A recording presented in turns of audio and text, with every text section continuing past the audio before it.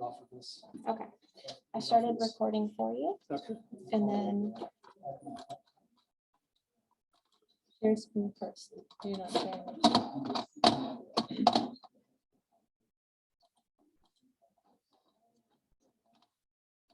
Yeah, you have to use the little note. So everything's a mess. Yeah, you do the notes. I got this. Just do wait for that view. No, so that still shows that whole screen. Slideshow, current slide. Yes. There we go. Okay, and you should be able to click toggle. Yep, back and forth. Okay. Want to get rid of the, How are they going to hear us in the room? yes, they'll hear you fine. No, Just- everyone in here will hear. Oh, you want them I to be heard, okay. Can we, What do you mean? is this the, yeah, can we like minimize this? Oh, yes. So wait, so click the three little dots right there. And yeah, just hit hide self from view. So click it. And then Should be hide non-video participants. yes, hide non-video participants. Okay. So it'll just be, and if you want to see yourself, you can change it. It's up to you. They Okay. can't see that. Good. All right. So I think This we is where can, it starts. let's get going. Yes. Okay. Okay, let's begin. I finally have the technical issues ironed out.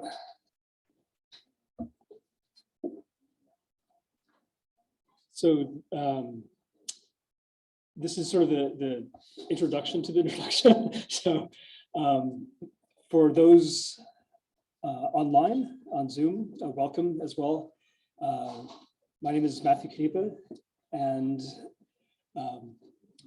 on behalf of my co-organizer, Nastasia Kosygina, we'd like to welcome you to Worldmaking and Embodiment in Early Cultures, Intentional Acts, Material Culture, and the Environment.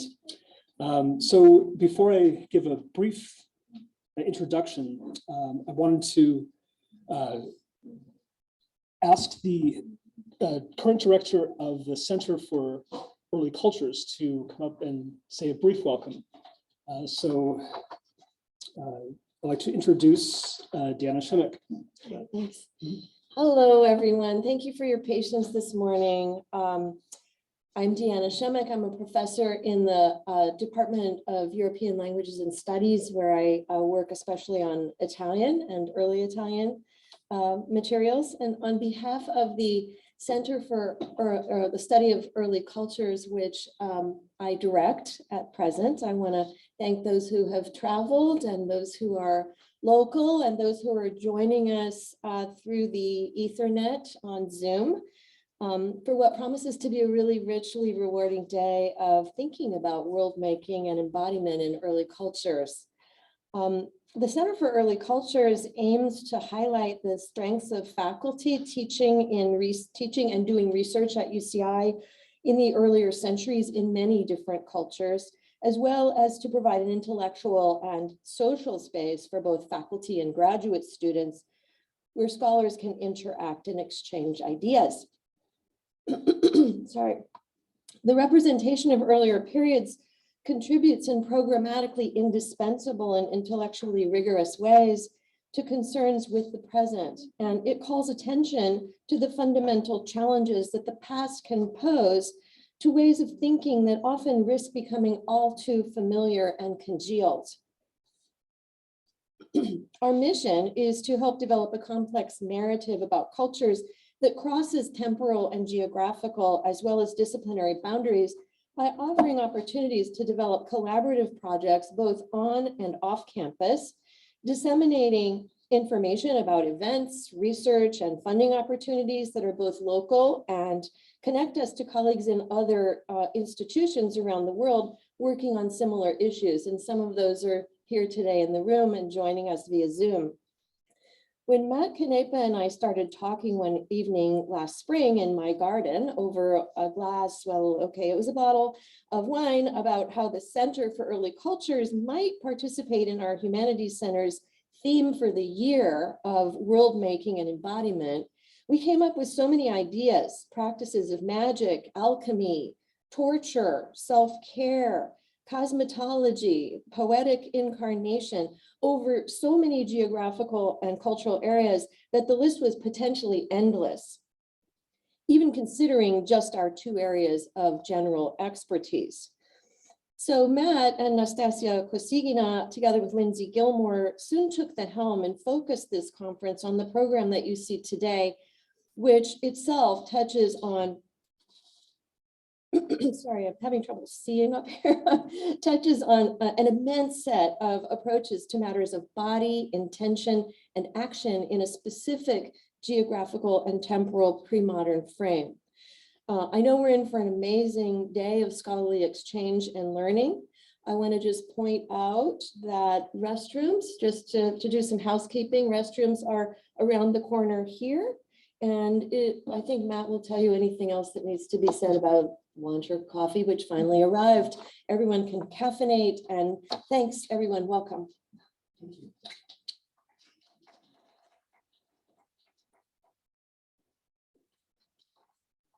Okay, so in the interest of time, I'm going to keep my opening remarks brief. I just want to say really a couple sentences about the conception of this talk. So in this symposium. So this symposium brings together scholars of pre-modern cultures to investigate the problem of embodiments and world making in a range of traditions. Our primary goal is to stimulate conversation on the intersection of human intentionality, material and spatial culture. And here we're talking about small objects to natural and architectonic environments, as well as the body. And we do so as a means to interface, construct, or manipulate the workings of the cosmos in terms of thinking about what the pre-modern actors did. Much of previous scholarship has approached these problems from a discursive perspective, focusing on texts and their circulation. So here, our goal is to put the emphasis on somatically grounded human praxis in affecting change and connecting together pre-modern material and conceptual worlds. So I'm going to leave it at that because I think it'll be much more interesting to transition to the papers themselves. So we have a really interesting group of scholars from a variety of different backgrounds. And I'm also very happy to see that we have those from the museum world as well as from academia. So a number of different perspectives. So our first speaker today is Anastasia Chaplagina, who is currently a visiting curator, guest curator at the Cincinnati Museum of Art, and working on what portends to be a very fascinating exhibition on queenship in the pre-modern as well as kind of modern conceptions of it as well. So Anastasia's title is The Divine Body, the Human Body, and the Lived Natural World in Mesopotamia.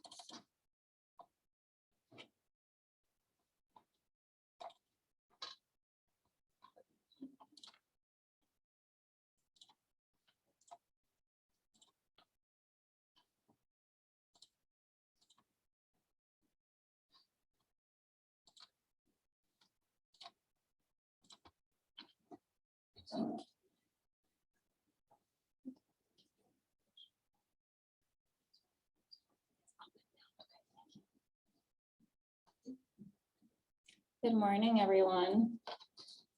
Thank you to Matt for inviting me. I'm really thrilled to be here along with all of you. So my talk today is a bit of a speculative reconstruction, and I'll be thinking about kind of how we deal with the absence of objects that were very central to a culture, in this case, cult statues. And the possibilities offered by placing esoteric texts in their very material context and looking at them in conjunction with visual and material sources. So in ancient Mesopotamia, the divine could be encountered through a number of seemingly contradictory modalities, as the stars and heavenly bodies, as elements of nature and atmospheric phenomena, as well as by means of various human-made iconic and aniconic representations, both anthropomorphic and not. It is cult statues, however, that constituted the official divine presence on earth. They were endowed with the most agency and were the most direct mode of accessing and communicating with the divine.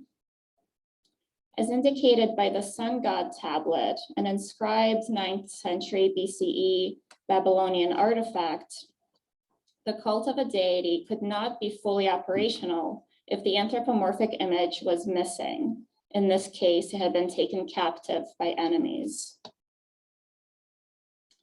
Although complete cult statues are not preserved in the archaeological record, some fragments and secondary images, as seen here, as well as texts, have allowed scholars to reconstruct the appearance and material composition of these objects.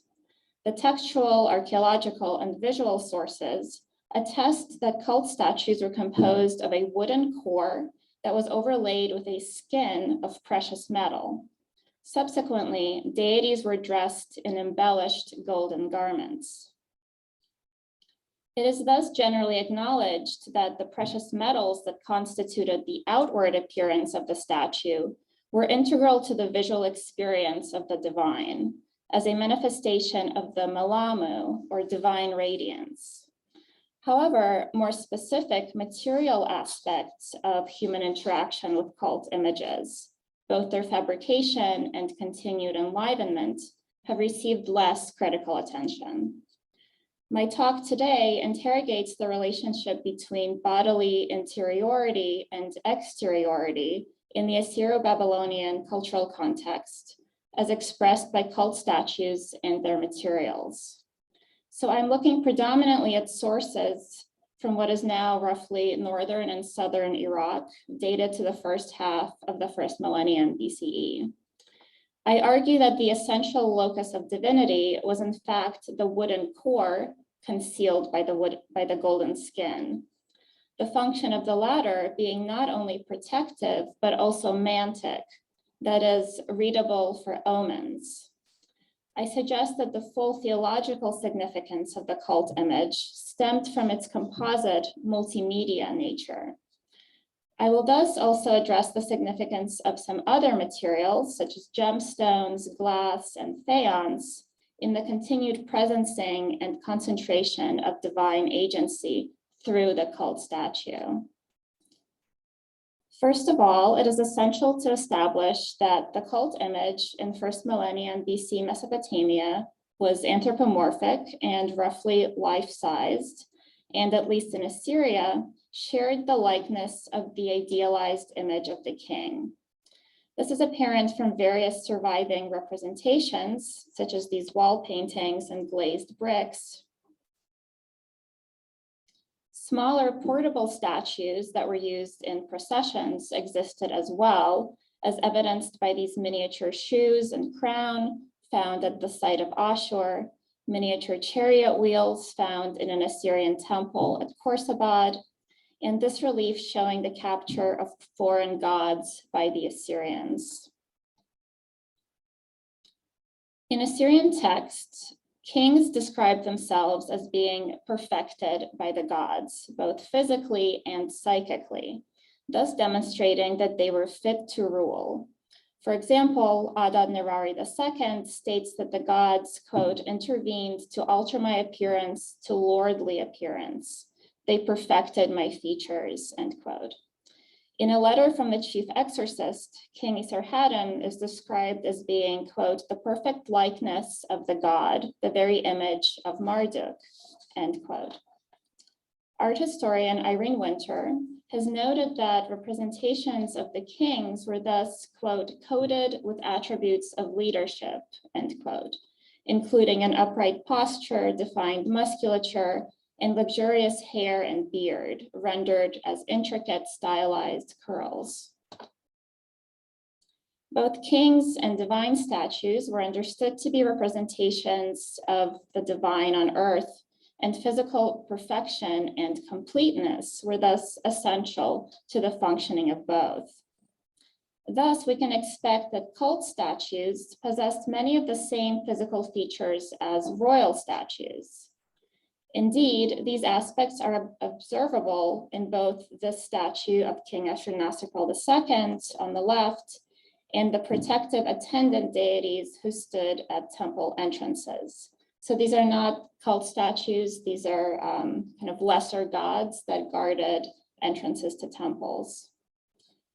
Unlike cult statues of the principal gods, these statues survive because they are made out of stone. What is notable, though, is that both the king and these lesser gods are represented as complete, perfect bodies as defined by the Assyrians. Each curl of the hair and beard is carefully depicted, and even the toes are rendered. To this end, it is also worth noting that in the image of the storm god being taken hostage by the Assyrians, even the leg veins are depicted in detail. What distinguished the cult statues of the major deities from representations of lesser gods and kings were their constituent materials. The divine body was carved out of at least one type of precious wood rather than stone. In esoteric priestly texts, the untranslated Mesu tree, for example, is described as the flesh of the gods, the proper material for the king of the universe, while the Binu tree, or tamarisk, is described as the bones of the gods. Precious metals, by contrast, are described as the skin of the deities. The juxtaposition of these two materials is recorded in the book of Habakkuk of the Hebrew Bible, which likely was composed at the time of the Neo-Assyrian Empire, whose practices it criticized, stating, quote, "Woe, you who say, wake up to wood. Why, it is encased in gold and silver, but there's no breath inside," end quote. Indeed, a wooden statue core is known from a later context at Uruk in Babylonia, where it was found in the cella of a Seleucid period Ishtar temple near the cult statue pedestal and is dated to circa 200 BCE. The statue would have been close to life size. At the Assyrian site of Ashur, Walter Andre unearthed a sheet gold face overlay, which he believed had belonged to a small cult statue, as well as a lightning fork of the god Adad, which featured gold hammered over a wooden core. Both of these objects were excavated in temple contexts dated to the Neo-Assyrian period, or roughly 9th through 7th centuries BCE. And various other objects from across Western Asia capture the overall appearance of divine bodies as covered in shining gold. Interestingly, however, the wooden core is not discussed in Assyrian or Babylonian royal inscriptions in which kings boast of the temple renovations that they carried out, nor in letters or administrative texts that deal with the daily operations of the temple. In this letter, for example, an official reports on the progress of overlaying a statue with gold, but the base material is not mentioned. And in his inscriptions, King Esarhaddon states, quote, "I sumptuously adorned the gods' features with red sariru gold. I adorned their necks and covered their chests with magnificent ornaments and precious jewelry. I clothed them daily in silver and gold," end quote. Woodworking is only hinted at by the mention of carpenters among the various artisans involved in the temple renovation projects. This emphasis on metalwork as royal responsibility is no doubt deliberate and suggests that the wooden core of cult statues could not be easily renewed or refurbished, in contrast to the golden skin, garments, and accessories of the gods. The wooden bodies of the gods were likely retained until they had deteriorated beyond repair, at which point this responsibility likely fell to the priests and master craftspeople who had been initiated into the cult. The vitality of Mesopotamian cult images depended on their strict adherence to prototypes, both in their material composition and external appearance. This knowledge was given to humanity before the Great Flood and carefully preserved over generations, along with other types of knowledge. The Babylonian sun god tablet mentioned earlier indicates that a new cult image could not be readily replaced without a model sanctioned by the gods. Although quite circumspect, the manufacture of cult statues from wood is discussed in the mispi or mouth opening ritual texts, which state that renewal can take place only if the statue had become, quote, dilapidated and suffered damage, end quote. According to this ritual series, the statue of a god grew up as a tree in the forest, and a golden axe was used to cut down this tree. Although crafted by human hands, the divine image was said to be born in heaven by his own power. In fact, the artisan was required to state, quote, I did not make the statue, the god Ea made him, end quote. And subsequently, the artisan's hands were symbolically cut off by the priest using a tamarisk sword, severing any human agency in the production of the image.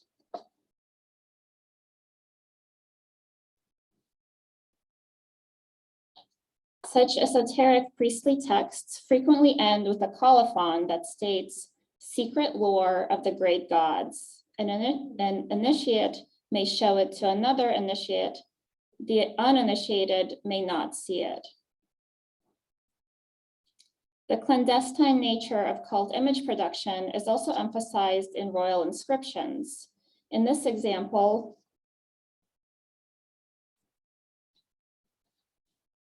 Esarhaddon defers to divine agency and will in this matter, asking that they give sublime knowledge to the craftspeople who had been selected through divination to perform this work. In Mesopotamia, not only the materials themselves, but also the artisans who worked them were understood to be points of connection to the primordial divine realm. They received their knowledge and skill from the god Ea, the patron deity of the antediluvian sages, as well as human craftspeople, scholars, diviners, and other experts.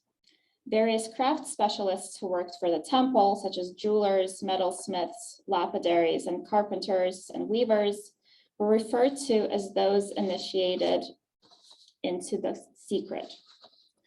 They were understood to be descendants of the antediluvian sages, whom they emulated but could not surpass in wisdom. Instead, they guarded and preserved their knowledge for future generations.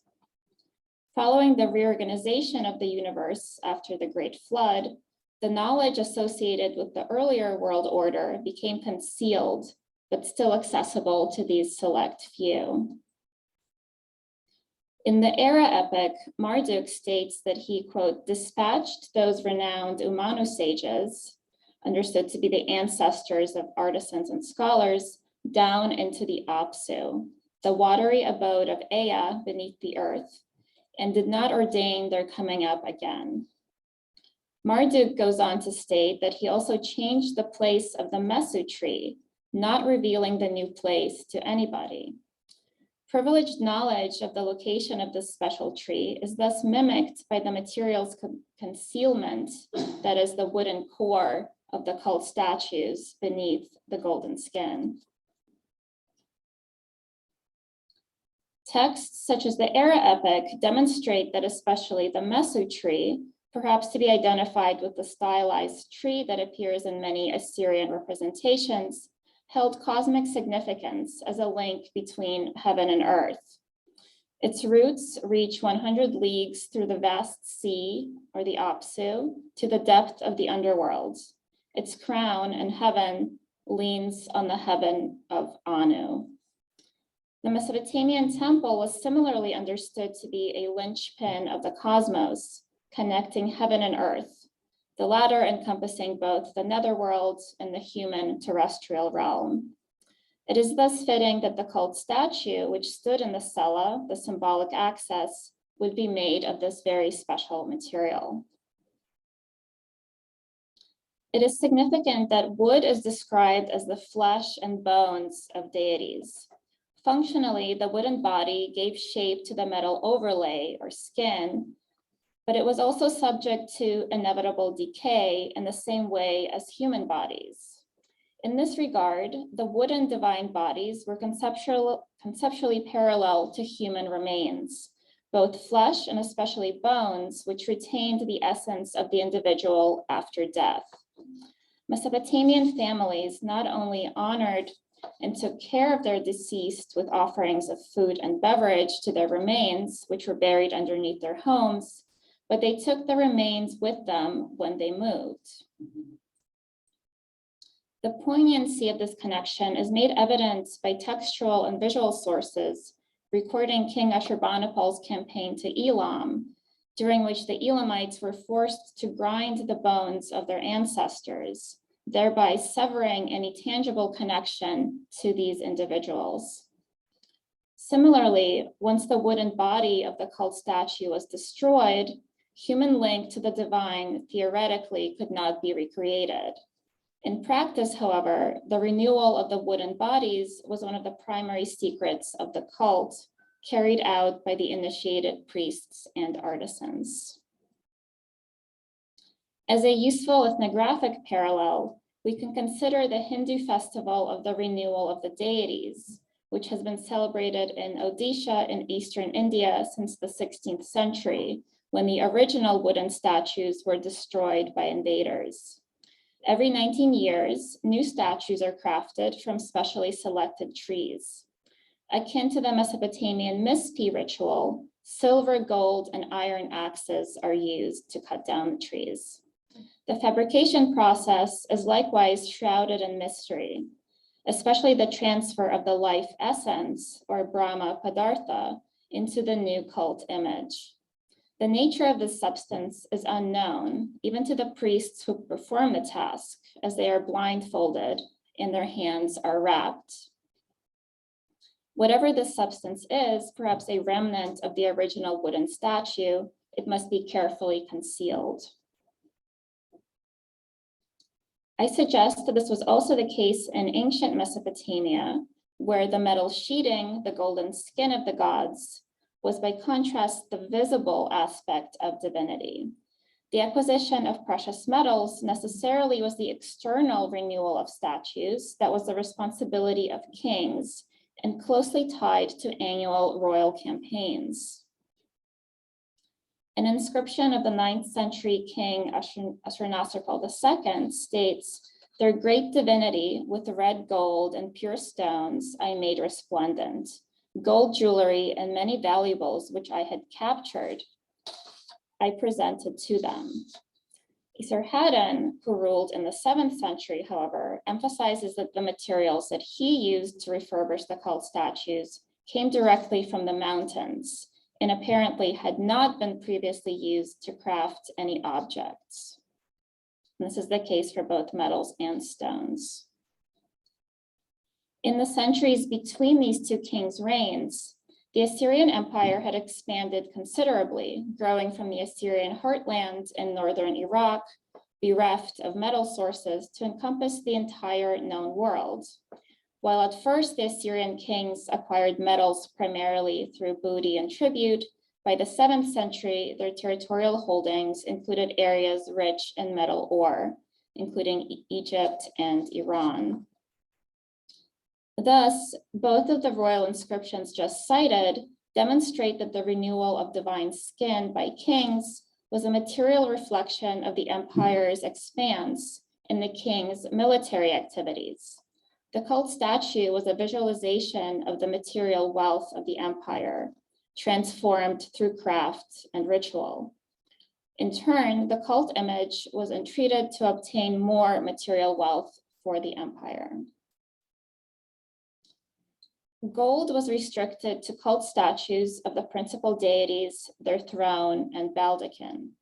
Based on texts and archaeological finds, the figures further removed spatially and in terms of divine status, such as guardian deities, were typically overlaid with silver rather than gold, or manufactured with bronze, such as an example from Ashur.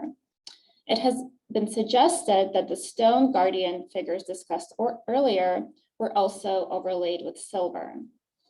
So this indicates a clear ranking of materials in association with divine status.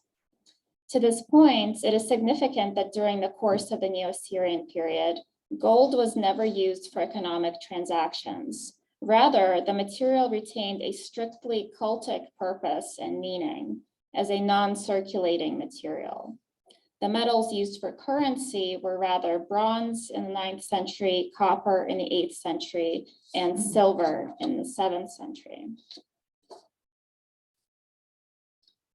As suggested by art historian Kim Benzel, the cultic status of gold may have had to do with this material's resistance to corrosion and tarnish that in turn led to its association with divine purity. The fact that specifically red gold was used for first millennium images of the divine, however, suggests a high percentage of copper. Such alloys occur naturally, but could also be intentionally created. While economic texts indicate that the purity of metals was important, with only certain percentages of inclusions allowable, the value of gold clearly operated on a different value system that had more to do with aesthetics and religious symbolism. Of the gold artifacts that I studied in the Ancient Near Eastern Art Collection at the Metropolitan Museum as a fellow, none can be visually identified as red gold, although they were found in temple contexts, and their composition is likewise alloyed, but in this case with silver.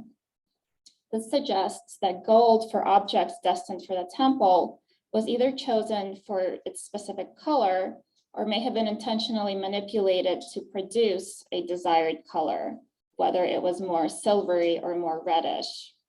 And in some cases, this was attained with the application of iron oxide to the surface. Whether gold alloys from temple contexts were naturally occurring or the result of human manipulation, such objects were susceptible to tarnish. This is significant because the golden skin of the divine statue expressed the deity's well-being and could be read for divine portents in the same way that human skin was the site for divine communication in the form of physiognomic omens.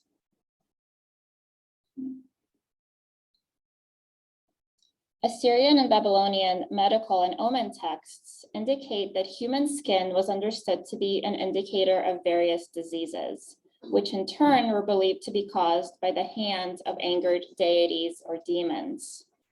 The number and variety of symptoms manifest by way of skin abnormalities constitute by far the largest section of the diagnostic corpora. Skin abnormalities, various conditions, lesions are described using over 50 terms, including visual appearance, texture, and color of skin areas. It is clear from the medical corpora that this discoloration of the skin, especially darkening, did not bode well for the patient's prognosis. The materiality of human skin was thus such that it showed tangible signs of the individual having been touched or affected by the gods. Skin being a primary nexus for communication between the human and divine worlds for regular people who did not have access to the cult statute within the temple. Similarly, according to the Shuma'alu Omen series, if the statue of the god Marduk in the New Year festival procession has a somber face, famine will ensue in the coming year. If the statue has a face that shines, the land will shine. This suggests that the metal overlays of cult statues may have indeed varied in their appearance as a result of coming in contact with various substances, perhaps in the atmosphere or perhaps through human touch. More fundamentally, however, gold was an appropriate material for images of the divine because it was a manifestation of the malamu, the divine splendor or radiance, which was also an attribute of kingship. Indeed, numerous Assyrian and Babylonian texts describe the experience of the divine in terms of blinding light that creates a sense of overwhelming awe or fear in the spectator.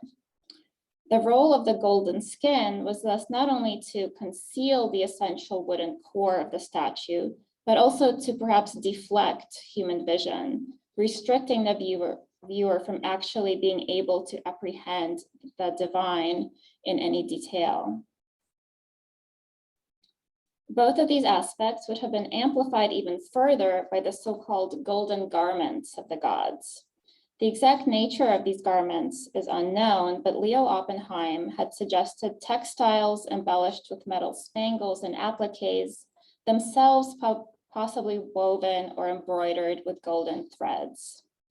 Economic administrative texts from Sippar, dated to the Neo-Babylonian period, indicate that statues wore a loincloth and an undergarment tunic that was placed on the naked body of the statue, followed by different types of overgarments.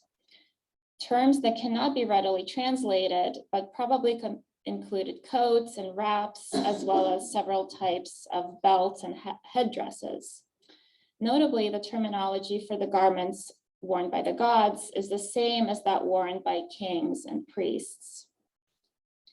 While wool was a local product, other materials such as cotton and linen, as well as dyes and alum for coloring them, were imported from as far away as Anatolia, Egypt, and even India. Many of the garments were evidently multi-use and doubled as covers for the statues at certain points in temple rituals or during processions. One aspect of divine dress included a garment that has been interpreted as a veil. So overall, there was an emphasis on concealing and revealing the divine body. Access to the cella was restricted, and regular people could only glimpse the statue in annual processions at the time of the New Year festival. The texts also indicate that both headdresses and at least the outer garments of deities were decorated with gold sequins, rosettes, and plaques. This administrative text, for example, records that hundreds of such ornaments were removed from the statues for repair. And the visual and material evidence seems to corroborate this. A number of decorations with suspension loops and perforations can be seen in the Met's collection, for example. Some items originate from Assyrian cities such as Nimrud and Balawat, whereas others are from more peripheral regions that were under the Assyrian sphere of influence, including Urartu and Hassanlu. The latter were important metalworking centers that provided refining services to the Assyrians and influenced imperial metalworking technology. At the same time, these peripheral areas emulated Assyrian representational styles and iconography. Although the function of these objects is uncertain, many of them do originate from temple contexts and thus could have possibly belonged to cult statues. Moreover, suspension loops and perforations suggest that they could have functioned as clothing decoration, possibly that of the gods. And even if that's not the case, they still give us a sense of what the divine ornaments might have looked like. And significantly, kings and queens similarly wore embellished garments, as you can see in these reliefs, embellished with hundreds of gold rosettes or appliques, such as those that were found in the Neo-Assyrian queen's tombs at Nimrud. Larger preserved plaques and pictorials offer us a sense of what divine skin in the form of gold sheeting might have looked like as well. Such pieces would have likely been attached to the wooden core with nails made of equally precious materials, examples of which can be seen in the Oriental Institute as well as the Met's collections. So gold and silver capped bronze nails and tacks. The divine body, however, was not simply a juxtaposition of wood and metal, but a multimedia assemblage, and included limbs and facial features made of materials such as stone, as well as glass, faience, and Egyptian blue. In addition, the statues were adorned with precious jewels and accessories such as mace heads of various materials. Fragmentary inlays and body parts have been excavated at the Ninurta temple at Nimrud in a small room termed a closet off the cella, where Austin Henry Layard discovered beard and hair inlays made of blue glass and Egyptian blue. He described eyes of black marble inlaid with ivory and eyeballs of bright blue, as well as arms, legs, and other parts of figures in charred wood.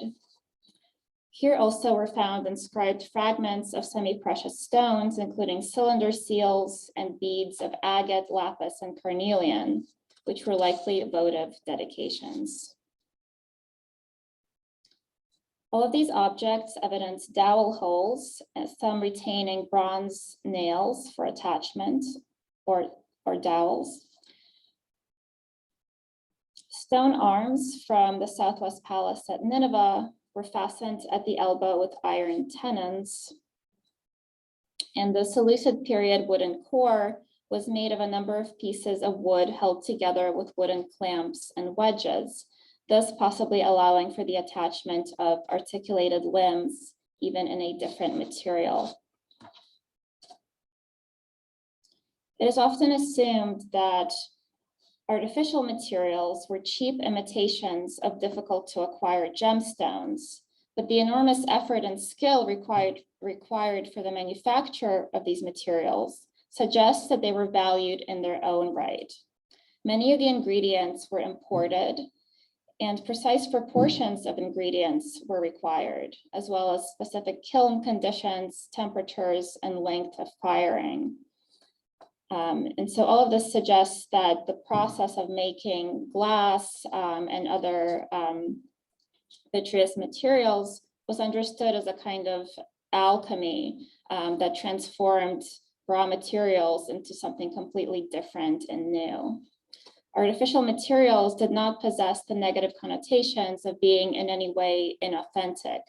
Rather, texts such as glass recipes suggest that these craft skills that were necessary to produce these objects were perceived as particularly essential to presencing the divine, and in fact required divine presence during the manufacture process. The vitality and agency of the cult statue, imaginatively reconstructed here in this kind of pastiche, thus derived specifically from the juxtaposition of all of these materials, assembled from the corners of the known world that was controlled by the Assyrian Empire, and particularly from liminal zones that were entry points into the divine realm. These frontier regions were defined by impenetrable mountains and bodies of water that were also rich sources of raw materials. These mysterious locales from which the sun god ascended and retreated to daily were the, quote, pure primeval hidden parts of the cosmos, as stated by Mehmet Ali Ataç. Significantly, the composite nature of the cult statue also mirrors the Mesopotamian understanding of the human body. Art historian Zeynep Bahrani has emphasized that the human body was not conceived in terms of a Cartesian duality of body and mind or soul, but as an assemblage of organic and inorganic parts, including hair, nails, and other viscera, as well as garments, jewelry, and seals, all of which could function as extensions of the body and could also stand in for the person in a very real sense, especially in legal and cultic situations. Furthermore, the jewelry and seals given to deities as votive dedications were vital points of connection between the bodies of the dedicating individuals and the divine body that wore these objects. And we know that names and donations were recorded in temple inventories. The donated objects continuously activated and directed divine agency towards specific ends. Some temple inventory texts indicate that at least 13 pounds of jewelry could belong to a single deity. Arguably, they could all be worn at once as a marker of the deity's importance in the community in a very literal visual sense. Interestingly, divine garments were likewise valued by weight. The garments of Shamash, the patron god of Sipar, for example, weighed more than those of other gods, presumably being more elaborate. Thus, ultimately, the divine body was a living body. It was continuously evolving in an additive fashion by virtue of its interaction with the human community of worshipers and priests, the Assyrian king, but it was also constantly changing and degrading due to the effects of various physical, environmental, and atmospheric forces. Thank you so much for your attention.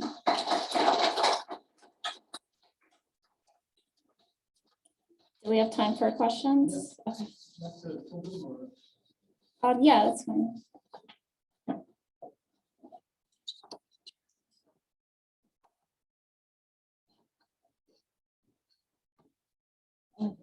No, I'm just, oh, check, I can check, but I don't think there is. This is us chatting. No, there's no sound. Yeah, I was monitoring this. So.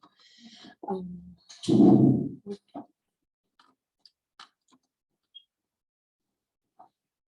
trying to see if this works.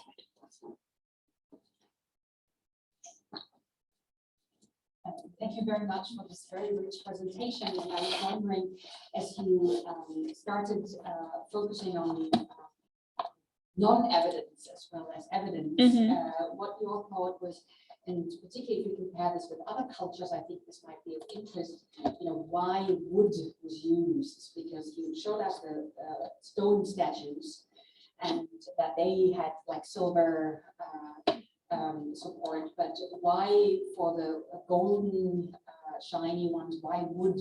And I think that might be an interesting comparison, because for example in ancient Egypt, you know, the sculpture that you showed in stone, this was for the Egyptian kind of the long lasting, the better.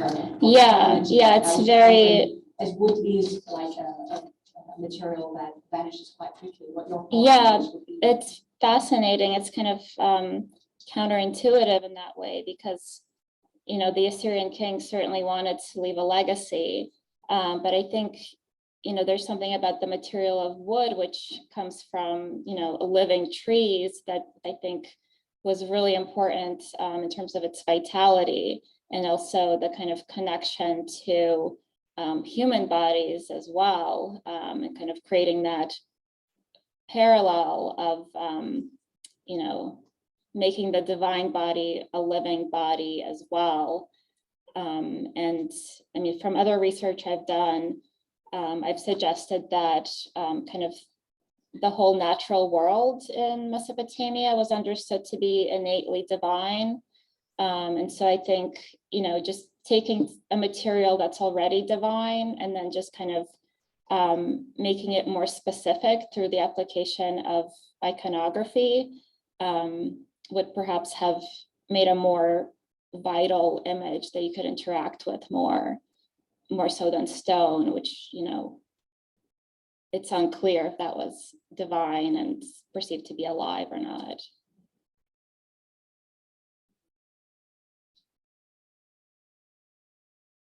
Yes.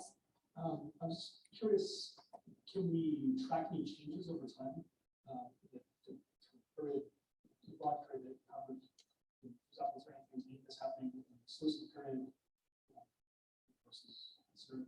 Yeah, I mean, that's really difficult because there's so little material, and it's actually, I think, you know, kind of problematic because a lot of the texts are copies that are preserved in the Seleucid Hellenistic periods, and scholars generally take them, to be unchanged and to also reflect what was happening in the Neo-Assyrian period, but that's not necessarily the case. So yeah, that's a very difficult question, but worth asking for sure. Yes. For this talk, it's way out of my field, but I was wondering, do you have any evidence of what they did with the wood, with the statues that, the inner statues where they were falling apart? Were they just discarded, or were they kept? I mean, I'm thinking of like relics. I'm thinking of course, these are holy objects. Yeah, yeah. They get dispensed, but still they should have some value. Yeah, I mean, I wish I knew. That's a fascinating question. I mean, looking at the Hindu parallel that I cited, it's possible that this a part of the degraded statue was placed into the new one. We have archaeological evidence from earlier where, statues of worshippers were buried in temple foundations. They were kind of ritually killed and buried under the temple. So that's certainly a possibility. Yes. You mentioned that the stone statues were covered with the metal sheet. Mhm. Was it possible that the wood statues would have been covered by metal sheet, which would be a protection also? They definitely were, yeah. But I mean, it certainly wouldn't have been enough protection, not for a long time, at least, given the climate of Mesopotamia. And the biblical sources are actually very interesting, like Second Isaiah, where they kind of make fun of the Mesopotamians, and they talk about, termites getting into the cult statues and destroying them. So yeah.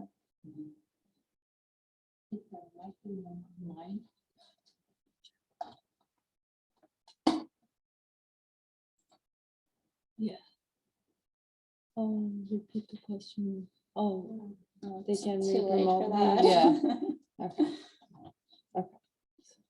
No. Yes, Stephanie. Thinking about the disposal of the wooden cult statues, am I remembering correctly that in the Ikitu festival, they make wooden statues that represent like the people of Babylon and then burn them as part of like. Yeah, purification? yeah. Is it possible that was also seen as a way of kind of releasing?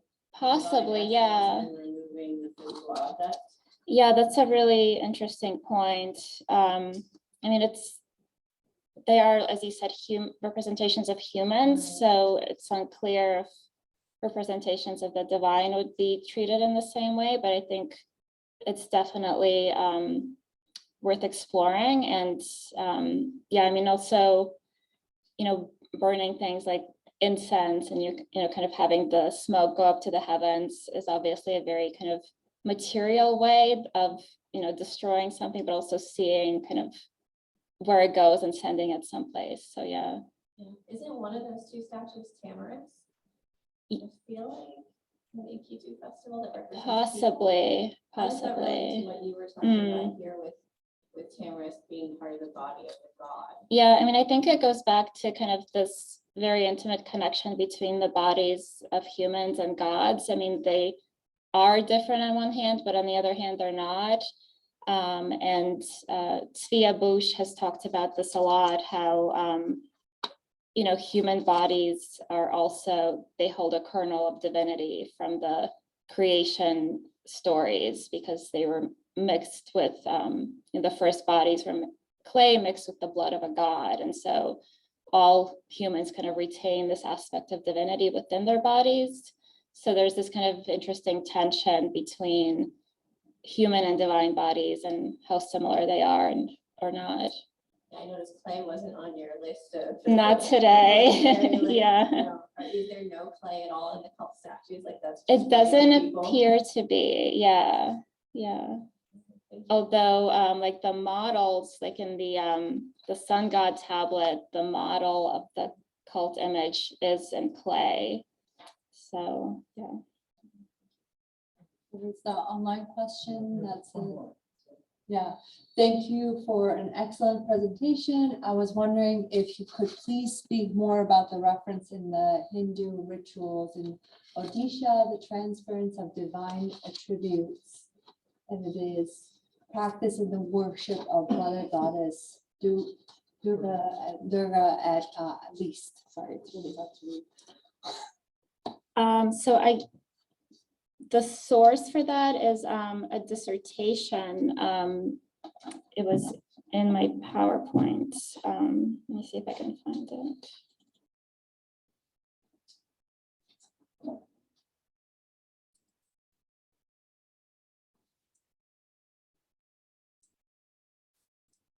Or maybe I can just send it to the person later. Yeah.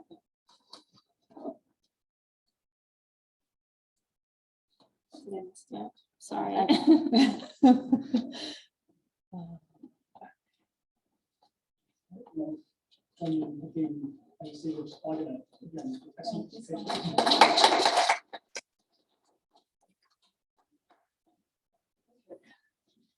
Next speaker. Looks like it can be heard.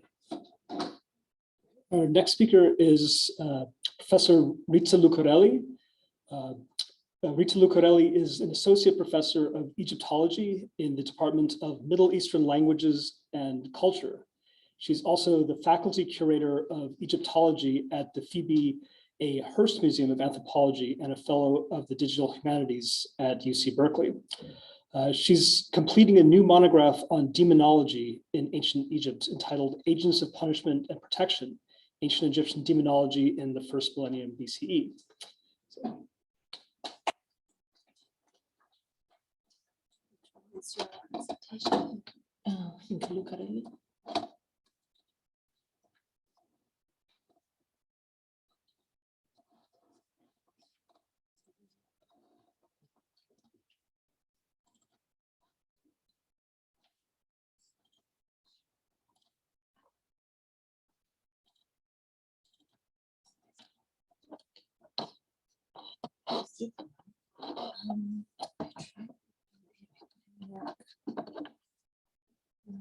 Just want to make sure that we can do it.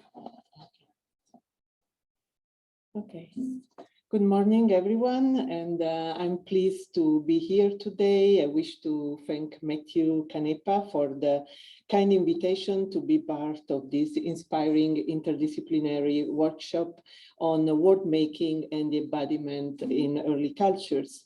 And in fact, this is a topic I've been reflecting a bit lately, thanks to incredibly fruitful discussions with my dear colleague Francesca Rockberg from UC Berkeley. And I'm happy to announce her new book, which will be soon published, entitled Reflections on World Making, Historiography and Anthropology of Cuneiform Sciences. And I'm sure this book will contribute greatly to the kind of discussions we are having today. And my paper for this workshop is an adaptation also of a study forthcoming on ancient Egyptian animal demonic powers, which is part of my upcoming book on ancient Egyptian demonology, which Matthew just mentioned, but also of an article, forthcoming article for special issues of the Journal of Ancient Near Eastern Religions. And it deals with considering demonic powers as ontologies of beings from human to hybrid and animal, and comparing them with conceptions of monsters and demons everywhere else, basically, in the ancient and modern world.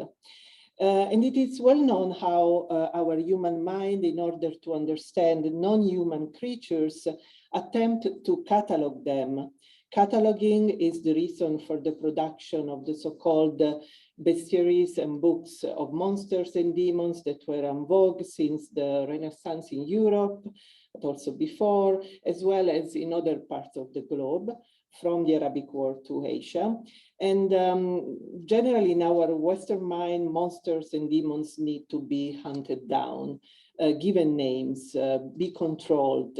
This is part of a process for attempting to rationalize the monstrous. We are aware that such a rationalization process did not happen in antiquity, though, where figures of monsters and composite animals and demons, what we call demons, were ambiguous and not defined simply by ethics of good versus evil. They were rather the variegated expression of how the human and animal world were embodied in new hybrid forms where metamorphosis and shape-shifting were possible too. These hybrid forms and the magical aspect that they carrying on them are visible in the art of Native American painters such as Rick Bartow, like the one on this slide, and in the creation of his multicultural, multi-perspectival work. Bartow's interest is in animals, plants, and any living organism whose survival in their natural environment is a reflection of the health of that bio-network. And in an interview, he declared that I'm just an artist that thinks that people and animals share the same bed. If the bed isn't comfortable for the animals, it's not going to be comfortable for us for long.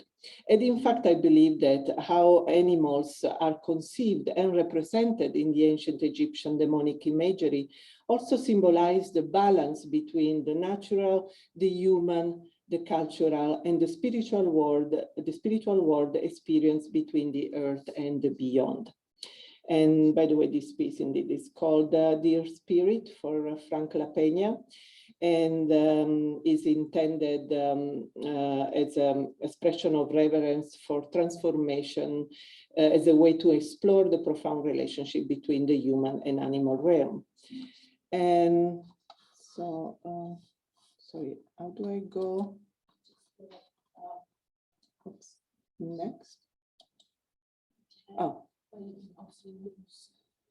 Oh, okay. Thank you. The relationship between humankind and the animal world has been characterized since antiquity by interdependence, where gender, the feminine, and the divine play a role as well.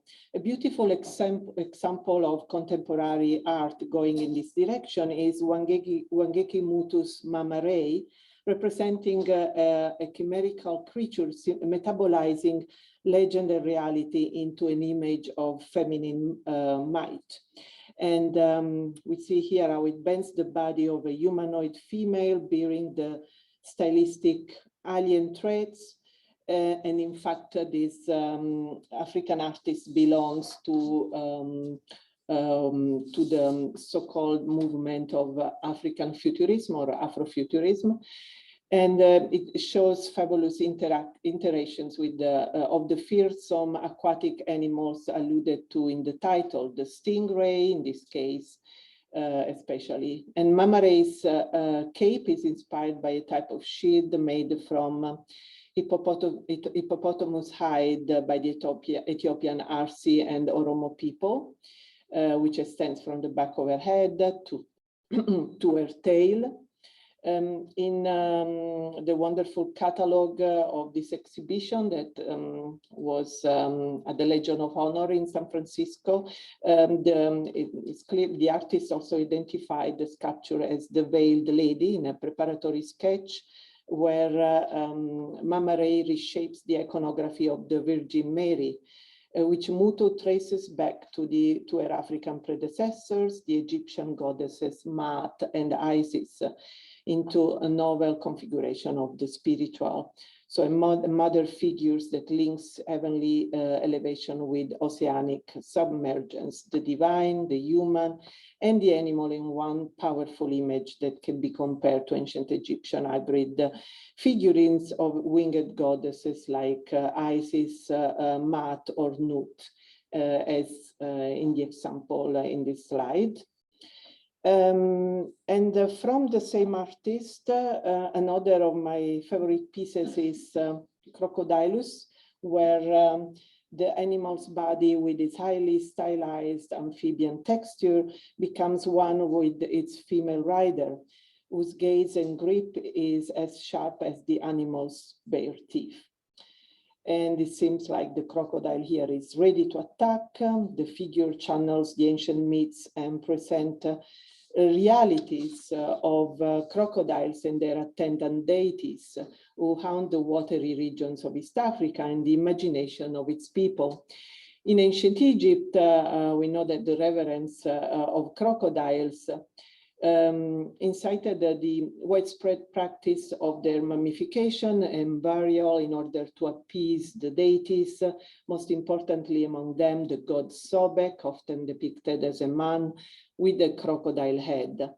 And when he was standing in the court of honor at the Legion of Honor in San Francisco, the terrifying nature of the sculpture recalled the similar function, at least to me, of protection of those divine crocodiles populating the ancient Egyptian netherworld, like this one represented on the slides from a scene of the second hour of the so-called Imiduat, in Egyptian, what is in the netherworld, or what is in the Duat, which is what the Egyptians saw as netherworld, as the beyond. And so also in this case, we see the figure of the crocodile is intimately connected to the human head on his back, which is called, we can read the hieroglyphs, one who guides those who are in it. And so definitely here we are admiring a divine crocodile whose image is what in ancient Egyptian we call Seshem, namely a guide for the dead king. In this case, we are in a royal tomb, to travel in the netherworld. So, as we have mentioned before, the most human mode of handling monsters and supernatural animals, creatures, is to catalog them one by one. And in a recent book I was reading on monsters in popular culture by Liz Gloin, cryptozoology is discussed in relation to classical monsters. And indeed, it is about a rationalizing approach to ancient monster, composite animals, which we know never existed. So we think they are something else in nature, and therefore we attempt to find out what they really are. And it is hard, though, trying to find out the historical real origins of monsters and composite animals appearing in ancient imageries, as we know. What kind of snake was Apopis, the famous cosmic enemy of the sun god in ancient Egypt, a python or a water golden snake? There have been a few studies about it, but how can we possibly know it for sure? The same is true for other animal depictions in sources about the ancient Egyptian netherworld. And however, these ancient monsters and demons survived until our times because their functions corresponds to human archetypal needs of protection or to human fears of illness and death. Therefore, I think it is their function that we can at least try to grasp more than their historical origin in nature, which is in fact difficult to spot. In an article on the animals of the desert and the return of the goddess, a famous ancient Egyptian myth published in 2010 by Joachim Quack, he wrote that we should recognize that our categorization of real and imaginary animals is far from being an objective criterion of universal applicability. An ancient Egyptian would have reckoned with the possibility of really encountering a griffin, especially if walking around in the area near the Red Sea coast, and there is even a demotic tale telling of a griffin that comes from the Red Sea and wreaks havoc among the Egyptian army. So this passage has been also quoted by David Wengrove in his study on the origin of monsters, while discussing a cognitive counterintuitive approach to composites, the terms he prefers to monsters, pointing out that openly stated beliefs in the reality of griffins or dragons, imaginary animals that can be perfectly valid within certain cultural context, but are likely to be of a different cognitive order to beliefs in living species, including species that we may never encounter in reality. So now when thinking of the human mode of handling monsters and composite animals, creatures from the past, monsters theory and cryptozoology turn out useful, namely the attempt to understand mythological creatures according to the rationalizing approach we've been talking about. And so I attempted also to relate monster theory to ancient Egyptian creatures of the netherworld. I believe that at least 3 of the so-called 7 theses of Cohen's, Jeffrey Cohen's book on monster theories, which has been a classic of this trend of studies, may apply to ancient Egyptian imagery of monsters. The first thesis is the monster's body is a cultural body. The monstrous body, and I'm quoting from the book, is pure culture. The monster signifies something other than itself. It is always a displacement, always inhabits the gap between the time of upheaval that created it and the moment into which it is received. And this can be said, I think, of composite animals in ancient Egypt, which originate from the religious and funerary culture of the pharaonic period. The Duat, the beyond, where most of them are confined, appears as a mirror of Egypt's geographical landscape, populated by mounds, bodies of waters and sand, with which the animal and hybrid figures integrate themselves.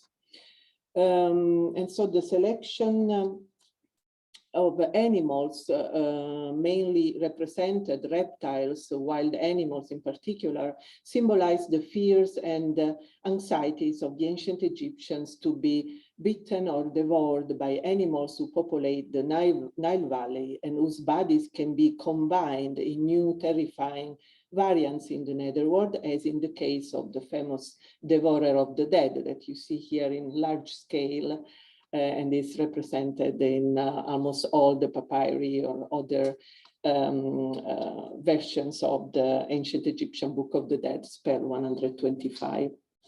Second thesis from Cohen's is the monster always escapes.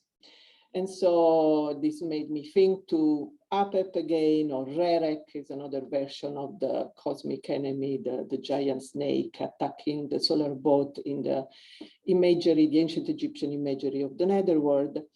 And so a primordial giant snake attacking daily the boat of the sun god, and which is continually warded off through magical spells and images in ritual compositions, but it is never annihilated.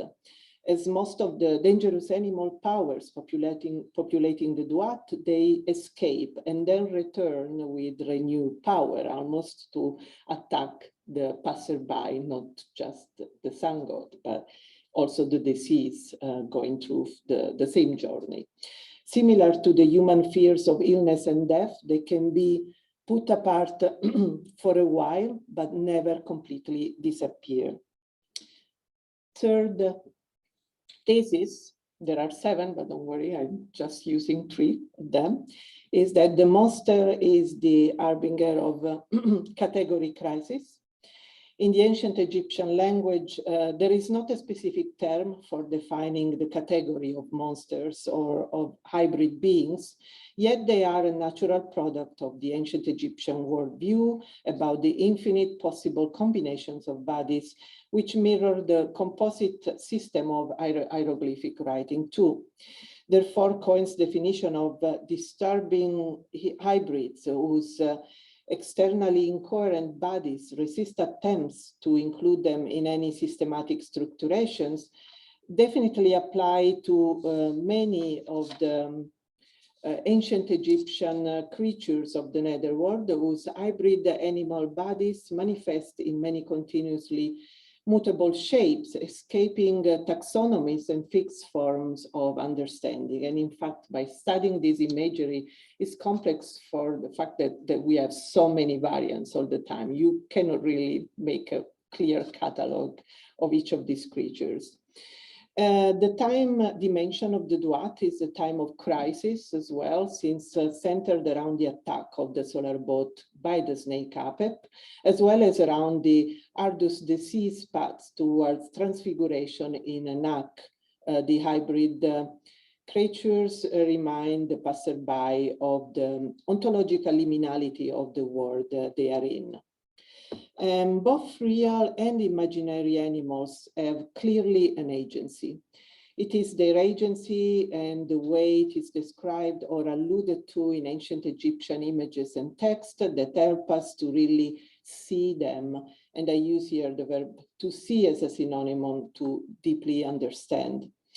Agency is also what individualizes animals among a great number of divine and liminal beings, major and minor gods and spirits, demonic inhabitants of the netherworld, as well as powerful invisible presences on earth. A discourse on agency in religion would be too long for this talk, but what is important to say is that while we are used to see agency, namely acting for producing something as a quality mainly human, and for those society who believe in one or more gods, also divine, in many other cultures, ancient and modern, agency applies also to the world of animals and plants, which in a sense becomes human too. Anthropological studies like the one of Eduardo Viveiro de Castro, Cannibal Metaphysics, went even further, writing that trees, plants, animals not only have agency, but also have inner personas, exactly like humans and despite their different looks. This notion is indeed what in anthropology is called perspectivism, coined by Nietzsche really, but then used by Amazonian anthropologists and philosophers such as De Castro, and which I find useful when thinking about animals in the netherworld, their depictions and descriptions in mortuary compositions such as the pyramid text, the coffin text, the Book of the Dead, and the so-called books of the netherworld, as well as in some magical papyri for daily use in Egypt. De Castro did fieldwork with a northeastern Amazonian Indian group known as the Arawate, studying what falls under the domain of social and human relation for such Amazonian peoples, and how the modern distinction between nature and culture, animal and humans, and even descent and marriage, marriage ties are effectively inverted. Every relatable entity in Amazonian cosmologies is conceived as having whatever its bodily form, a soul of a human character, and that all beings thus perceive themselves as humans. Jaguars, for example, are thought to see themselves as humans and to see humans as prey and their own food, and as their own food. Successfully negotiating one's relations with other beings therefore requires adapting their perspectives, as shamans do when they become animals, in order to know what they see as definite beings. Again, seeing is here a metaphor of knowing and understanding. What emerges from this perspectivist universe, Viveros de Castro continually emphasize, is an ontology that reverses the terms of one of our most fundamental metaphysical dualism, because perspectivism confers on all beings the same ontological status and distinguish distinguishing between them requires knowing the difference between their bodies. Culture becomes the underlying domain, uniting beings in Amazonia, and nature, the differential separating one. And so perspectivism, with its multiplicity of approaches, could maybe be seen in the dichotomy with the world view controlled by logic, and the clear distinction between true and false, good and evil. Animal manifestations in the ancient Egyptian netherworld, from the most common real ones to the imaginary, composite and hybrid ones, were seen as agents, although not human in nature. And we should avoid also to ascribe to them human perspectives, applying categories such as good versus evil. In other words, we should accept that in the ancient Egyptian duat, the borders between humankind and its surrounding are blurred, muddied, and ambiguous. Those blurred borders are clear in the world of protective creatures, to which many animal imageries in magical papyri belong.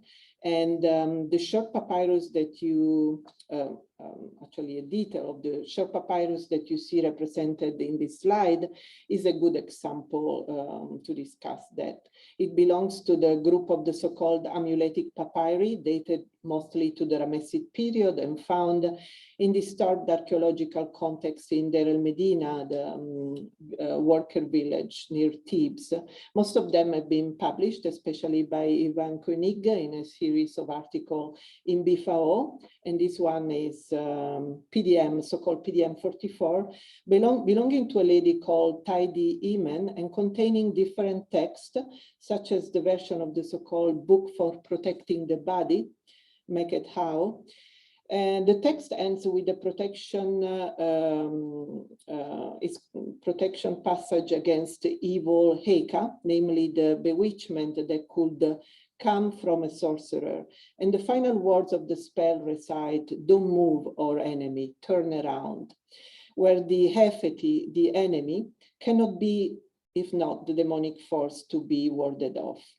And in the crowded sketch that you see here on the papyrus nearby the text, we can recognize different divine and protective figures representing the constellation of the north and of the south, involving animal figures as well. So maybe, I know it's not very clear as a drawing, but maybe you can recognize still the female hippo for Taweret, and Orion, Osiris with the crocodile on the back. And I don't know, yeah, so it's here, the female hippo. And you can see here is a crocodile, and there's actually part of the sketch is still missing, but more or less is there.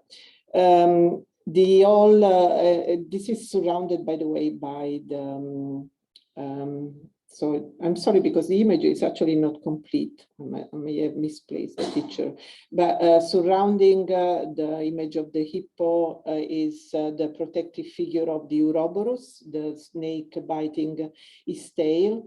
And so what this shows is that is the powerful image of protection against the demonic enemy, and not the enemy itself, which is here represented. And by the way, there is also this funny figure here that I have no idea what it represents. If you have any idea, well, there are a lot of experts of iconography here. I'm still looking for it, but even Koenig here described this as a sort of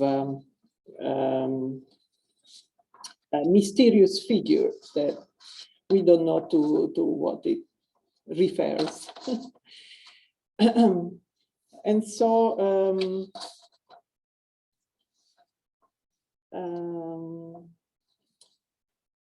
sorry, I lost,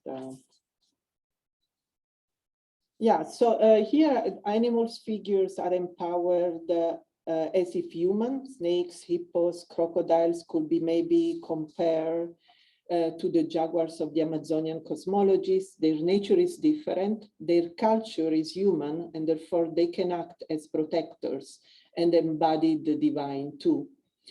And so multi-naturalism effectively prevails here, where cosmology functions as a metaphysics and goes well beyond our certainties about nature and culture, and right to the core of the contemporary philosophical debate on this matter, which, however, would be too long to discuss here today. But I think it is important when relating to our ancient Egyptian animal and hybrid imagery in the netherworld is that cannibal metaphysics confirm is that the forms of thought of indigenous peoples accord a central role to relations, virtualities, and becomings between the human and the animal world, in the way the French philosopher Deleuze claimed already in what he called the other structure, that can be found in a variety of ancient and modern cultures, from the ancient Egyptian one to the pre-Christian, pre-modern Inuit culture in Alaska, whose examples you can see here represented with the decorative motifs of these two combs. And so if you look at the pictograms on these combs, they represent what have been called by Desjardins, who published them in an interesting article on interspecies archers, namely non-human figures engaging in human activities, hunting with an arch in this case. And so could we, and I think I had zoom in of, yeah, to show you better the figures. So could we possibly compare those figures with the many depictions of animal and hybrid figures in ancient Egyptian tombed temples, which do the same? Animal and hybrids hold knives and engage in protecting sacred places in the role of guardians of the hills of the Duat, as you can see in these slides, depicting the vignette of spell 149 of the Book of the Dead, a composition also attested on the walls of the Osirian chapels in Dendera. So the Book of the Dead actually has a function also for the living, and extractions from the Book of the Dead are found in temples. I believe that such a comparison is possible if we adopt a multinaturalistic and perspectivistic approach similar to those used for Amerindian and other native cultures, based on the cultural similitude between human and non-human animals. These cultures, according to De Castro again, view select species of non-humans, specifically those classed as predators and prey, as persons with cultures identical to that of humans. As such, the essence of all person is humanity, and it is multinaturalism, so one culture, many natures, that distinguish Amerindian ontologies from the multiculturalism, so one nature, many cultures of non-Amerindians. The focus is here on natures, the physical bodies, and the unique perspectives they bestow upon individual consciousness. In ancient Egypt, the demons of the netherworld have bodies too. Their body plays a central role in their function as guardians, punishers, and disease bringers. When images accompany the text, they can manifest in anthropomorphic, hybrid, or animal shape. But a well-defined category of beings occurs too in the netherworld imagery, which I call indeed animal powers, since they are depicted exclusively in the shape of animals that most of the time also symbolize a deity. They do not have a very well-determined sphere of agency, since they do not have any protective function towards the place where they live, neither aim at punishing really the deceased. They are rather simply inhabiting the netherworld, and their agency can be seen as a sort of propensity to consider the deceased passing by as a prey. Therefore, in such an interaction, the deceased wants to ward them off. And so Eduardo Kohn, a Canadian anthropologist, in his splendid book, How Forests Think, discusses the human's fear to become prey for non-humans, mostly animal beings, in relation to the belief in master spirits among the Ecuadorian indigenous Luna people. Kohn discusses how non-human entities think by delving deep into semiotics. All beings can represent, produce, and interpret signs. The demonic animal powers analyzed in my book mostly are represented in the Book of the Dead papyri, like the one on the slide, where the deceased wants to ward off or interact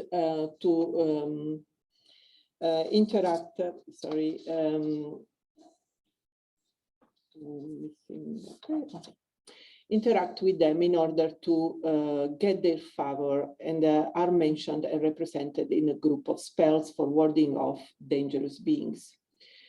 Animal beings in the netherworld are also powerful manifestations of deities, and the disease aims at acquiring the shape-shifting ability to transform into them.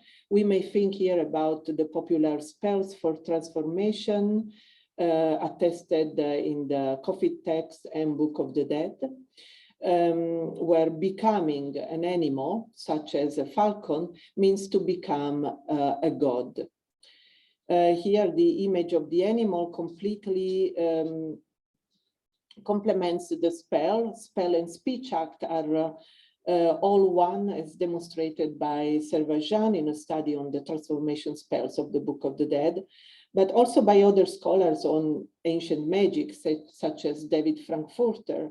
This theory goes back actually to 1962's book, How to Do Things with Words, of the philosopher Austin, who discussed the existence of a category of performative utterances or speech acts that under the right conditions would effectively change a situation in the world. And so in these kind of cases, the words fundamentally change the constitutive status of the person or object in regard to society. And the condition Austin pointed out are crucial. The officiating figure must have the authority to make the statement. The object of the declaration must be in the appropriately receptive and situational condition for the change. And the declaration itself must be uttered according to tradition or canon to be effective.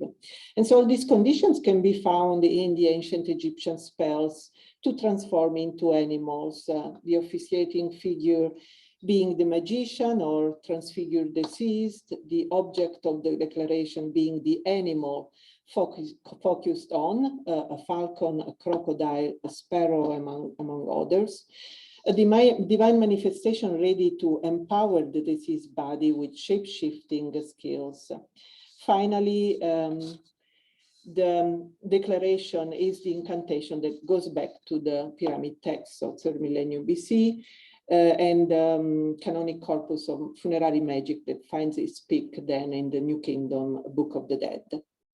Speech act in these spells, where animal powers and demonic hybrids are mentioned, is always accompanied by iconographies that depict the demon's bodies placed in a specific landscape or space that speaks out of the kind of agency they have. So guardian figures are generally depicted close to gates, doors, or liminal and passage spaces, while punishers and animal powers act in areas devoted to the final judgment. And we see here again our Amemet, the devourer, near the so-called lake of fire, which was a place of punishment. And you see as well depictions on 2nd millennium BC coffin, where demonic groups of demonic guardians are depicted too, and generally those are don't have individual names but group names, collective names with a very strong agency. So watchers, murderers, wanderers, the squatting ones, indeed the devourer as well. And the importance of the landscape in the magical agency of these compositions is self-evident when analyzing the sources on different media, from papyrus to coffin and tomb wall. It generates from the need of protecting the space where humankind lives on earth and where the deceased travels after death. Magic and space are closely connected in many cultures, and in ancient Egypt in particular, through the concept of protection, Sa, as excellently described in another great book by Thais, Magiun Raum, Magic and Space. Assmann also talked in an essay, Invisible Religion, of situative Verankerung, situational anchorage provided by images used for protecting a space. The landscape on Earth, in particular the desert, is connected to demonic animals, also in other ancient religions, where it generates a topography of catastrophe, as mentioned in Frankfurter book, Evil Incarnates. And so even when there are no images depicting the landscape and spaces where the demonic figures function and where the encounter with the deceased occurs, generally the text mentions the place where each specific being lives or comes from. See, for instance, the demonic crocodiles of spell 31 and 32 of the Book of the Dead, which are distinguished between each other according to the cardinal point where they come from. Their vignette represents the deceased while spearing the crocodiles, 1, 3, or 4, depending from the variants, which are often repeated twice in the same section as in this papyrus, as if intensifying the magic against the Nocus reptiles throughout repetition. I'm almost done. Yes, sorry. So these spells occurs also on coffins, showing how central were considered by the ancient Egyptians in order to protect the deceased into the space of the netherworld. And you can see I'm going to hurry up since I know I'm late, but the refrain of the text is always back crocodile of the west, of the east, of the south, of the north. In many other epithets of inhabitants of the netherworld, often the Celtic place of origin is mentioned in order to collocate the creature in space and provides its belongings, such as the so-called fighters of Heliopolis in the Book of the Dead. And again, I'm just going to my conclusions. This was to still discuss place of protections versus place of belonging, and how they're really focused on image, especially on image of guardians on tombs and coffins. And to conclude, sorry, just an image of one of my favorite Netflix series, where basically you can see here the protagonist that is having a psychoanalytic session with the psychologist, just to discover that the psychologist is a demon. And so this would really speak well about borders between human and demonic as represented in hybrid monsters, so-called monsters. Thank you, and sorry I talked too much. We have a couple minutes for questions. Yeah, okay.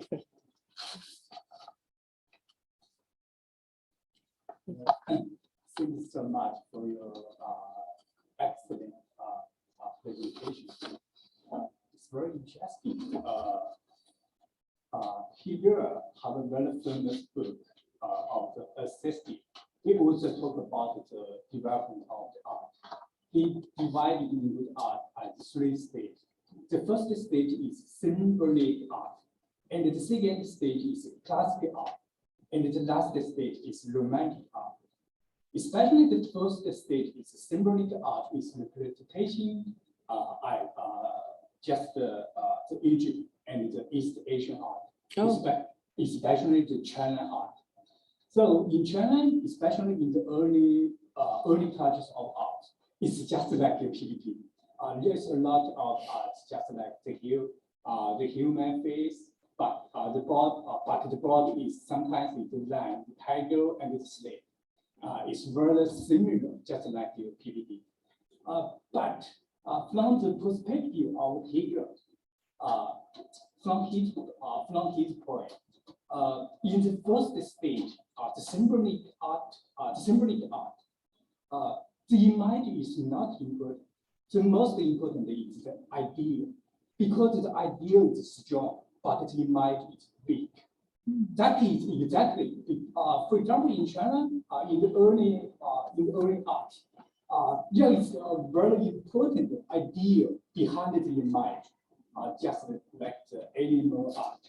The idea is universal view of harmony between human and nature. We call it 天人合一. In China, we call it 天人合一, universal view of harmony between human and nature. So what my curious question is, when you talk about the Egypt art, when you talk about the animal powers, and you also talk about the human as a brain, but what my curious question is, what is the idea of this Egypt art behind the image? This is my question. Thank you, sir. What is the idea of those What is creatures? the idea behind the image?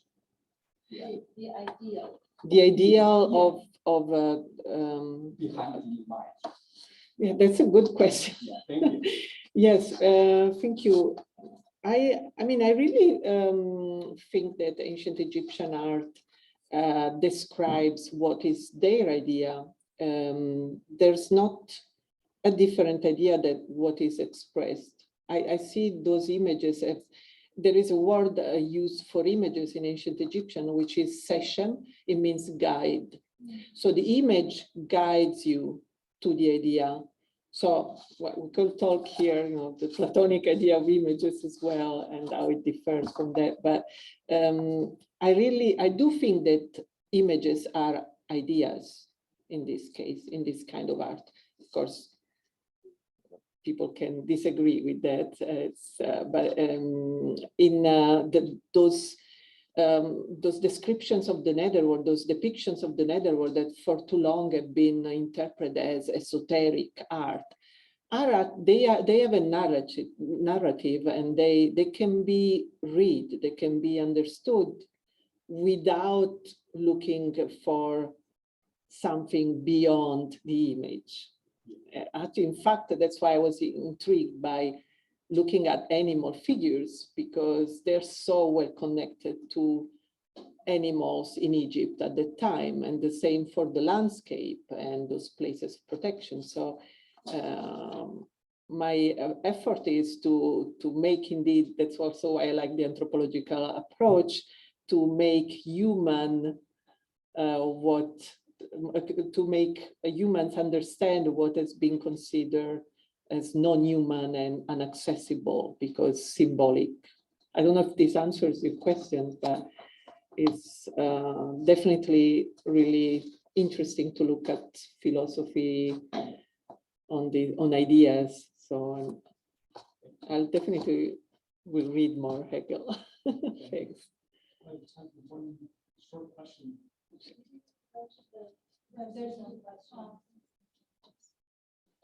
Thank you very much for a wonderful paper.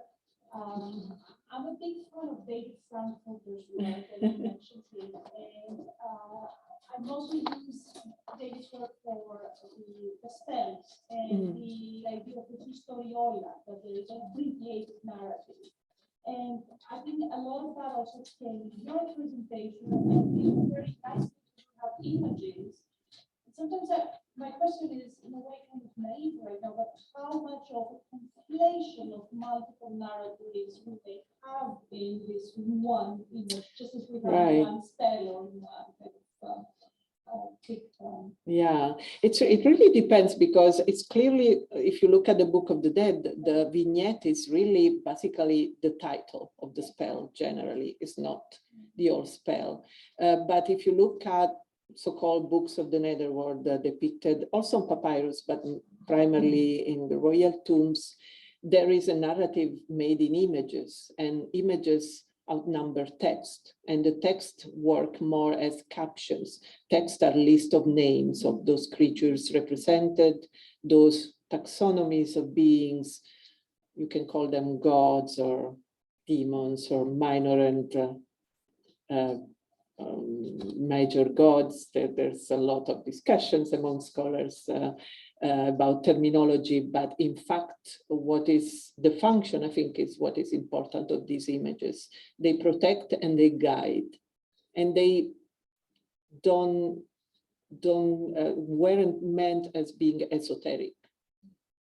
They are esoteric maybe for us in the moment in which we try to interpret them according to our baggage of ideas, different ideas, right?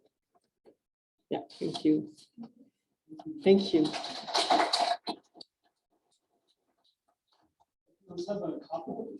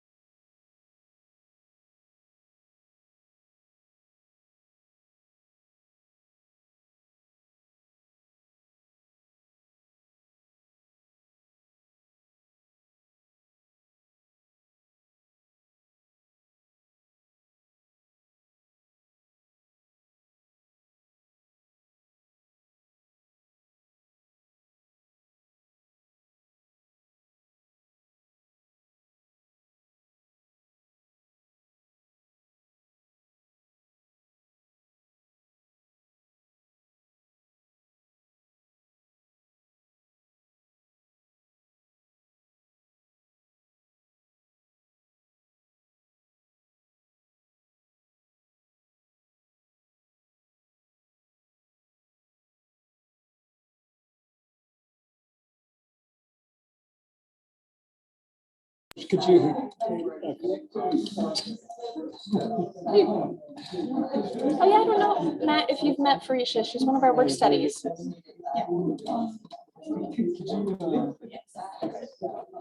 Okay. All right, so let's get started. Good. So I'm pleased to welcome Professor Dr. Verena Leppe, who's the curator of the Egyptian and Oriental Papyrus Collection of the Egyptian Museum in the National Museums Berlin, and also honorary professor at the Humboldt University in Berlin. She's in charge of a collection of around 30,000 objects in 10 different languages and scripts from Elephantine, and has managed several exhibitions and research projects in Germany and abroad, including in Abu Dhabi, Berlin, Bonn, Doha, and Harvard. She conducts research on topics such as Egyptian and Oriental papyri, literary and cultural history, and the history of science and art, and published numerous books and exhibition catalogs with international publishers. So today, I'm very pleased to welcome her to speak on world making in ancient Egypt, Elephantine as a case study.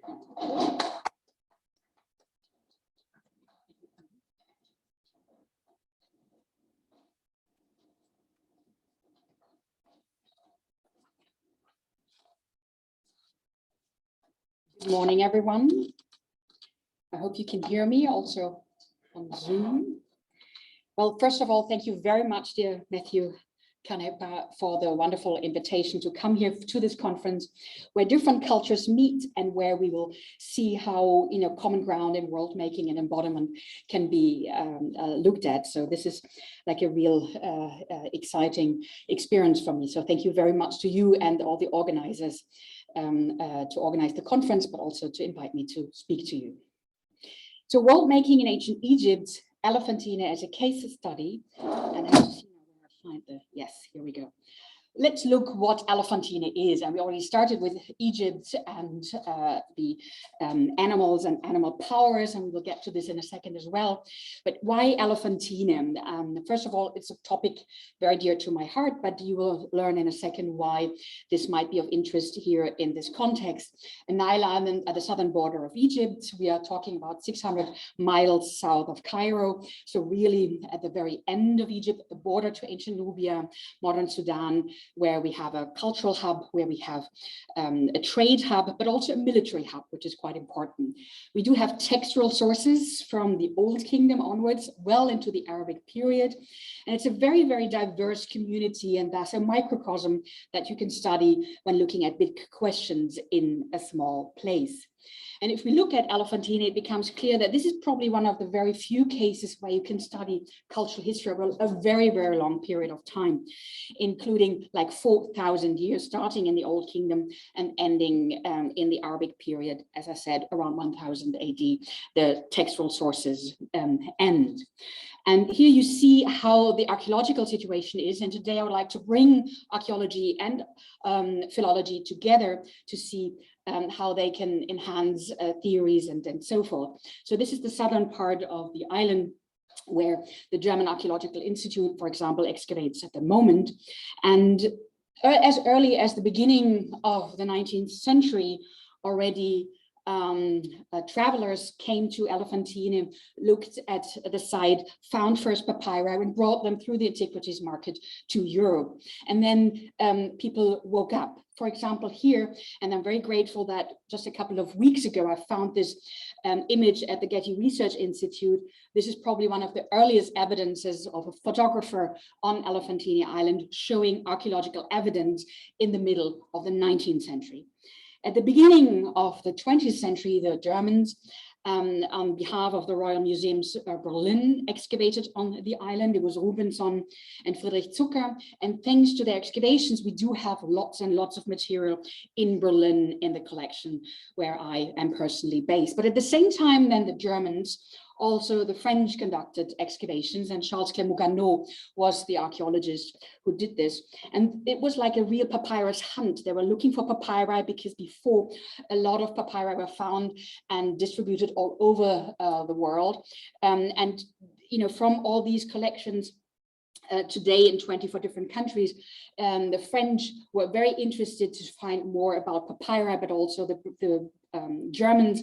And the idea was to find particular biblical texts. This was kind of the first hand, not knowing what rich material could be found on Elephantine Island.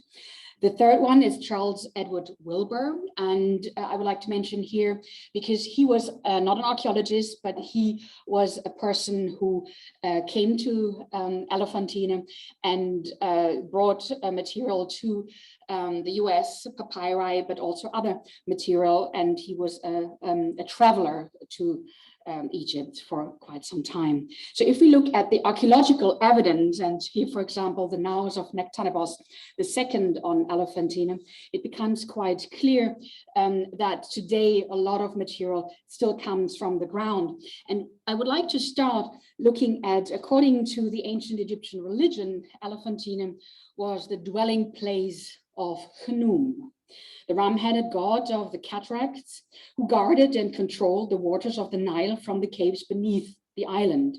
He was worshipped here as part of the triad of ancient Egyptian deities.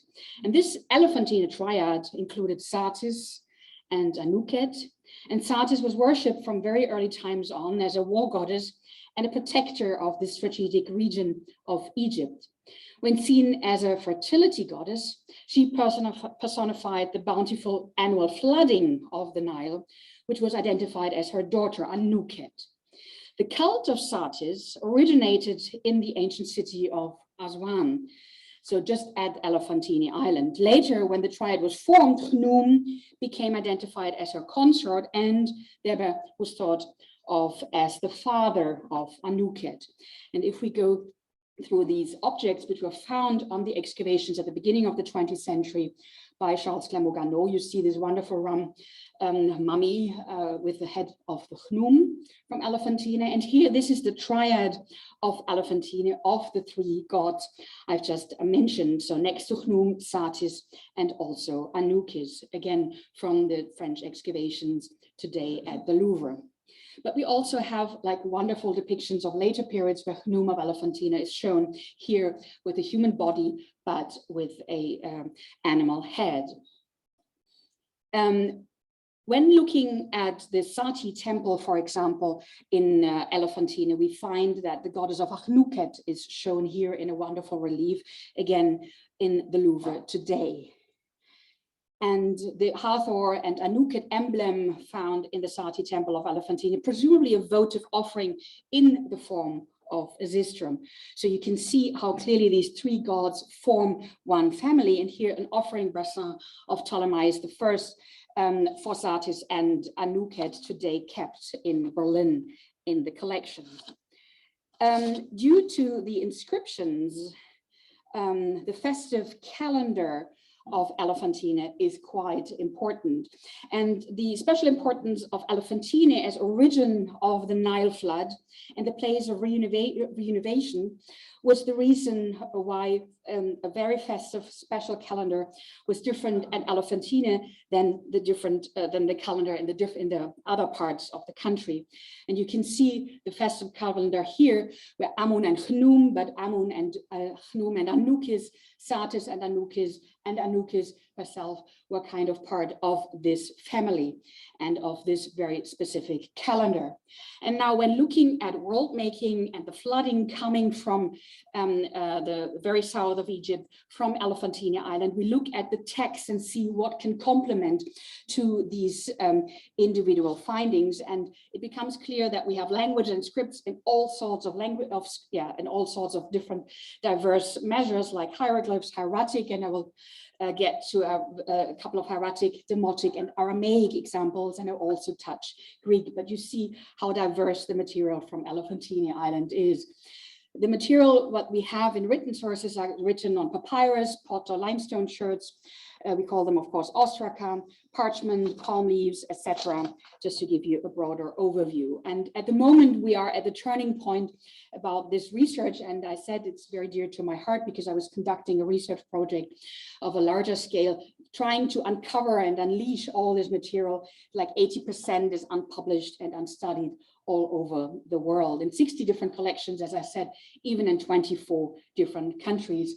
And here you see a map where all this material is scattered in the world. So the texts comprise medicine and science, religion and magic, law, administration, but even economy and literature and history. But of course, the context needs to be taken into consideration and the actual archaeological situation. So we conducted an international papyrus puzzle, bringing together the individual pieces from the different collections I was just mentioning.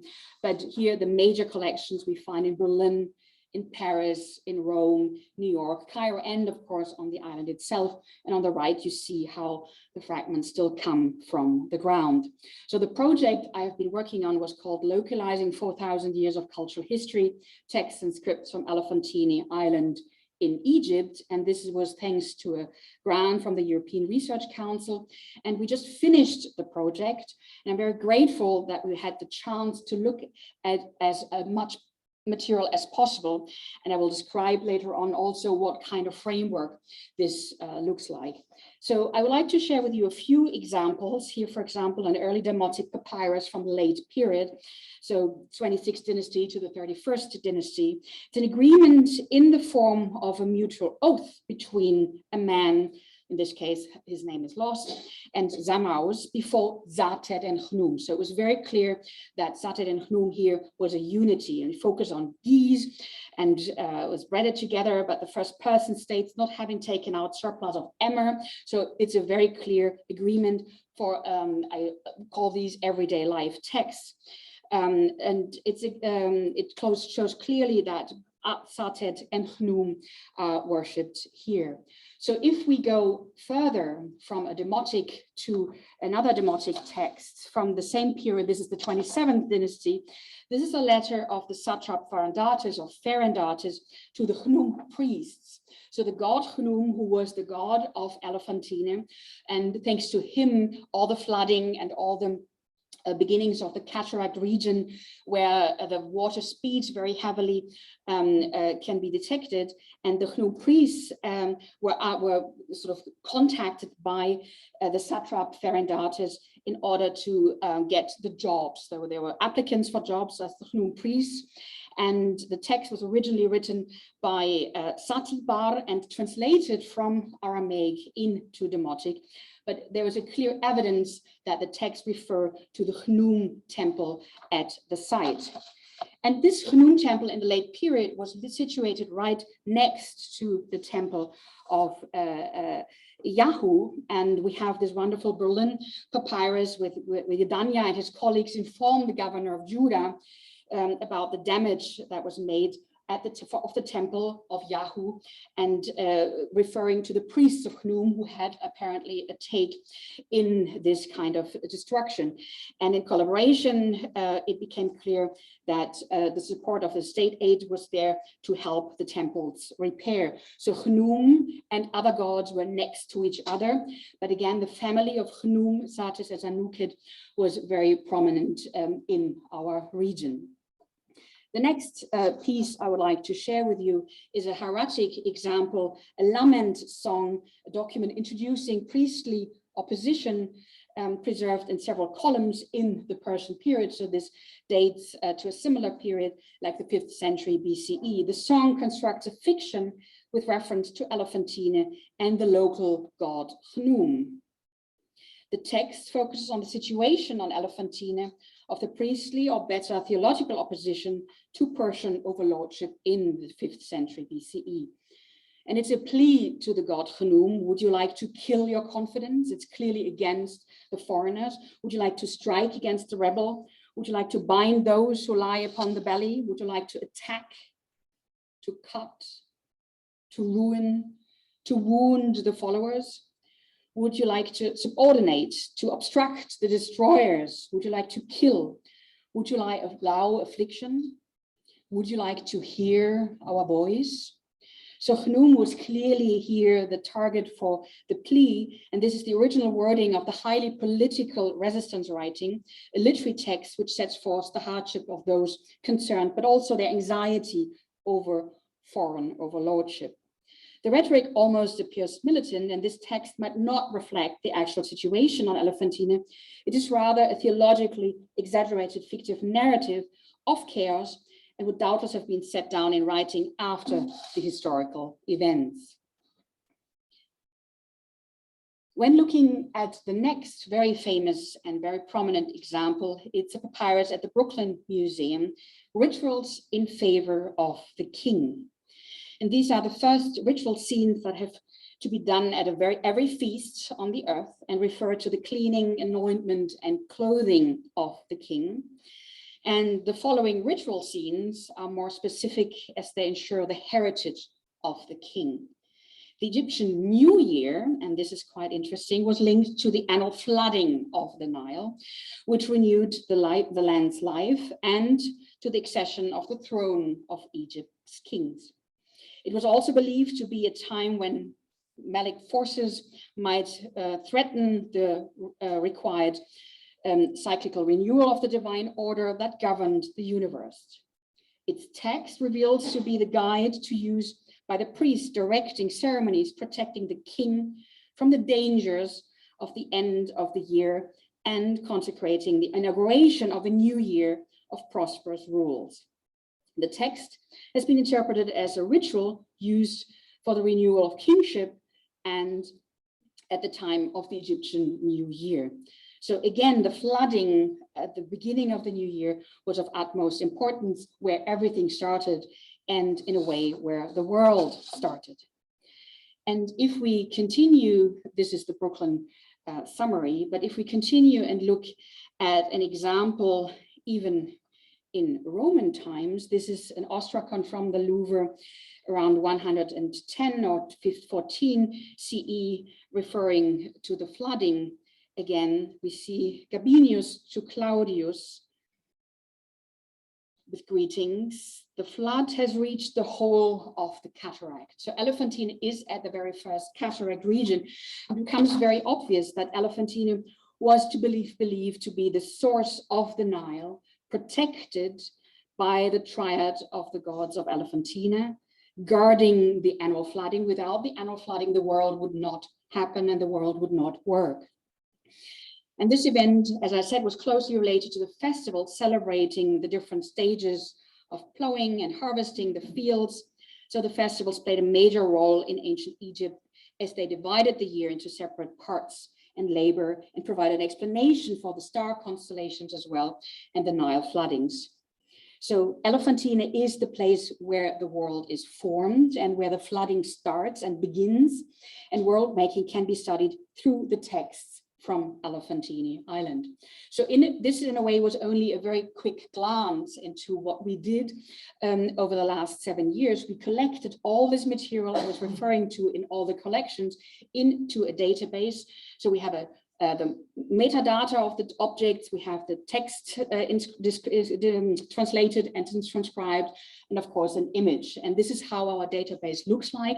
And I would like to invite you, because 120 questions are asked to each object. So you can do now research here on the individual topics of Elephantine, and you can search for all the questions that you might have concerning world making and embodiment here in our database. In total, we have 10,745 objects, so quite a lot, and in 10 different languages and scripts. I only gave you a very narrow example of the Egyptian late period, but of course Satit played a major role also in the Middle Kingdom and in the New Kingdom, for example, and the Chnum figures I've shown you date also to the New Kingdom.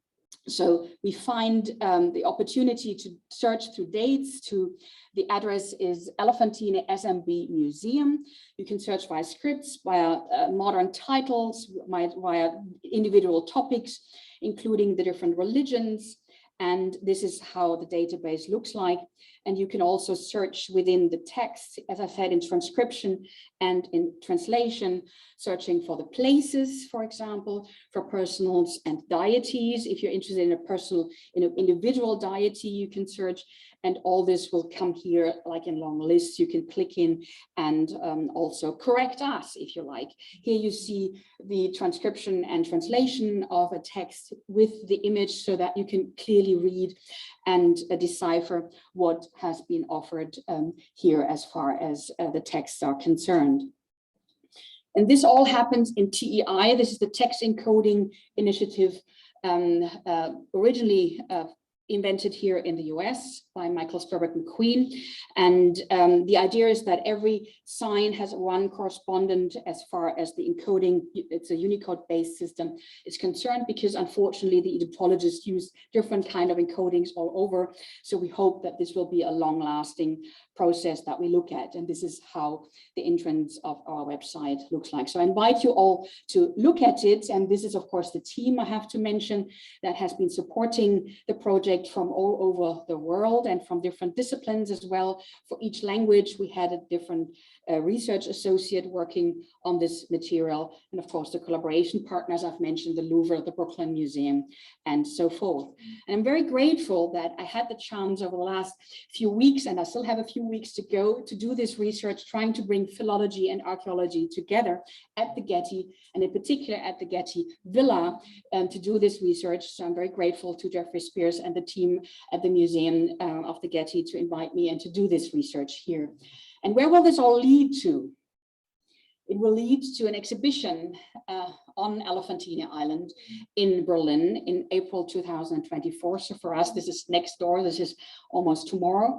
And some of the objects that I've shown you will be on display there. It will be in the Noise Museum and also in the James Simon Gallery. And I'd like to invite you all to be more on the steps of world making on Elephantine, hopefully in Berlin. So I hope to see you there. Thank you so much.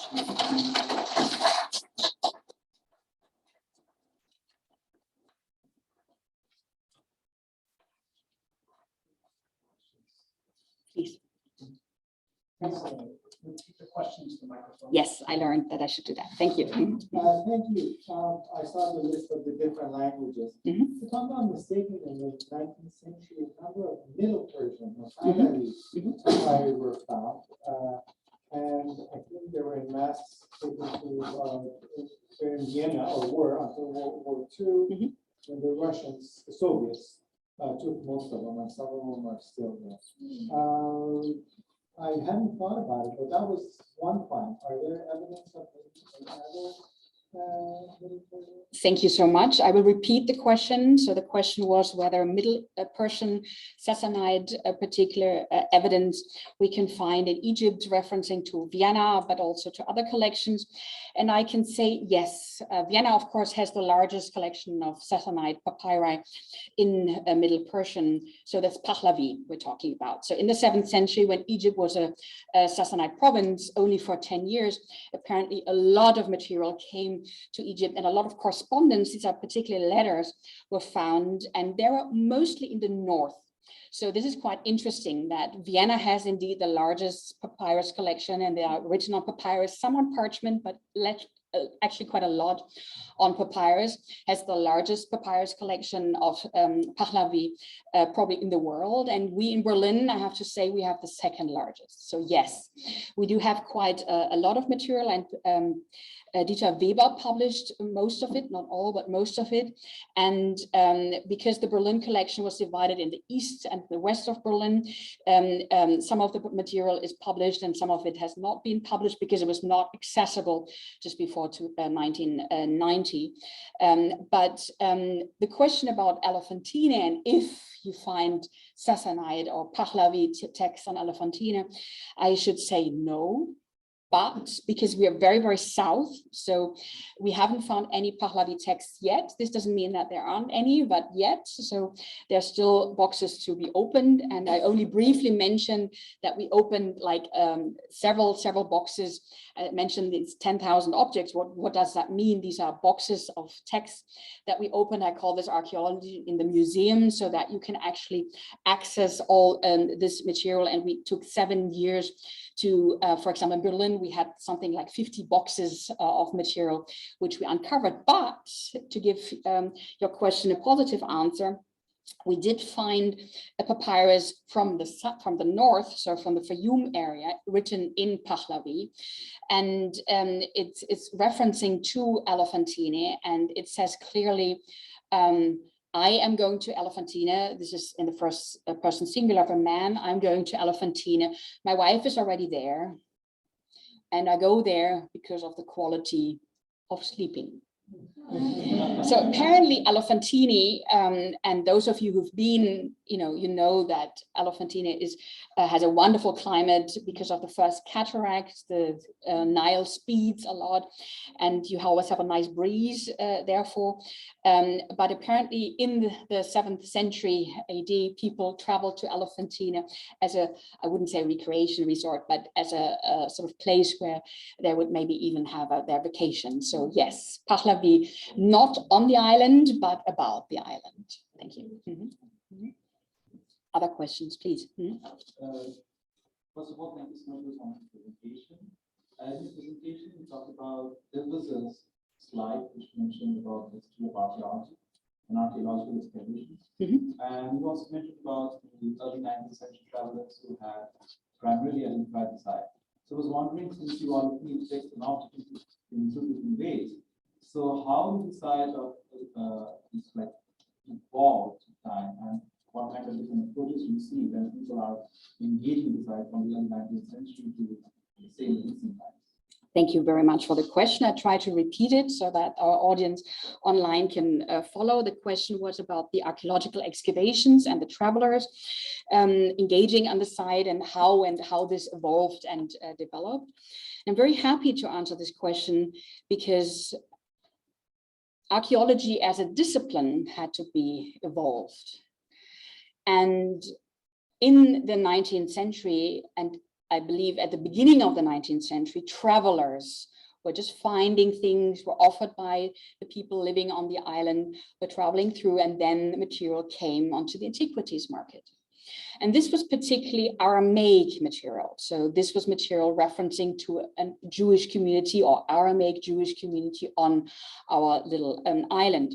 And therefore, when this became knowledge, more search was done and more interests evolved. So at the beginning of the 20th century, when the situation on the antiquities market was that there was quite a large amount unknown, the museums were very curious, and they didn't send, and this is maybe a dark chapter of archaeology, they didn't send the archaeologists to Elephantine to excavate the houses, to excavate the temples. No, they were interested in finding papyri. So it was in a way something like a papyrus hunt, and methodologically speaking, I have to say that also the documentation was not in the way that we would hope the documentation would be today when we excavate. But this was the situation at the beginning of the 20th century. So we start with the German excavations, and I've mentioned these were 3 campaigns by Otto Rubensson and Friedrich Zucker. And at the same time, I briefly mentioned this, also the French excavated. And again, the hunt was for Aramaic papyri. They were hoping for biblical sources. This was kind of the drivenness.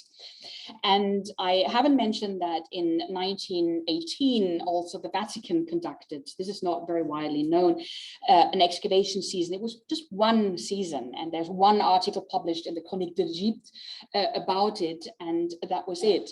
And they found several objects, but they didn't find the Bible, which they were hoping for. So in a way, they did bring the pieces with them. And I've shown you the Louvre pieces and some of the objects also. So if they find some archaeological, like art historical artifacts, they would bring it with them, but they didn't document too precisely where it precisely came from. Then we also have Egyptian excavations, which Harashi conducted in the 1950s, and from the 1960s onwards, the German Archaeological Institute excavates there. So here the interest is different. The interest is clearly that all the structures are documented, and each year a volume of the proceedings and of the reports of the German Archaeological Institute appears, where you can read and see exactly which house was built when, which pottery was found there. So here we are in the 20th and 21st century of real archaeology. So this is kind of the story and the history of the archaeologists, which were not always, let's say, from today's standard, the best as far as documentation is concerned. And I've mentioned briefly that we have all this material in 60 different collections in 24 different countries. This is kind of crazy in a way. Why did it travel so much? And this is again, thanks to the antiquities market. The archaeologists didn't sell anything, but the antiquities market, particularly at the beginning until the beginning of the 20th century was happening there. And so yes, this is kind of the different steps maybe of the archaeological evidence and how it all came into places. And even today, wonderful things are found, and it's like an archaeological garden. It's very well prepared so that you can walk in. There are 2 museums on the island. One, unfortunately, is closed at the moment. It's on reconstruction, but the other one, it's a site museum of the German Archaeological Institute, or they initiated it, where you can see how each level, because it's a city, it's a town, and you've seen the Google Maps image. It's very, very small. We do have like less than 2 kilometers long and less than half a mile width. So it's a very tiny place, but you can read cultural history through the layers over such a long period of time. Please. Hi, that was so fascinating, and your database is an incredible resource. I look forward to exploring that even as a complete outsider to this field. I wanted to ask you about one of your slides, which you called a papyrus puzzle, I think, and to ask if I am right in thinking that is that a virtual reassembly of a single papyrus that was made possible by the contribution of the separate images to one. What was the technology? I will repeat the question for our audience. So the question was about the database and the puzzle. I called this International Papyrus Puzzle, and how the virtual reassemblance works and what kind of technology we used. So yes, when we look at papyri from Elephantine Island, because they're scattered all over the world, we do find joins, we call this, between papyrus pieces. And sometimes, for example, the Brooklyn collection, we only know that these pieces are from Berlin because they join precisely onto some Berlin pieces. So therefore, the provenance could be reassured for the Brooklyn pieces. So at the moment, yes, the human eye cannot be replaced in order to puzzle this together. And thanks to Photoshop, we can do this. So we have digital image with the measurements from all the collections, and I'm very, very grateful. That's why I showed the long list of collaboration partners to all the collections that they gave us access to their material in a digital format. Sometimes we could send a photographer there if they hadn't had the material accessible yet. So it was like a win-win, hopefully for both sides. But the idea was that our team in the individual languages would look at the different collections and see if merges, if joins can be found, and then virtually put together. Yes. And the really exciting, for me, the really exciting part of the Berlin exhibition will be not only to bring it together virtually, but now having the chance to have physically the objects there as well. This is, of course, only going to be for the time of the exhibition, that pieces from one collection and the other can be combined. But on our database, and I'm very glad that you say, although it's not your field of Egyptology, but I hope that you can use it and learn it from it, because that's exactly the aim, that this is a treasure house for further research, for global history, for local history, for all these different disciplines that are involved. I've shown you the different languages, but that's kind of the plan, and that's kind of the aim for it. You're very welcome. But maybe your question about technology, some people ask if artificial intelligence can help with this, like puzzling together. We all know this wonderful project, the Geniza library by Marina Rustoff from Princeton, and she has started with her database and her IIIF images to bring pieces together so that the computer can tell you and suggests matches, which I think is quite nice. For Elephantine, because Papyrus is a little different than paper. Papyrus, because you have a three-dimensional materiality, you have the fibers which make the whole thing very complicated.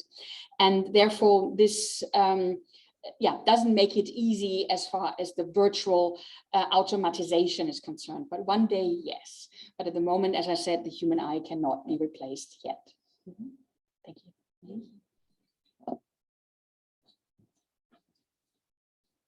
Any other questions? Okay, thank you very much. Okay, thank you.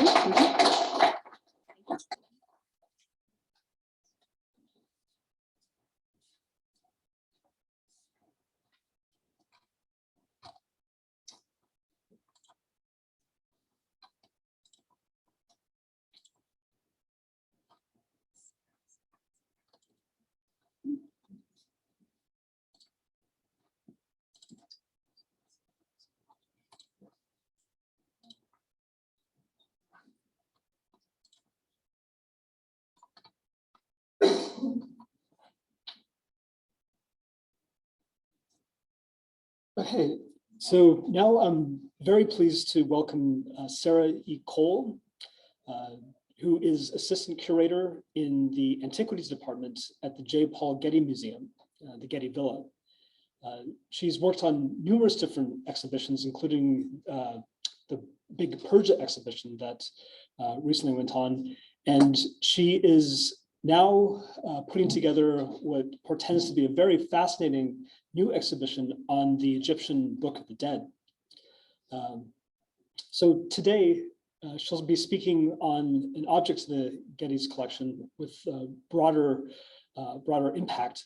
Her title is Material Encounters with the Divine in Ptolemaic Egypt, a faience oiniko of Berenike II. Thank you.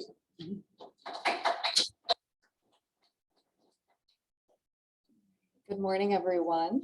I'd like to start by thanking Matthew Canepa for inviting me to be part of today's workshop and to be here with this lineup of really exciting speakers.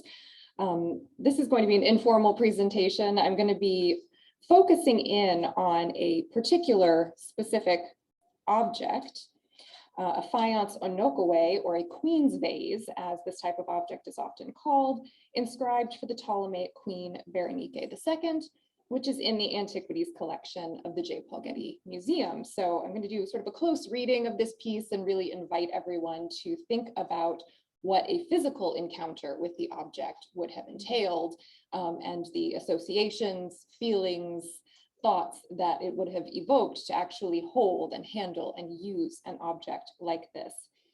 So this is the onokowe in question, which is part of a larger corpus of such objects that are distinctive to Ptolemaic Egypt.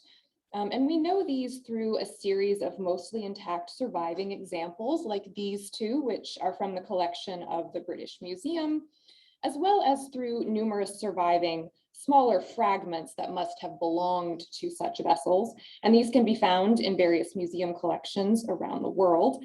But the large number of surviving fragments from vessels of this type suggests that at least during the limited period during which they were being manufactured, their production was fairly robust, especially in the capital at Alexandria.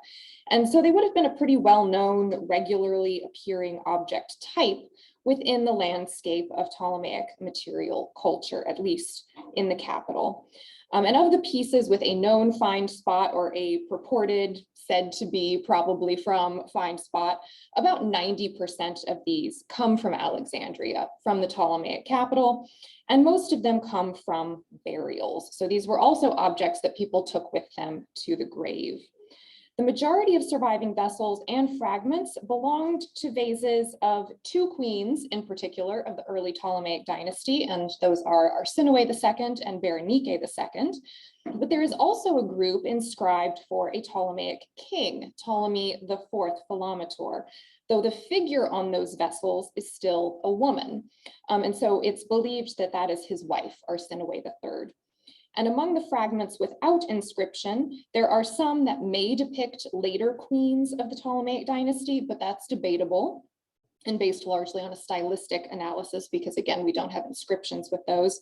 And then there are also some fragmentary faience portraits that depict both kings and queens, but these are more three-dimensional.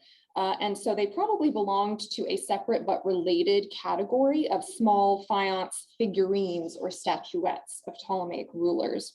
So we can generally say that the height of the production of these faience onokoi fell within about 3 generations of the early Ptolemaic period, and most are associated with one of 2 queens. These onokoi were embedded in a complex system of political and religious meaning, and they provided a concrete physical way in which participants in the Ptolemaic ruler cult, and specifically the cults of queens from that dynasty, could come into contact with these goddess queens, and in a sense, interact with them by utilizing these vessels as part of the ritual of worship. The onokoi thus helped bring a physical embodiment to an otherwise somewhat abstract notion of divinity for living queens, and they were instrumental in the Ptolemy strategy of world making, of how they constructed their dynasty and its image for various audiences, and how they encouraged the people living in Egypt under their rule to make sense of their dynasty's identity, of its place in Egypt's long history, and within its religious traditions.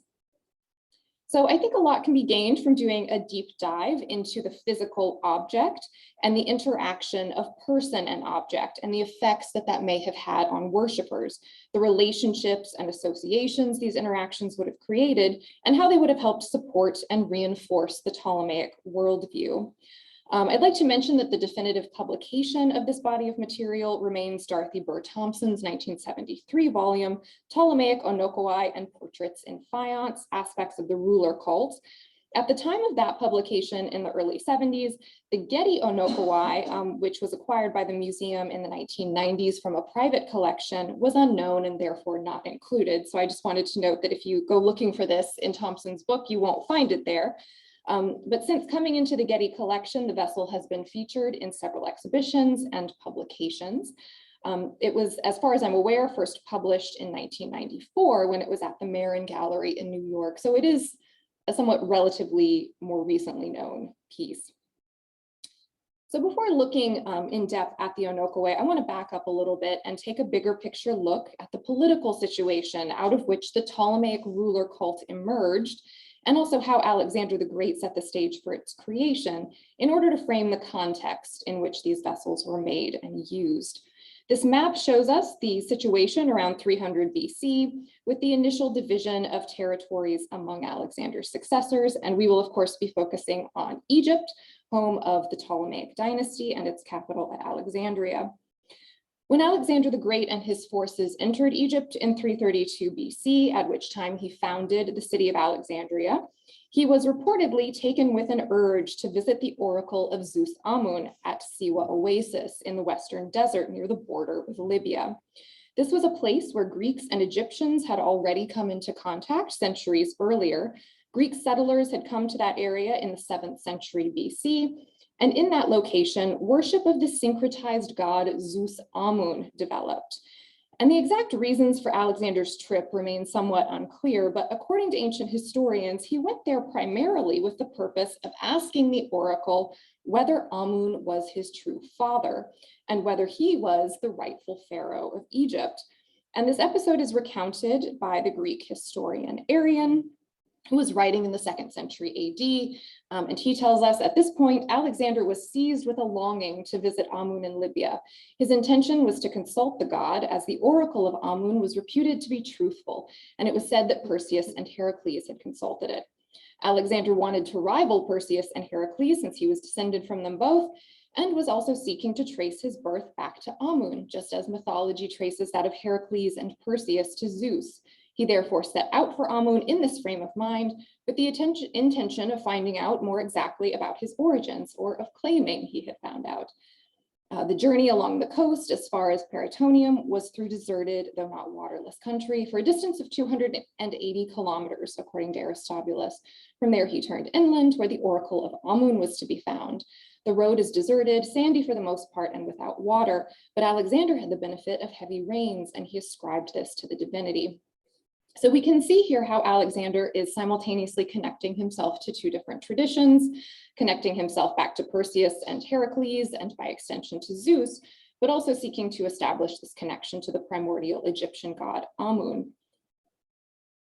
And then he goes on to tell us, Ptolemy, son of Lagos, relates that two speaking snakes preceded the army, and Alexander ordered the guides to follow them and trust in the divinity. The snakes then led the way to the oracle and back again. But Aristobulus says, and most writers agree with him, that two crows flew in front of the army and served as guides to Alexander. I can assert that there must have been some divine intervention to help Alexander, because this is what seems probable. He then goes on to describe the site and says that Alexander admired the site and consulted the god, and having received, as he put it, the answer which his heart desired, he returned to Egypt by the same road. As Aristobulus says, though according to Ptolemy, he followed a straight road to Memphis. So Alexander visits the oracle, receives the answer that he wants, and returns to Egypt, now able to claim that he is the rightful ruler of this country. So Alexander clearly understood that if he was going to rule Egypt, he needed to be accepted there as a legitimate pharaoh. Egypt by this time was, of course, already a very ancient civilization with a firmly established tradition of pharaonic rule, and the priesthood there formed a powerful faction. So Alexander needed to incorporate himself into existing traditions rather than try to overthrow them as a foreign ruler. And then his successors made use of his image in this way, as well as his purported divinity, in establishing their own legitimacy. Ptolemy, son of Lagos, who then became Ptolemy I Soter, has a distinctive appearance in his portraits, which we can see here on this coin from the Getty's collection. He has a slightly hooked nose and a prominent chin. And we can also see ways that he's adopting some aspects from Alexander's portraiture, particularly his flowing curly hair. He wears a diadem, but he's also wearing an aegis around his neck. And this was the scaled armor traditionally worn by the goddess Athena, which was fringed with snakes. And you can see there's a little snake protruding from the aegis at his neck. So Ptolemy's wearing the aegis like a cloak. And this is significant because in cult statues of Alexander that were set up in Egypt, one particular statue type showed him wearing the aegis as a cloak. And these statues were associated with the cult of Alexander as the founder of the city of Alexandria and as the founder of the Ptolemaic dynasty. And then here on the reverse, we also see the eagle of Zeus. So in Egypt, the Ptolemies really followed in Alexander's footsteps, in that they knew they needed to incorporate themselves into existing traditions and structures if their dynasty was going to be accepted. They needed to appear as Hellenistic kings for the wider Mediterranean audience and for Greeks now living in Egypt, but they also needed to appear as traditional Egyptian pharaohs. In Egypt, where communities were centered around temples and the priesthood was a powerful faction whose support the pharaoh needed, kingship was deeply embedded in religious belief. And the Ptolemies chose to literally insert themselves into Egyptian religion by establishing first a cult to the deceased Alexander, and then by the second generation of Ptolemies by starting to establish cults to themselves and to their deceased ancestors. It was during the first 3 generations of Ptolemaic rule, which I've summarized here on this slide, that the cult of Alexander and the Ptolemaic ruler cult were established and solidified. And in terms of the nature of this ruler cult, earlier scholarship argued that its development in Egypt and the Near East during this period was based primarily on Near Eastern ideas of divine kingship, but scholarship is increasingly recognizing that it's also more nuanced than that, and this tradition had roots as well in Greek hero worship and hero cults, so it's drawing on both traditions. And in Egypt, I also want to note that it wasn't really the pharaoh himself who was regarded as a god, or at least that would be an oversimplified understanding. It was the office of kingship that was divine. In Egyptian mythology, the first king was the god Horus, son of Osiris and Isis, and living pharaohs were continuing the tradition of Horus and were called the living Horus. But the king was occupying a divine office. The institution of kingship was divine. And similarly in Mesopotamia, kingship was said to have descended from heaven. It was a gift given to men by the gods. And with a couple of exceptions, most kings were not worshipped as deities during their lifetimes. But in the Hellenistic ruler cult, the king was regarded as a living god, as were his deceased ancestors. And so this is different from traditional Egyptian ideas about kingship, but it takes this concept of a divine office and combines it with Greek ideas of hero worship and the heroic divine mythology around Alexander. And it's from some combination of these elements that Hellenistic ruler cults then emerge. And by garnering the support of the Egyptian priesthood and incorporating their own ruler cult into Egyptian temples alongside the existing pantheon of Egyptian deities, the Ptolemies managed to be accepted as gods. When the Ptolemaic ruler cult was established, priestly decrees ordered that cult statues of the rulers were to be set up in Egyptian temples. So the Ptolemies were being worshipped there alongside traditional Egyptian deities. And in addition to being worshipped in Egyptian temples by official decree, there were also individual shrines set up to Ptolemaic rulers. And those could be funded by individuals or by community groups. And they were being worshipped and patronized by both Greeks and Egyptians in Egypt. So the cult, as it developed, took on a sort of community aspect, a personalized aspect beyond just being sort of ordered by the state. And I also want to note that I'm using the terms Greeks and Egyptians here somewhat loosely to recognize the different cultural traditions that were present in Egypt at the time, because as the dynasty continued and intermarriage and cross-cultural exchange took place, it starts to become extremely difficult to identify who was Greek and who was Egyptian in Ptolemaic Egypt in terms of biological ancestry. And scholarship is increasingly recognizing that for the ancient population, those distinctions didn't mean what they mean to us. And being Greek or being Egyptian was really more a question of what identity one chose to take up and express, rather than being tied to our modern ideas of nationality or ethnicity. And Miguel Jean Versluis has called this the difference between being Egyptian and doing Egyptian, in that one did not have to be Egyptian to do or act Egyptian, and that by doing Egyptian, a person for all intents and purposes was Egyptian. And the Ptolemaic ruler strategy really sought to appeal to the population regardless of what cultural tradition or traditions they identified with. It was a unifying strategy that established the Ptolemaic rulers as heirs to multiple traditions simultaneously. So essentially, it had something for everyone. Additionally, the Ptolemies, perhaps more so than Alexander's other successor dynasties, really promoted the images of queens as a way to garner support for the dynasty. And the strategy proved quite successful, especially in these early generations of Ptolemaic rule. So beginning with Arsinoe II, wife of Ptolemy II Philadelphos, several Ptolemaic queens were given their own individual cults with their own appointed priests and festivals. I gave a talk here at UC Irvine in February of 2020 on the Ptolemaic utilization of militaristic images of queens for propagandistic and religious purposes during the Syrian wars. That publication is forthcoming, so I'm not going to repeat what I said there, but Ptolemaic queens were very important to the dynastic image, especially in this early sort of foundational phase.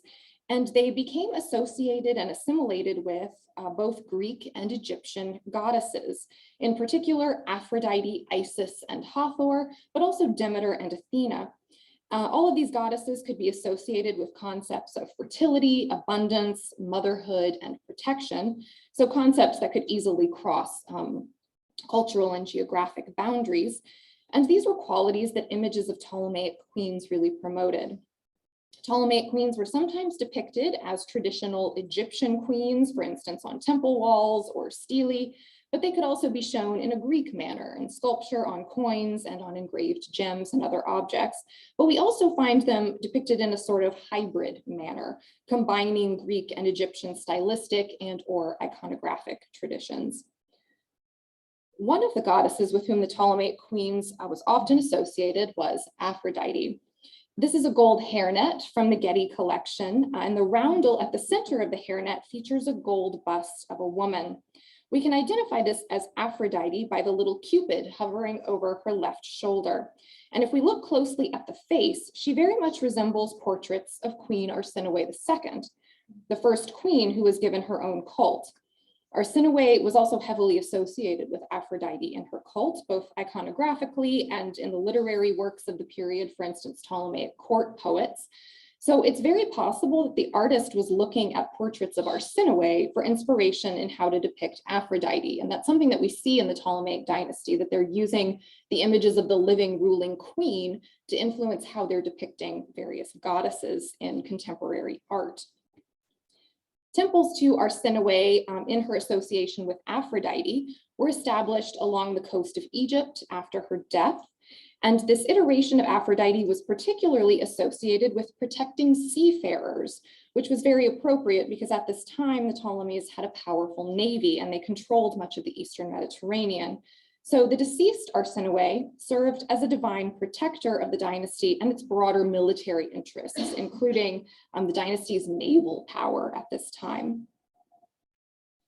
And here in contrast, we see Arsinoe depicted in a traditional Egyptian manner in a relief that probably comes from a temple at Memphis. It's now in the collection of the Harvard Art Museums. We borrowed it at the Getty in 2018 for our Beyond the Nile exhibition, but this shows us how Arsinoe was being depicted as a goddess in Egyptian temples after her death. A stele known as the Mendes stele established that a cult of Arsinoe was to be set up in every temple in Egypt alongside the cult of the sanctuary's main deity, and a statue of her was to be placed alongside the statue of the sanctuary's main deity. This very complicated headdress was developed for Arsinoe, which combines aspects of headdresses that were traditionally worn by Egyptian rulers and goddesses. So she has a vulture cap over her long wig, and that is surmounted by a pair of ram's horns. Arsinoe was called the divine one of the ram, which was an epithet also given at the time to the goddess Isis. And on top of that, she wears the red crown of Lower Egypt, a crown worn by pharaohs and associated with ruling the Delta region of Egypt, where the Ptolemies had their capital. On top of that is a pair of cow's horns encircling a sun disk. So this is the headdress traditionally worn by the goddess Hathor. So there are many different traditions and iconographic elements that came to bear on the cult of Arsinoe, and she set a precedent that later Ptolemaic queens followed. There are reliefs from Egyptian temples and stelae, including the image on the Mendes stele, that show the living Ptolemy II, her husband, offering to her as a goddess among other Egyptian gods and goddesses. And in the capital at Alexandria, a priesthood and an annual procession were established in honor of Arsinoe. And out in the Fayum oasis in the Western Desert, which the Ptolemies had heavily developed, a tax was collected to support the local cult to Arsinoe. She's also the first queen for whom these faience onokoe were produced. So Arsinoe's successor as queen was Berenike II, the subject of our queen's vase. And like Arsinoe, she featured very heavily in Ptolemaic iconography and was regarded as a powerful woman in the dynasty's history. In many ways, she was modeling herself and her cult on that of Arsinoe. So let's focus for a moment on the vessel itself. These faience vases bearing figural scenes and Greek inscriptions were made as part of the physical paraphernalia associated with the worship of these Ptolemaic queens. This was an object specific to Ptolemaic queens' cults, though it was connected to a larger industry that produced faience vessels with figural decoration during the Ptolemaic period. The onokoe as a vessel type is Greek in origin and was often used for pouring liquid libations in religious ceremonies. So I've included here on the right an image of an Athenian onokoe to show what a complete vessel looks like with its thin neck and distinctive trefoil mouth and handle. But the queen's vases are made of faience, a material that had been widely used in Egypt for a very long time. But they take the form of a Greek vessel with Greek inscriptions and Greek-style figural scenes. In this sense, they are a hybridizing form, combining elements from these two different cultural traditions in the service of an institution that was neither really Greek nor Egyptian, but something distinctively Hellenistic and Ptolemaic. And the hybridizing form of the physical vessel parallels the syncretic nature of the Ptolemaic ruler cult. We should also consider the significance of this material. Faience was a highly popular material in ancient Egypt, and it could be molded into various forms before firing. making it perhaps a somewhat obvious choice for this type of vessel. But on the other hand, faience was quite difficult to use for making large objects. Vases like these would have had to be molded in many different sections and then assembled together before firing. So why pick that material as opposed to something that could more easily be shaped into a larger vessel? Faience had symbolic and religious significance beyond its functionality. Faience was a self-glazing material. The quartz-based mixture, which in its raw form was a sort of beige color, contained copper compounds that would rise to the surface and fluoresce during firing, resulting in shiny blue-green shades. So the material was valued in part for this seemingly magical capacity for transformation. The color of faience could also have allowed for a range of different associations depending on the background and beliefs of the viewer or the owner. The goddess Aphrodite, with whom Ptolemaic queens were closely associated, was born from the sea. And the goddess Hathor was closely connected to turquoise mining and was referred to as the mistress of turquoise. So we can see what associations that might evoke depending on which of these traditions you were coming from when viewing one of these vessels. So the choice of material probably went far beyond its physical affordances and intentionally allowed for connections to both Greek and Egyptian goddesses with whom the Ptolemaic queens were assimilated. And so if we turn to the other side of the vessel, we can see in the image on the left here, the area where the handle would have originally connected to the vessel. And this junction between the handle and the vessel would likely have been marked by an applique of a Silenus mask, which is what we find on more intact examples. And then there would have been an applique of a satyr mask at the point where the top of the handle joined with the rim of the vessel. These Dionysiac images would have referred to the wine held within the vessel, and they created yet another layer of religious meaning. The cult of Dionysus became particularly important during the reign of Ptolemy II, spouse of Arsinoe II, and Dionysus, as a god connected to both East and West, embodied aspects of Ptolemaic rule and served as another sort of unifying force within the Ptolemaic landscape. And then if we turn the vessel slightly counterclockwise, the first image we encounter, which we see in the photo on the right here, is this tall pillar wrapped in a garland.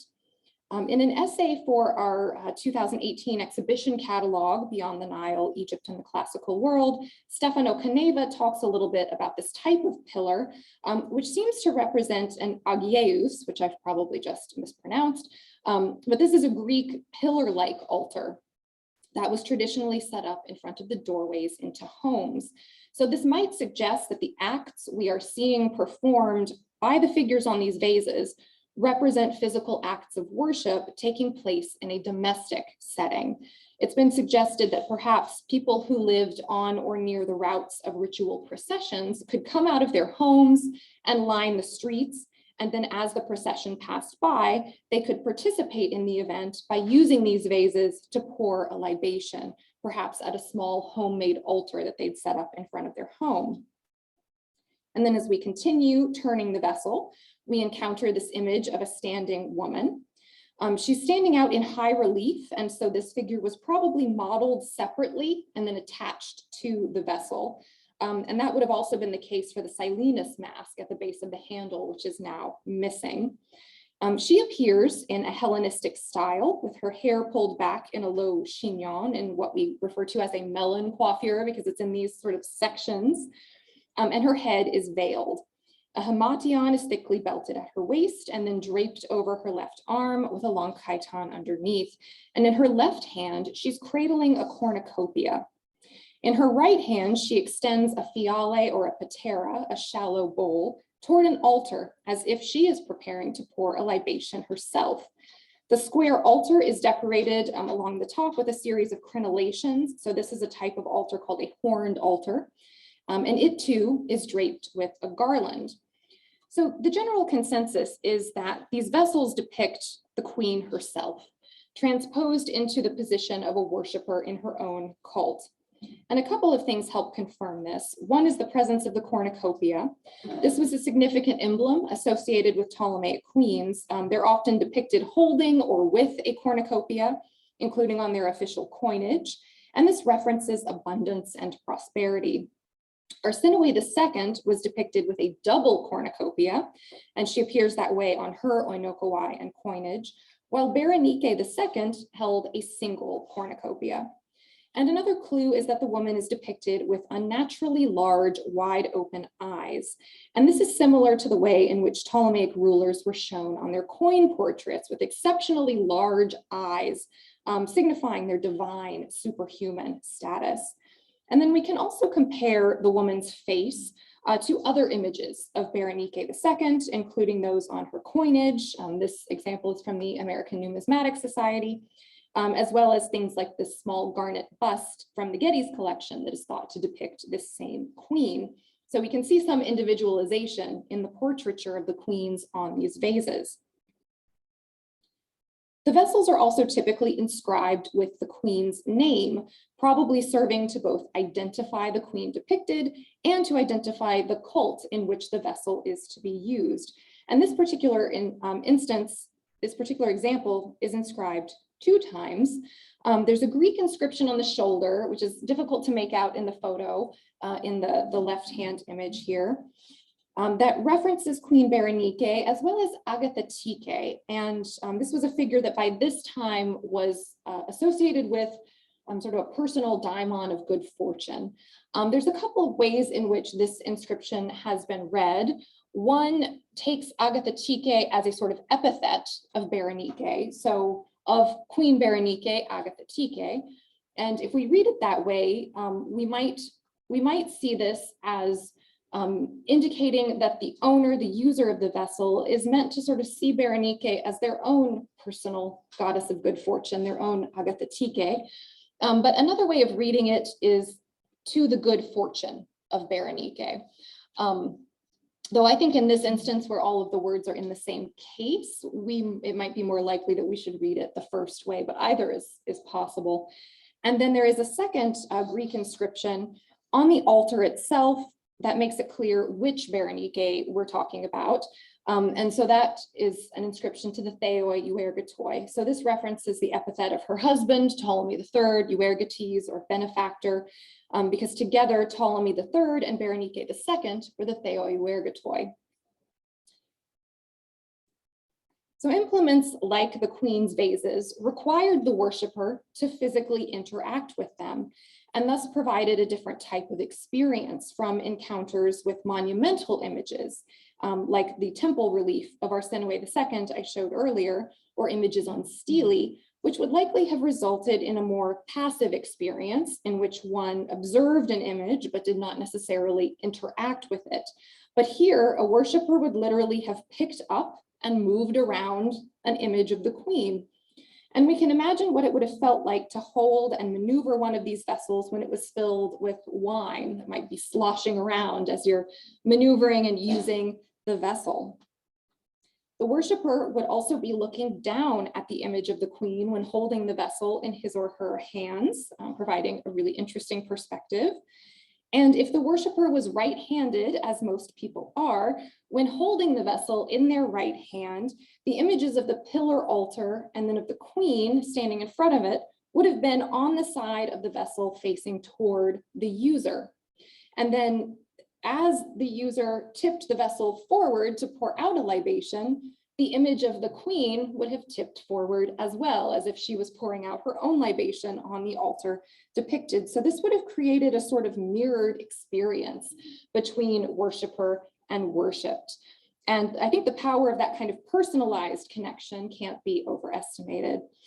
So in summary, every element of these queen's vases was deliberate. Their form, material, images, and inscriptions all work together with one's physical use of the object to create a series of associations.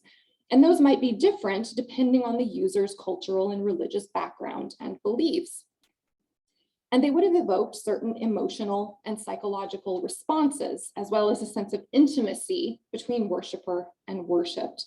So these vases allowed worshipers to become closer to their object of worship, both literally and figuratively.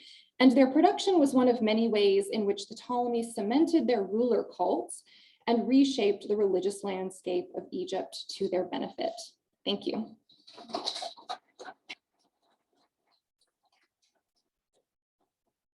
Thank you, sir. I've often looked at that object and wondered what that meant and how it functioned. So thank you. This has been fascinating. Thank you. Questions?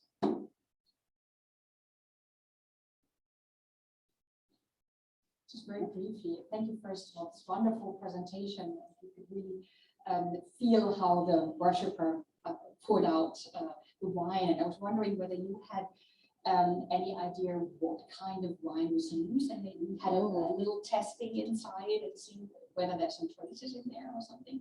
That's a good question. So I'll repeat that for the Zoom audience. What kind of wine might these have held? Has there been any residue analysis done on the vessels? I don't think we know the answer to that. I'm not aware of any residue analysis that's been done on any of the more intact surviving examples, of which there are really only a handful, that we have a lot of these little fragmentary pieces. I would imagine that probably a lot of these which survive in this well-preserved state, probably because they came from funerary contexts, I would expect most of them probably underwent a lot of cleaning when they entered the art market. And so I don't know what would even still be, if any of them would even have anything intact that could be analyzed. But it's an interesting question. Yeah, I don't know what kind of wine they would have held.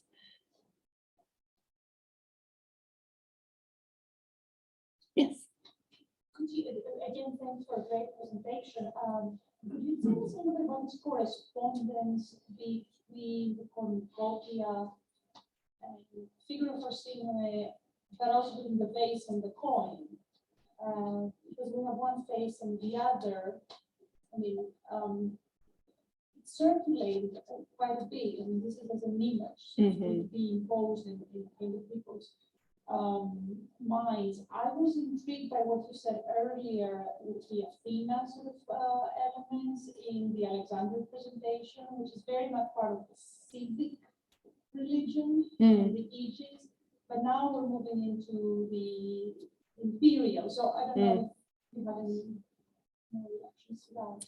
Yeah, it's an interesting question. So the question was about the cornucopia.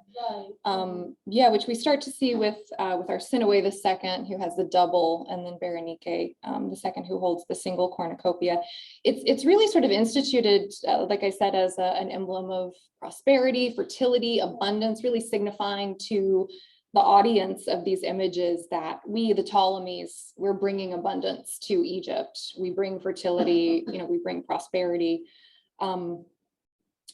Yeah, and on the coinage, of course, where we're seeing on the obverse, just the profile bust of the queen, she's associated with that image on the reverse. And then we see them in statuary and figurines, cradling the cornucopia, as well as on these queen's vases. So it's very heavily associated with Ptolemaic queenship. I don't know if I answered your question, but. Yeah, I'm not sure how where my question is even going, but I'm interested in this kind of the civic as opposed to the imperial, and what these sort of new symbolism is doing, because the cornucopia gets wrong quite a bit. And I think we have a shift in the kind of imagery that is being used from Alexander now to Ptolemies and all. Yeah, no, I think you're right. I think you're onto something there with it helping in a way in this shift that we start to see, where these are, of course, state implemented cults, but that then become very personalized for people, it becomes sort of part of your civic duty to participate in, to pay your taxes, that go toward these cults, to fund shrines to these Ptolemaic rulers. So yeah, there's a mindset, a psychological shift taking place at the same time, along with this imagery of really encouraging people to kind of have a personalized connection to these goddess queens, and to see it as a sort of part of civic duty to participate in their worship. Yes.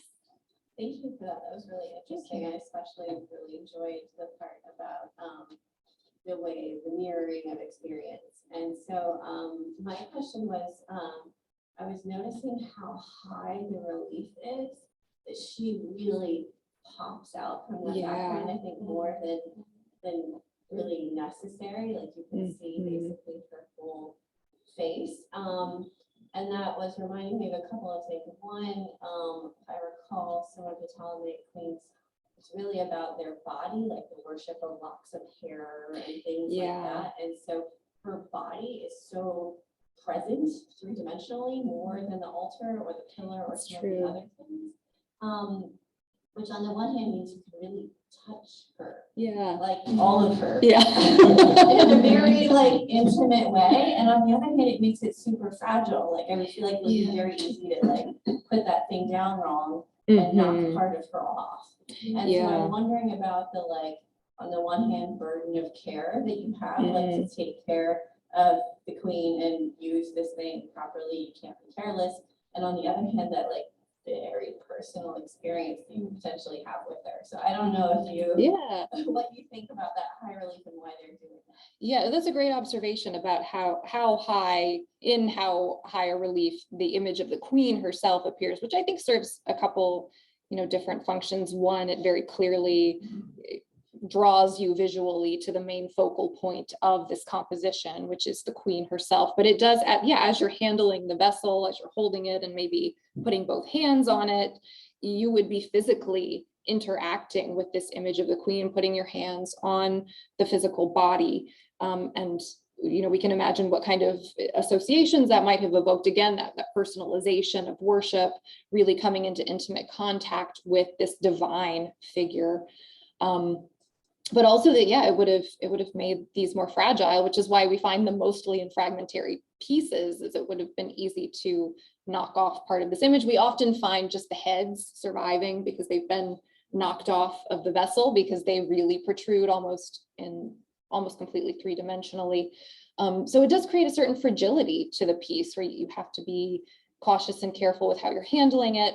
As I said, most of these, the ones that do survive, probably survive in this state because they went into tombs, but many of them just survive in little fragmentary pieces, which attests to how fragile they would have been, that it would have required great care. But that's something I didn't really touch on, but that I think is a key component of these vases, is sort of the real physicality of the piece, and particularly of the depiction of the queen and the way that you would have handled and interacted with her in using the vessel. So thank you.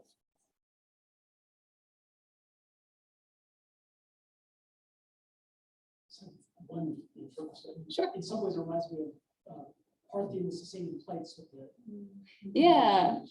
but with those, it's precious material. So in a way, almost kind of insulates it because it is so precious. Just thinking about. So anyway, I was kind of curious. Like, do you think that there might be parallel corpora lost in precious metal? Yeah, that's a good question. So the question is, would these have existed in other materials, particularly precious metals that are now lost? That has been suggested, that maybe these were modeled on examples in gold and silver that just don't survive, which is entirely possible, but also without any surviving examples, very difficult to substantiate. So it's possible that these existed in other materials as well. Well, thank you, sir. Thank you.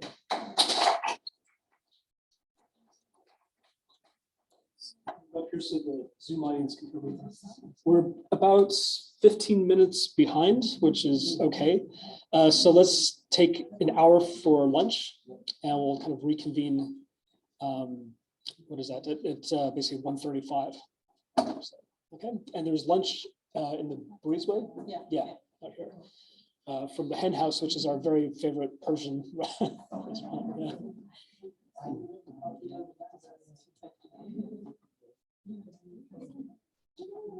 I'm going to be around.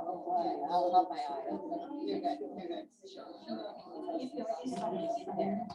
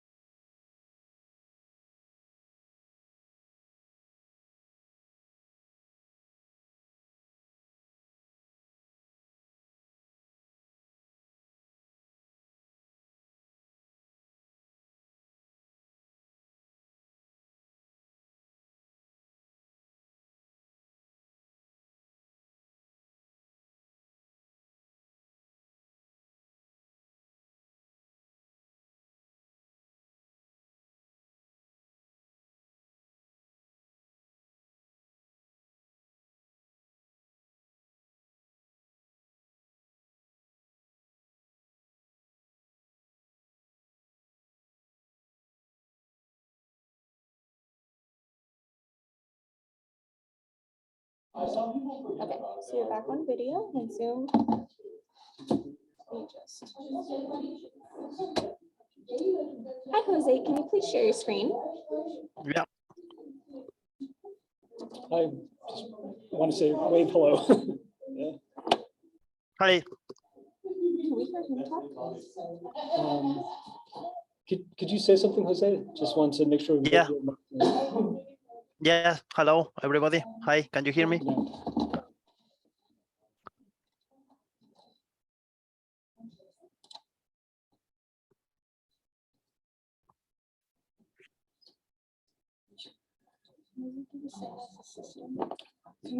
Can we temporarily mute ourselves to see if Dr. Lopez can then speak?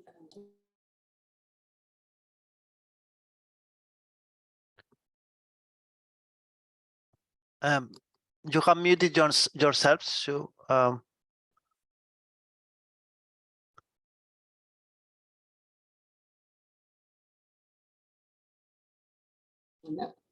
Hello, Jose. Can you please speak? yes. Can you hear me? It's really low. Yeah. Okay, so let me setting on the computer. Yeah. Is this better? Yes. Oh, yes. Okay.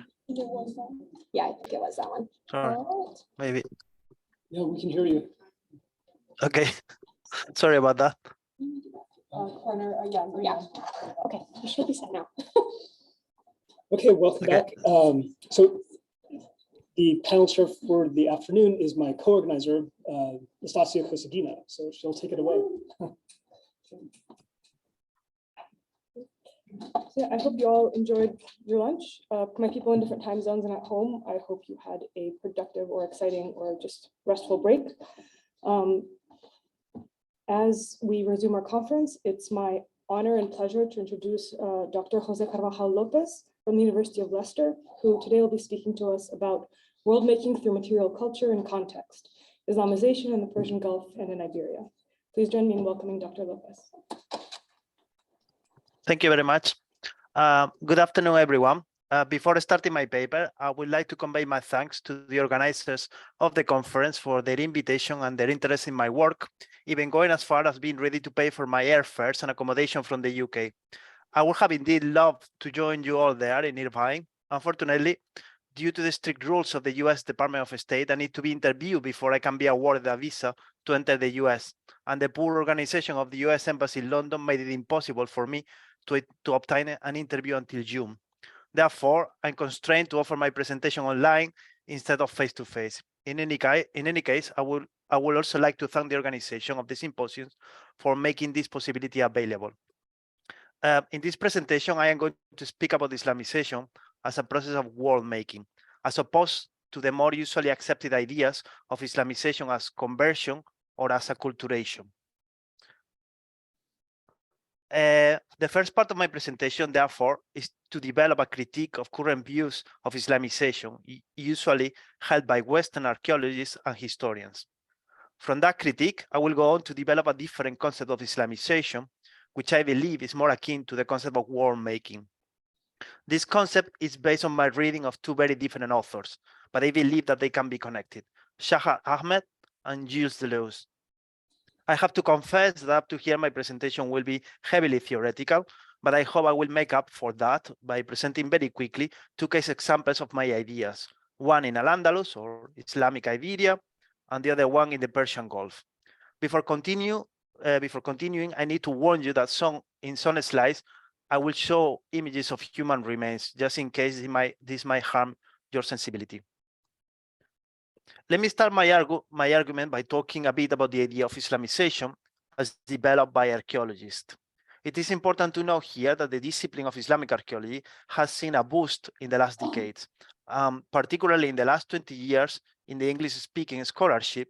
Islam has been considered under new theoretical and methodological approaches, and research has expanded to areas where there was little information before. The concept of Islamization, however, still poses problems to archaeologists and historians alike. In the bottom right corner of my slide, you can see the last important assessment of the concept. in a book edited by the historian Andrew Peacock in 2016. In his introduction to the edited chapters, Peacock shows the difficulties in trying to find a satisfactory definition for the concept of Islamization. But the meaning most frequently associated to it in the scholarship of historians is that of conversion to Islam. Very often, however, this is not always so clear-cut, and Islamization is more likely associated to the expansion of Islam in whatever dimension we can think of. Conversion is certainly one of them, but there are others, like the adoption of cultural practices, the reframing of previous meanings or forms to be adapted to Islam, or in some cases, simply the political and military expansion of Islamic communities over non-Islamic territories. It is for this reason that other concepts related to Islamization must be considered.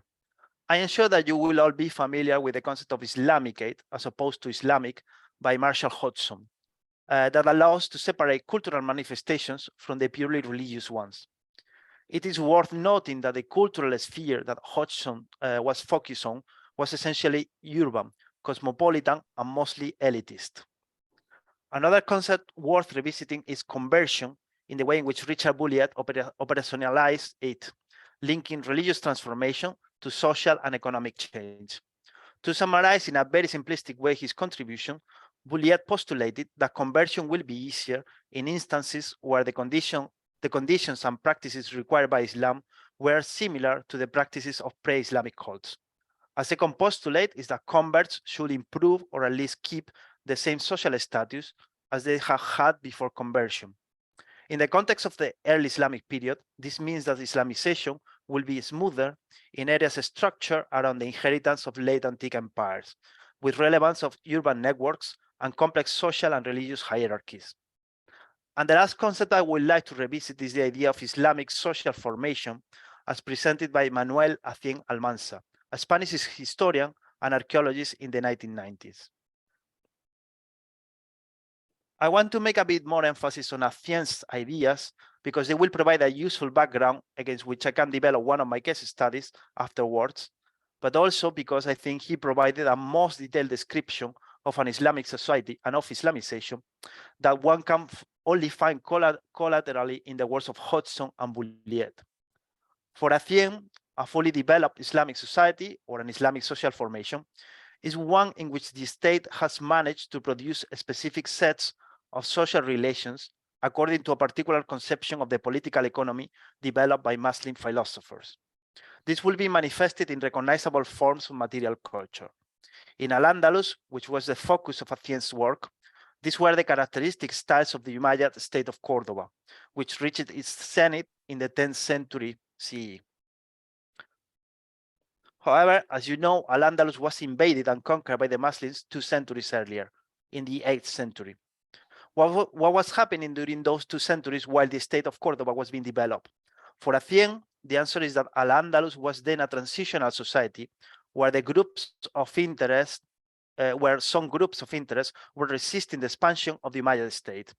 He undertook a study of some of these resistance groups in the 9th century.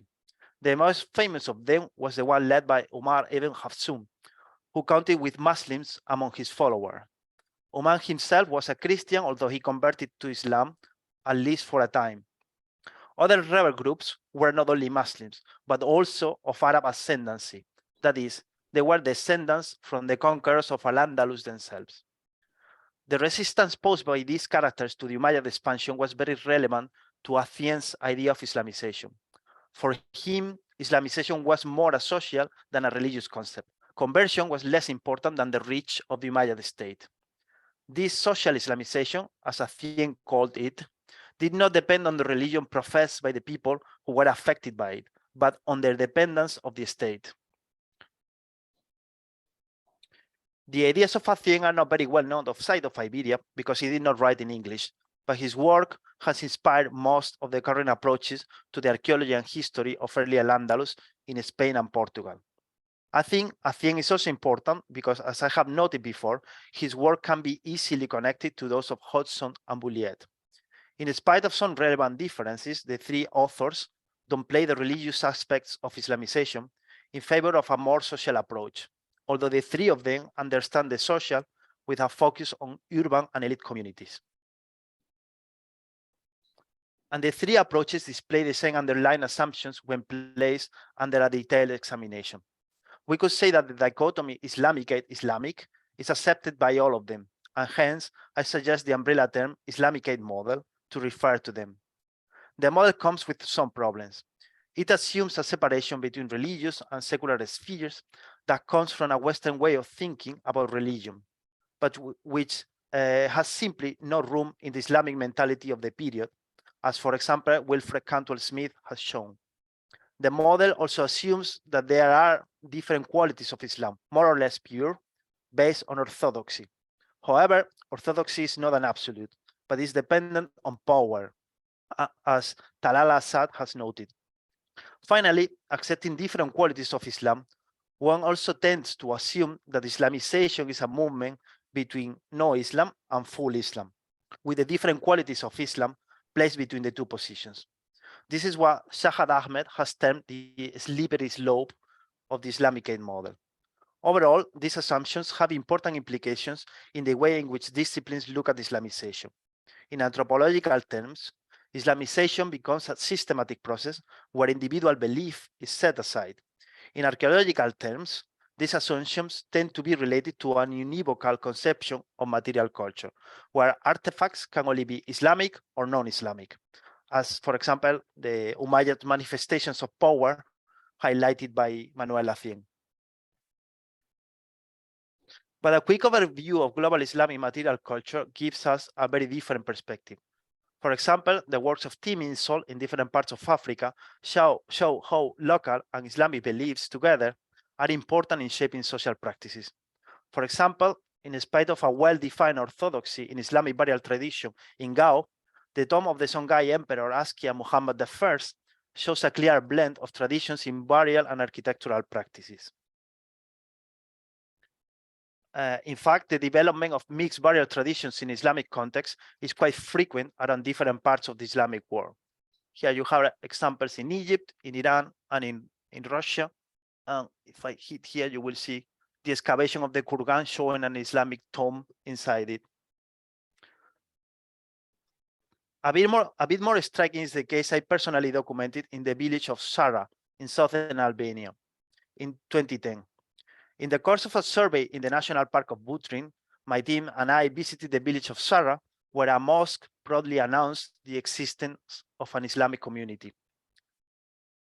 We were quite surprised when we found out that the only person praying in the mosque was a lowly imam of a different ethnic background than the rest of the village. The imam was a Cham, and he was born in a nearby region in Greece. There were indeed other Muslims in the village, but the population told us that they prayed in the Church of St. Nicholas, along with the Orthodox Christian villagers. This was probably due to a combination of factors. One of them will be doctrinal differences, because the mosque had been erected by a Sunni fund, which also maintained the work of the imam, but the Albanian Muslims were Bektashis. Another reason was lack of confidence in the imam, who was clearly not well liked among the villagers. Overall, all these examples show that the Islamicate model is not accurate when reflecting on Islamic practices to a global level and on Islamization in particular. My quest for an alternative way to consider Islamization led me to the work of Shahad Ahmed, What is Islam?, where he presents a thorough critique of the concepts of Islam proposed mainly by Western scholars, and offers an innovative definition based on the exploration and production of meaning. In Ahmed's view, Islam is that hermeneutic search for the meaning of the revelation of God to Muhammad in three different but correlated fields: text, of the field of engagement with the scriptures of the Islamic tradition; pretext, the field of engagement with the world with capitals beyond the scriptures; and context, which is the field of engagement with other fields, including other contexts. Ahmed's work is very useful for an archaeologist, or indeed for any social scientist. It allows to consider Islamic meaning beyond the concern for ascribing people to religions, but it is still deeply connected with the overall frame of Islam. So, for example, for Ahmed, Maimonides, the Jewish scholar of Almohad, Cordoba, reasoned and wrote in ways of thinking that he had learned from the Islamic tradition of scripture. And this made him, to the eyes of Shahad Ahmed, as Islamic as the Mosque of Cordoba. Both the mosque and the scholar were significantly engaged with different fields of Islam: text, pretext, and context. Ahmed's definition of Islam allows me, in turn, to offer a different concept of Islamization, one akin to the idea of world making. It is a process in which a new frame of social, historical, and material conditions, what Ahmed calls a context, are produced and reproduced. Context produces Islamic meaning, but it also allows Islamic beings, like Muslims, but not only Muslims, the production of Islamic meaning. Before I go into examples of this, I would like to offer an alternative definition of Islamization that will take us to a different theoretical background. Islamization is emerging from an assemblage that includes a community of people and things that have become entangled in the larger history of Islam. With this second definition, I am invoking new materialism based in the metaphysics of the assemblage thought of Gilles Deleuze. The work of the French philosopher is becoming very influential in modern theories in social sciences, archaeology included. There are many examples. I have included here some examples of recent works of Ben Jervis, Rachel Krelling, and Oliver Harris about new materialism in archaeology. All of them have been very influential in my own perspectives. The core idea of this theory is that every entity in the world, small or large, simple or complex, has not intrinsic but emergent properties that are the result of the assemblage of elements and relations that compose that entity. The most important consequence of this theory is that it questions the assumption that all things are defined by their haexity. Haexity, quiddity, or thisness is the result of the set of properties of particularity that make a thing exactly consistent with what it is and nothing more or less. Instead, assemblage theory states that everything contains actuality, that is, what it is, and potentiality, that is, what it can be. Another important consequence is that this theory is post-humanist, in the sense in which it rejects Cartesian dualisms between mind and body and between people and things. Assemblage theory is based on a flat ontology in which there are no primary or basic ontological hierarchies to define primary classifications. This is why assemblages are important, because there are no properties or meanings outside of them. And this is also why new materialism can be combined with the hermeneutical approach of Ahmed. In a flat ontology, meaning emerges out of relations between the elements of an assemblage. Therefore, it is possible to state that someone or something is Islamic because it is in context with other Islamic beings. Since Islamization is a continuous process developing in historical, long-term time, to equate it with conversion is a mistake. Conversion is the acceptance of Islam by an individual in a particular historical moment, in a well-defined social reality, and with a very particular conception of Islam, all of it included in the same assemblage. To conceive Islamization as a conversion, one needs to generalize the concepts of individual and of Islam itself, up to the point when they become self-defining and are no longer referring to particulars, and therefore they become meaningless. It will be a paradox to try to give meaning to conversion if the concepts of Islam and individual become meaningless in themselves. It is therefore necessary to consider them in the frame of wider social, historical, and material conditions that make this conversion possible. And this is precisely the definition that I propose of Islamization. It is the process by which the conditions mentioned before are generated. This is not a mere change of order, conversion to Islamization versus Islamization to conversion. The idea is that Islamization is a form of world making. It must be understood as an emerging characteristic of an assemblage that includes a community of people and things that have become entangled with the larger history of Islam. This means that in order to understand Islamization, we need to understand the full range of social and material conditions that make it particular in each context and that give rise to conversion at the same time. Right, in the minutes that I have left, I would like to offer two case examples of this conception of Islamization into early Islamic contexts, very different from each other, but precisely for that reason, useful to see how Islamization created different worlds. One of them is the area of the Vega of Granada in Spain, and the other one is in Qatar in the Persian Gulf. The particular proxy for Islamization that I will be considering is ceramic assemblages. And in each area, I will classify ceramics under three main headings. Local, if they were produced in the settlement where they are consumed or in its close vicinity. Regional, if they were produced and consumed in a geographical area that shows a strong connectivity. Or exotic, if they were produced and consumed in geographical areas loosely connected.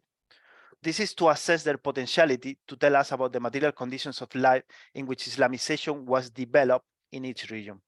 I must emphasize that by material conditions of life, I mean not only what is usually understood as the economic base of a society, but the whole assemblage of people, things, and places, and the ideas and relations that bind them together.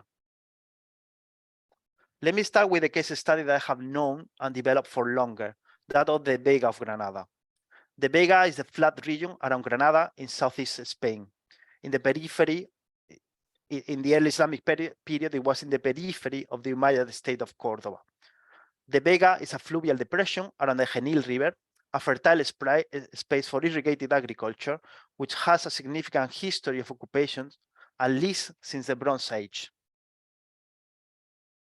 Interestingly, this history seems to have been significantly altered with the Muslim conquest in the early 8th century, when new Berber and Arab settlers arrived and established themselves in the area and occupied new ecological niches.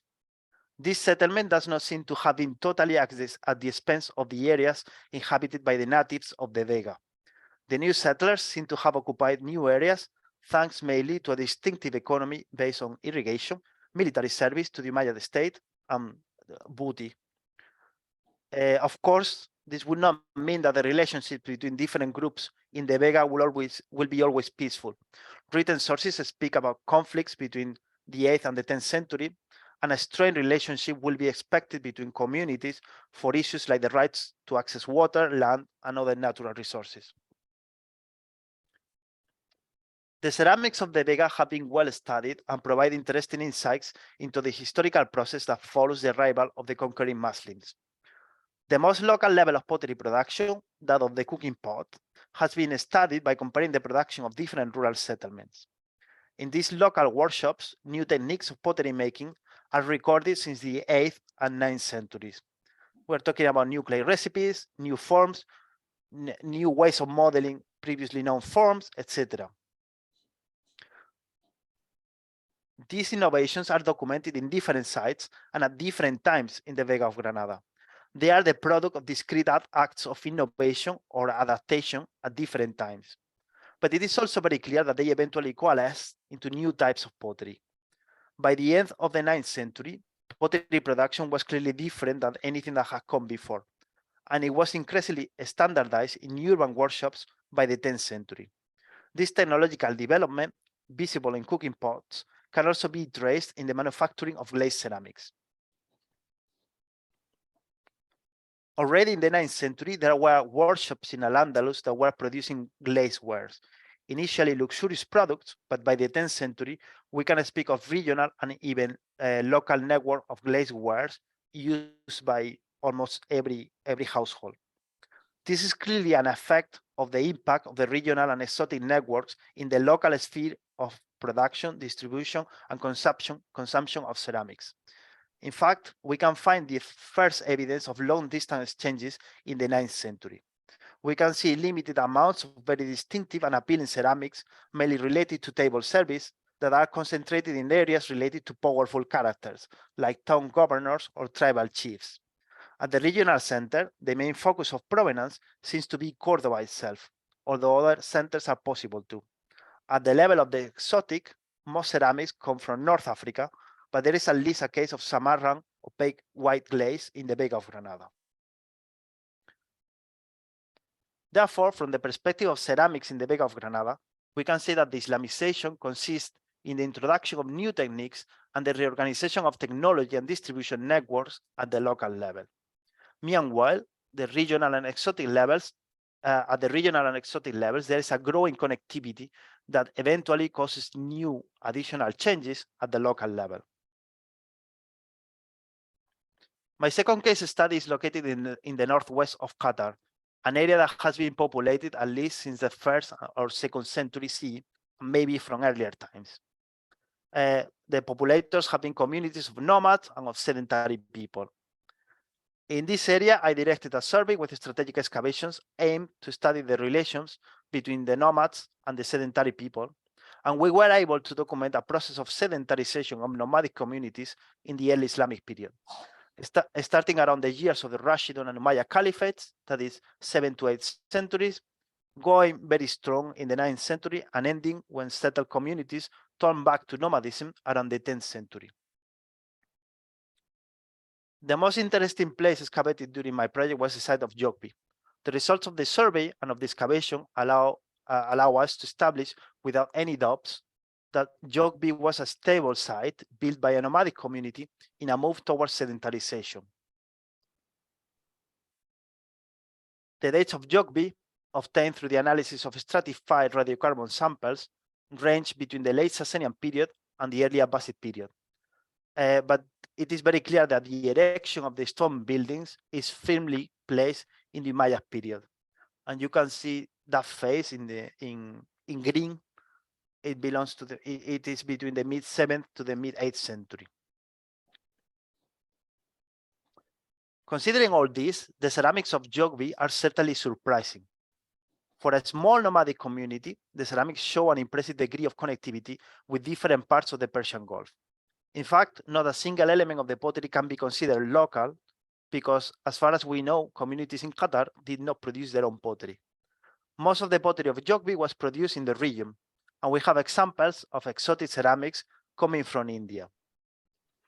Interestingly, the most exotic ceramics do not seem to have the appealing qualities documented, for example, in the exotic ceramics on the Vega of Granada, and they are not used for table service, but for kitchen and storage uses. The display of appealing elements for table service is documented with regional types of ceramics, particularly with turquoise alkaline glazed ceramics, which are the most abundant by share count, but and also with glass and probably metal. Softstone vessels and elements made of glass and metals were, of course, products of regional or exotic trade. But I would like to call your attention more in particular to this set of castnet weights that were found together. Weights like these are very frequent in the sites of the Gulf, but the particularity of this set is that they were found as they had fallen. They had been joined together by a string that was hanging from a nail in a wall, and they were trapped in that position when the wall collapsed. This gives us a unique insight on in the composition of this small assemblage of weights, and it shows a very interesting information. With the exception of one single weight that was made in stone and 3 weights that have been specifically made from clay, every other weight was made from discarded pottery sherds coming from large containers, probably used for trade. 5 of these containers can be recognized as torpedo jars, a very characteristic Gulf transport jar. 2 similar classes, one lisp and one turquoise glazed big jars, can also be recognized. Most of the weights are made by a jet unclassified type of pottery, which surely did not come from Qatar. The most likely provenance is Iran, but this needs to be tested with petrographic analysis. In any case, this small assemblage of weights is indicative of the abundance and frequency of pottery exchanges of the recently sedentarized or semi-sedentary members of the community of Jogby. They were abundant enough to produce discard that could be reused in this fashion. This shows a strong connection to regional and exotic networks of communication. Islamization here was a matter of the engagement of nomadic communities with a changing and active landscape in the region.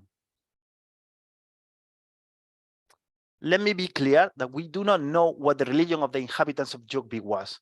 They could have been Muslims, but they could also have been Christians or something else. But I am convinced that they were Islamic. Let's not forget that because of the geography and chronology of geography, its inhabitants will have been deeply involved in the expansion of the Islamic polity through the Arabian Peninsula and in the invasion of the Sasanian Empire, and possibly in the fight against the Azraqi anti-caliph of the Second Fitna, and in the trade expansion between Baghdad and China. It is therefore clear that the Islamization of Qatar is related to the engagement of local communities, sedentary or nomadic, with increasingly connected networks of communication that develop since Islamization. For the nomads in particular, connectivity enhanced their economic possibilities and allowed them to enter the path to sedentarization. I hope to have shown in my two case studies that Islamization, conceived as something different from conversion or acculturation, happened essentially as the result of developing connections and relations with assemblages where Islam was already present. These new relations generate new material conditions of life in what is essentially an act of world-making. It is important to emphasize that Islam is in itself an assemblage too. So another way to look at Islamization is to assume that the assemblage Islam has grown at the expense of the assemblages contained in our regions of study. Of course, this means that Islamization is in itself has many different meanings and known in absolute terms. This is perfectly consistent with the new materialist idea of flat ontologies that rejects hierarchies of meaning. All the elements of an assemblage find their meaning in conjunction with the assemblages to which they belong. In our case, Islamization and Islam do not define what is happening in each area. We have seen that in the Vega of Granada, the Islamization implies the introduction of new technologies and new organization of production at the local level, and then the subordination of the local to new regional and exotic levels of connection.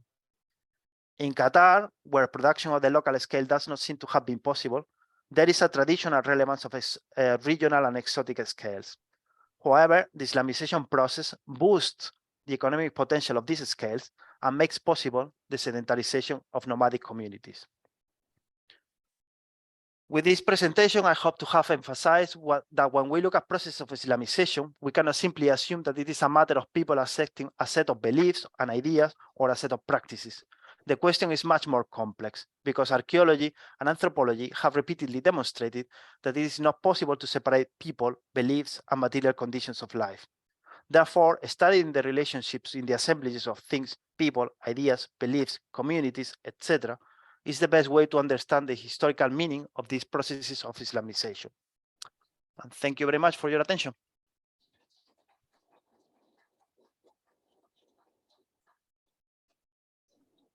I hope you got to enjoy those applause, Dr. Carvajal Lopez.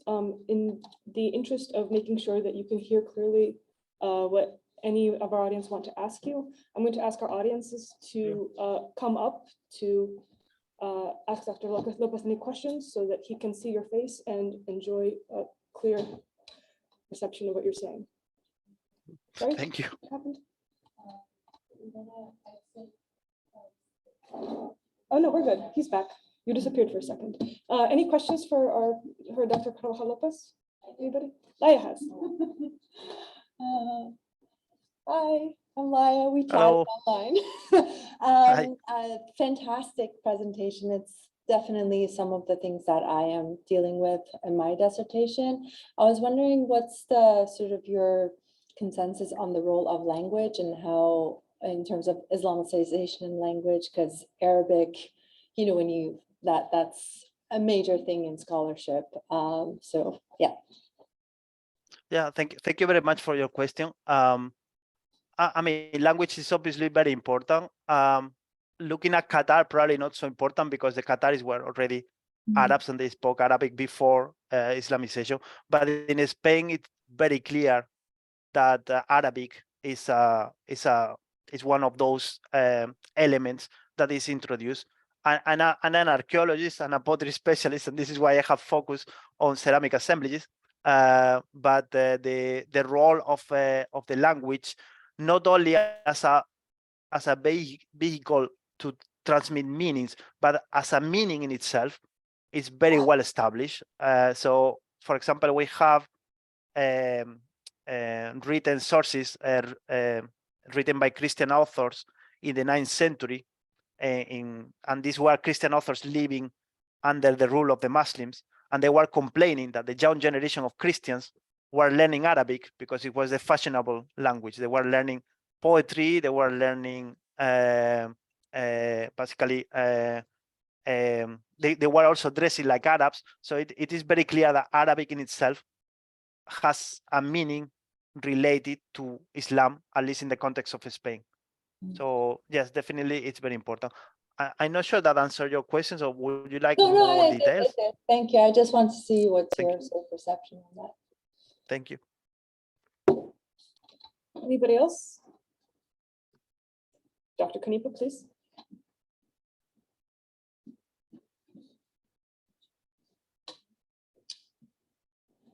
Thank you, Jose. That was a wonderful presentation, and it touched on some theoretical themes that we've been kind of working on generally around here at UCI.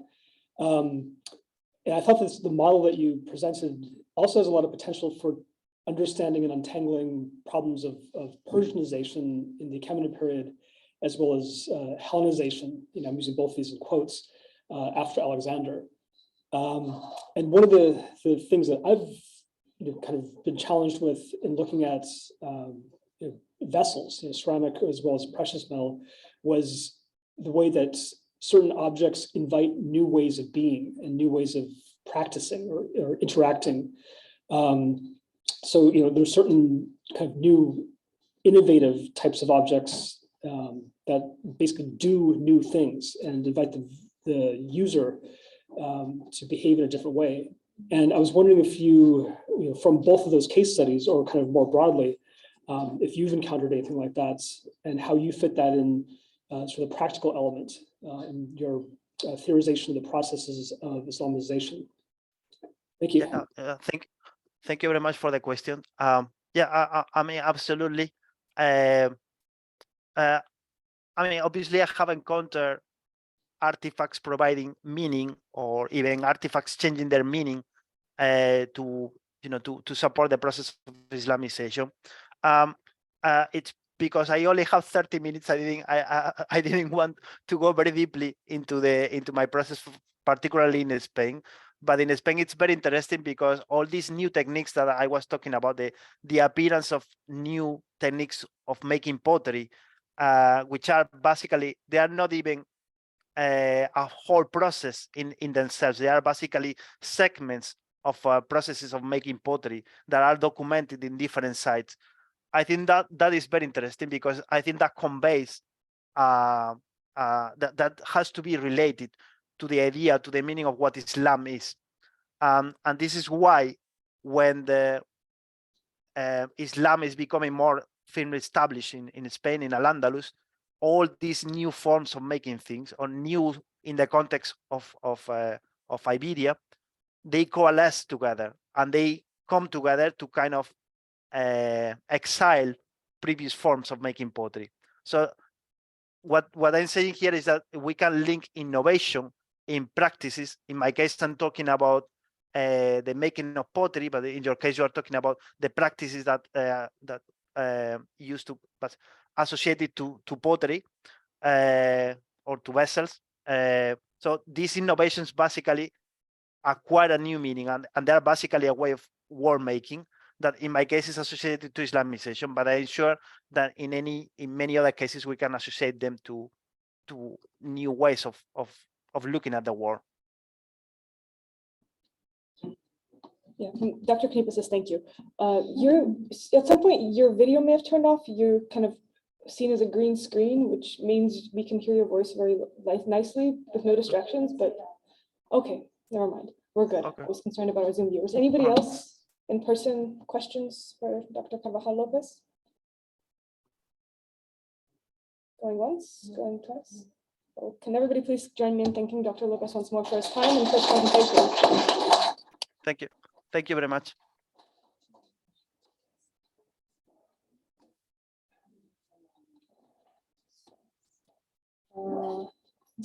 Done that right? Yeah.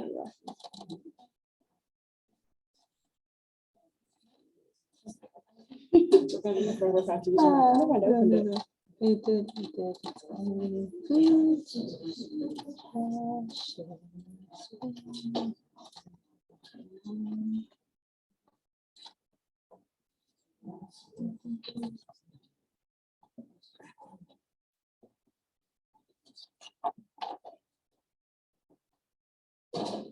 So without further ado, I would like to welcome my friend, a fellow PhD student at UCI, and also a scholar who works on early Islamic textiles, Bimet Nishanova, who will be giving us a presentation on the veiled world, ontological parameters of early and pre-modern Islamic textiles.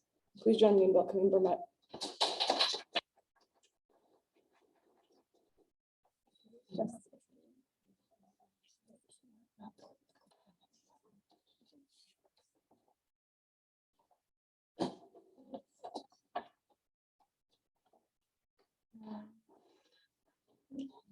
Good afternoon. I just also want to echo all the speakers by thanking Professor Canepa and Nastasia Kosygina for having me in the symposium and allowing me to present my paper on Islamic textiles. So my following presentation is kind of an adaptation of a research paper that I wrote for kind of a method-oriented seminar, which I took in the fall quarter and just taught by Professor Canepa. And in this research paper, I was kind of thinking of ways of expanding the perception of textiles beyond how they are currently positioned in Islamic art historical scholarship. And my ultimate kind of goal was to reevaluate how references to Islamic textiles were made, so that the relationship between objects or architecture and textiles was not only that textiles were kind of mediating or facilitating something, but that they kind of helped frame and shape how these other objects were understood.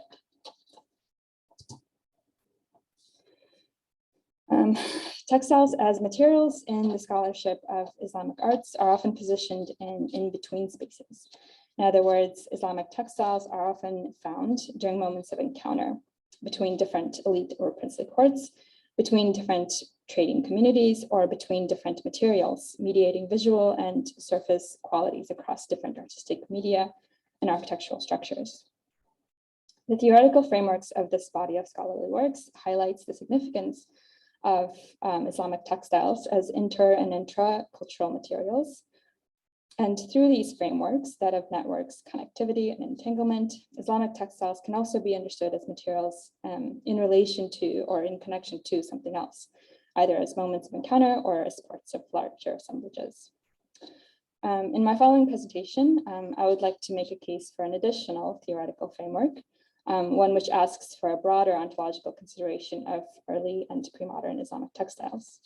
And by ontological consideration, I refer to the ways that textiles informed and shaped worldly experiences of Islamic communities, either through their physical materiality, or as I will suggest, possibly indicated by their more sort of conceptual notions, such as textile-based metaphorical references made in Arabic and Persian literary works. I suggest that Islamic textiles, not simply as materials that constructed significant networks and entanglements, but also as configurations, actively constructed human perceptions, actions, and habits. Namely, these textiles functioned integrally as ways for early Islamic individuals and communities to interact with and live in the world. Furthermore, I do not necessarily argue for kind of a single monumental ontological configuration of Islamic textiles.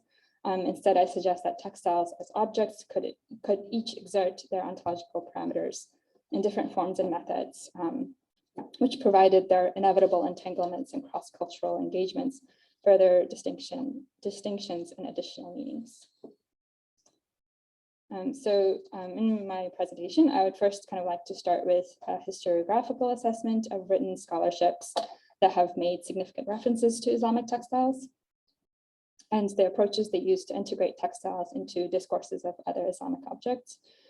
Here, I also want to engage specifically with some scholars whose studies of Islamic textiles have rightly expanded their discourse beyond their materiality, beyond the materiality of the textiles themselves, and into intermedial relational studies of textiles, other objects, and poetic texts. In this section, I will also address how this body of scholarly works has contributed to the growing ontological understanding of Islamic textiles through the theoretical frameworks of networks, connectivity, and entanglement. Following this section, following this historiographical assessment, I will transition my investigation of possible broader parameters of or configurations of Islamic textile ontology. Here I suggest a consideration of literary and poetic metaphorical connections made between textiles and the natural environment, as in the landscapes and scenic locales of the Islamic world. And for this purpose, the following theoretical case study casts a wide geographical net to the entirety of early Islamic context from the Western Mediterranean to Central Asia, although also I'm kind of stressing here the materials attributed to the so-called Persian spaces of the Islamic world. And I suggest that the shared literary and poetic cultures of these Islamic regions possibly allows for a distinct perception of textile materiality, which was more expansive and included textiles, objects, architectural structures, paintings, as well as human bodies and landscapes as kind of experientially, emotionally felt spaces, and which were all perceived together in an expansive material discourse of the Islamic world. So within the kind of last 3 decades, scholarship of Islamic art has recognized the significant role textiles play as links between different cultural, economic, and political networks of the medieval and early modern worlds.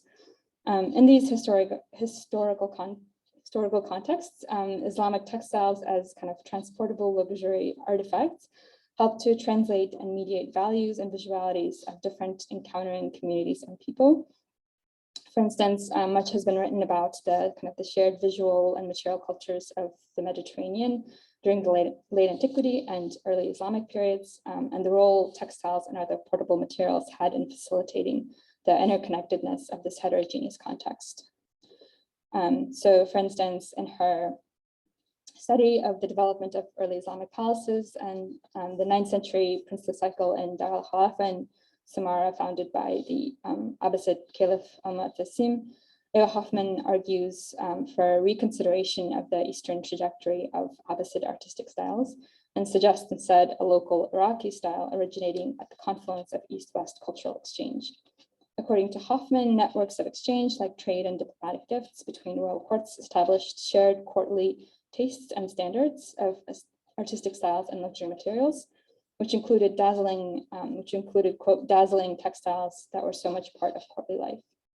In an earlier article titled Pathways of Portability, Islamic and Christian Interchange from the 10th to the 12th century, Hoffman writes that it is hardly possible to overestimate the mediating role of textiles, textile design, and textile vocabulary in defining the shared contours of this courtly visual culture and experience.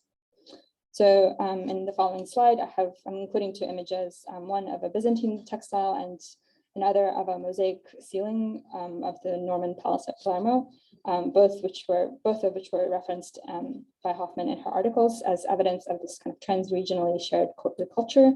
And I added in the middle an image of a silk fragment from the Cleveland Museum of Art as an object closer to date, perhaps to the 12th century mosaic at Palermo.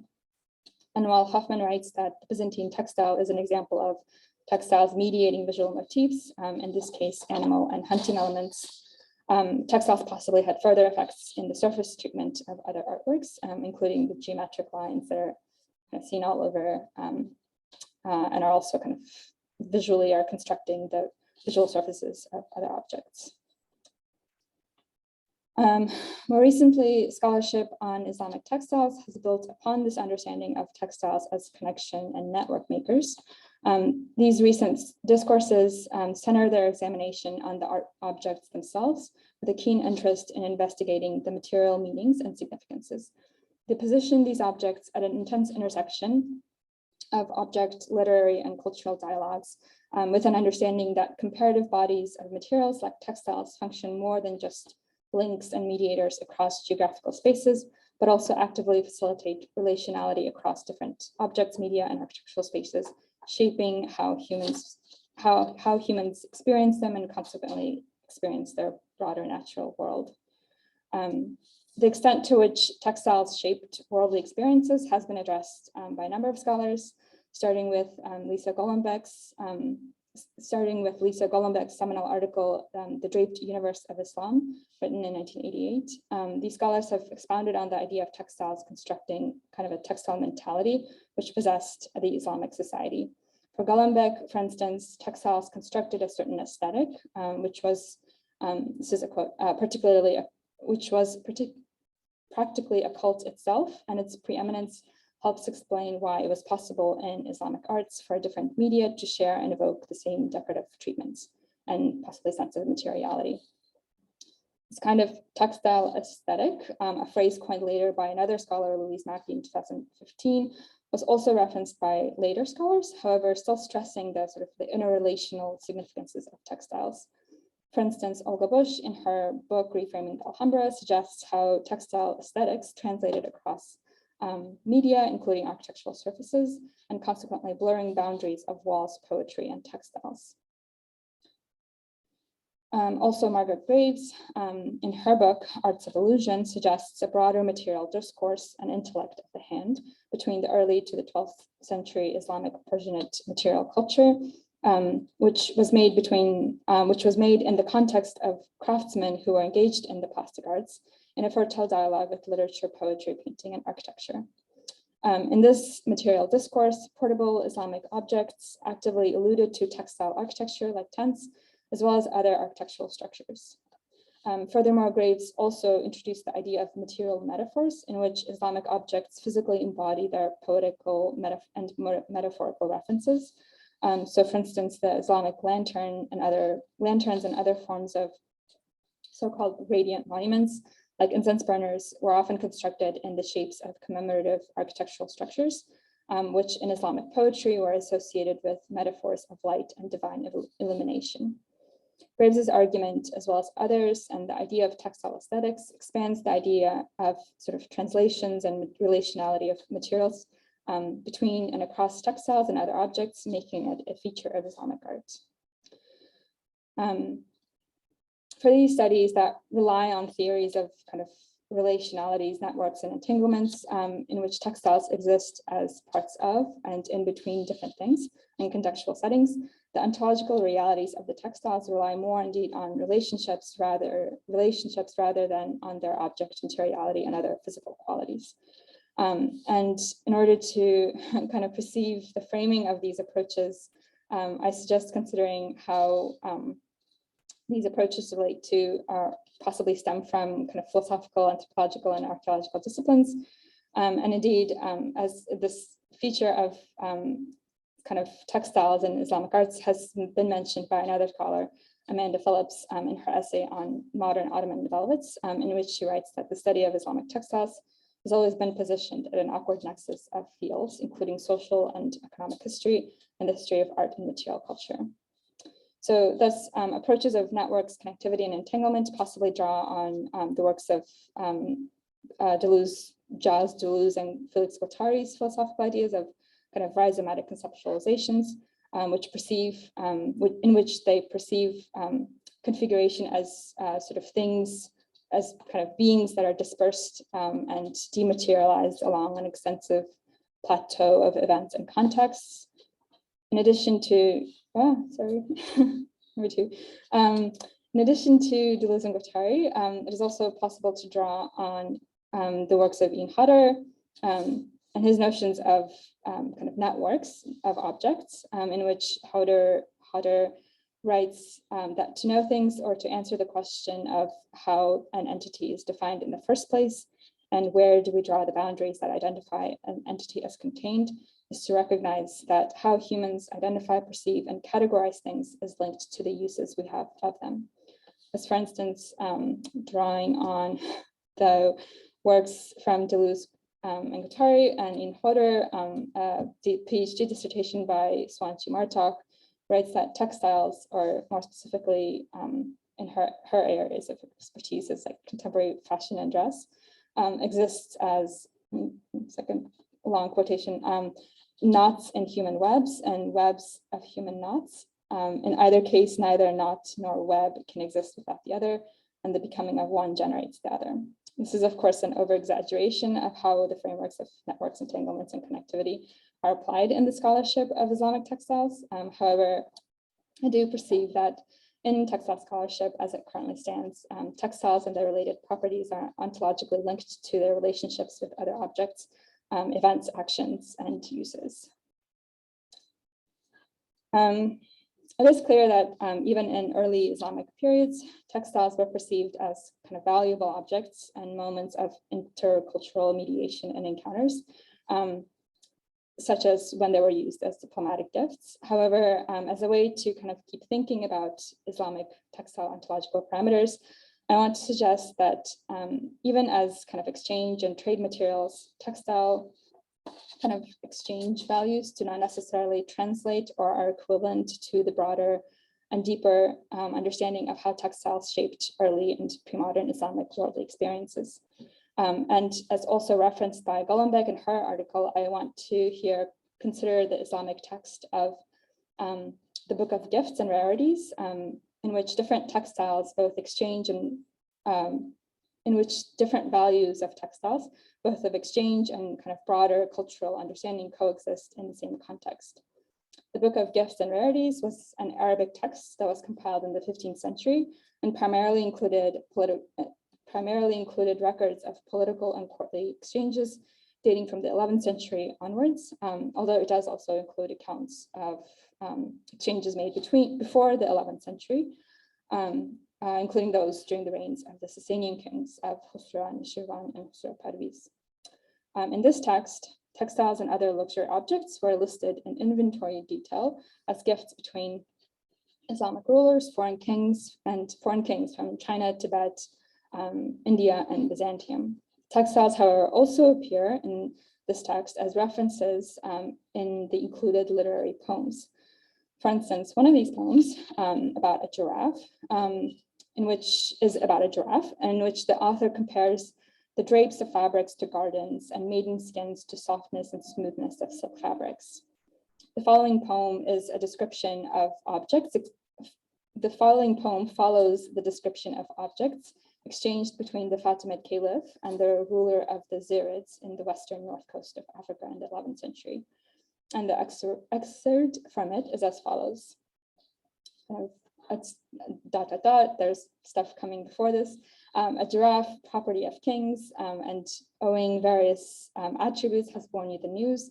She has gathered together the merits of what she relates, and this has brought harmony to a body so disproportionate in limbs. And then it keeps going. Each camel quivers beneath the howdah, and its head so high as to be kissed almost by the heavenly twins. The howdahs are covered with drapes of fabric, as though a flowering garden has been spread over them. Within them are maidens like does, and companions like young of oryx or deer. The maidens embrace the silk of their clothes and the silk of their fair skins, and the silk itself offers tenderness to their skins. The juxtaposition of the metaphorical understanding of textiles with a series of transactional gift exchanges suggests that there are indeed different layers of meanings to textile materials. In other words, it is possible for materials like textiles to occupy the same contextual spaces while functioning in multiple value systems, both economical and more broadly material and cultural. And the scholarly conflation of the economically oriented explanation of textiles and the perception of textiles as materials, in other words, questions of how textiles were meaningful and generated a broader understanding of worldly experiences, is significant to recognize. And following this, I suggest that both understandings help establish the ontological parameters of textiles. Textiles were frequently referenced in Persian and Arabic literature as kind of poetical, metaphorical expressions to describe kind of the experienced natural environment. Thus, I suggest that in the early and pre-modern Islamic periods, textiles functioned integrally as ways of interacting with and being in the world, as referenced by the kind of a Heideggerian understanding of being in the world. While certainly textiles weren't the only materials to do so, to quote Sylvia Hoteling here, sensory, imaginative, and emotional properties of textiles often help to characterize the surrounding spaces, which are so well expressed in early Islamic, Persian, and Arabic poetry. So, for instance, in the late 9th century the late 9th century poet Ibn al-Mu'taz compares night and day to outer garments and white cloth, respectively. In his Diwans, al-Mu'taz writes that the night's end is like an open outer garment, while daybreak is like bright white cloth. Likewise, we saw this earlier, as kind of mentioned earlier, the giraffe poem, textiles often provide qualities and characteristics that enable descriptions of natural surfaces like skin and fur. And of course, in the well-known Persian texts of the 12th century poet Nizami, textile allusions were often used to describe landscapes, such as the thick growing grass and the night sky in the text Layla wa Majnun. For instance, in the gardens where Layla spent her time is described as having twin colored banners of red tulips and yellow roses and an emerald green carpet of the lawn. And while in the desert, Majnun lay on a brocaded carpet of soft grass. Similarly, elsewhere in Layla wa Majnun, a veil is used to metaphorically describe a human body and the open sky, which at daylight is a veil of pure sky blue, and at dawn a gold embroidered veil of the approaching twilight over its white garment. And here the white garment is sort of like al-Mu'taz's idea of day. Similar types of textile metaphorical references permeate numerous literary works of other early and pre-modern Islamic periods, suggesting textiles as materials support the perception and understanding of how human beings had experienced or at least described their world. To kind of begin perceiving how these literary works function to create a sense of ontology of Islamic textiles, I begin by considering the Heideggerian conceptualization of being as an entity in time that is experiencing and living its surroundings. Very superficially Heideggerian. For Heidegger, the theoretical considerations of ontological entities or beings are their transcendence from their materiality, their indefinability, and sort of self-evident existence. When applied to a corpus of textiles, these considerations would suggest that textiles are often more than a collection of materials that are representative of crafts, networks, and assemblages.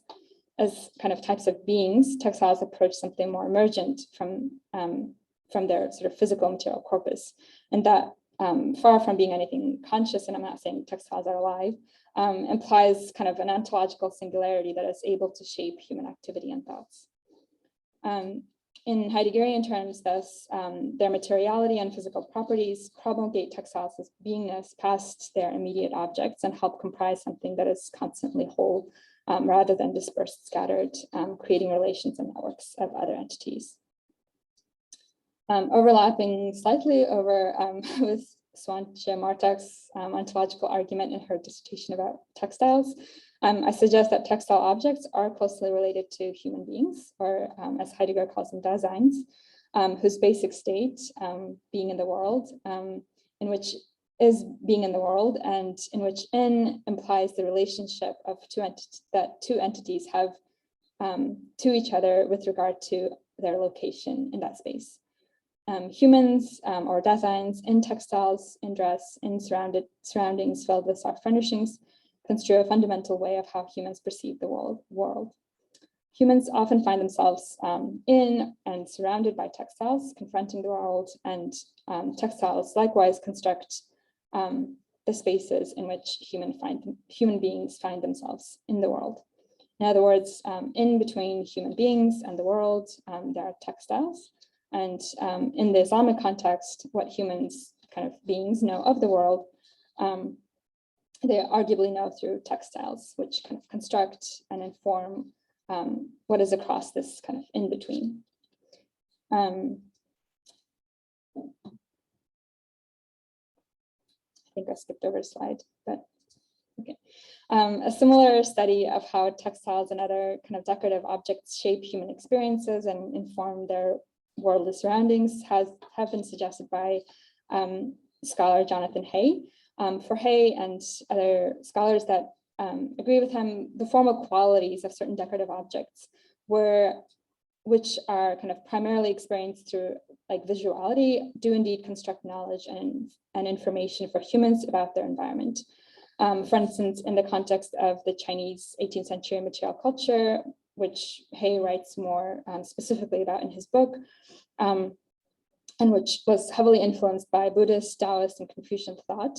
Hay remarks that two-dimensional decorative objects, textiles, paintings, and hangings, which being all surface, are only minimally object bodies. Hay further suggests that the specifically decorative aspects of the object lies elsewhere in the surface. The topography of sensuous surfaces, or surface state, is a principal feature by which shaped by two-dimensional and three-dimensional decorative objects.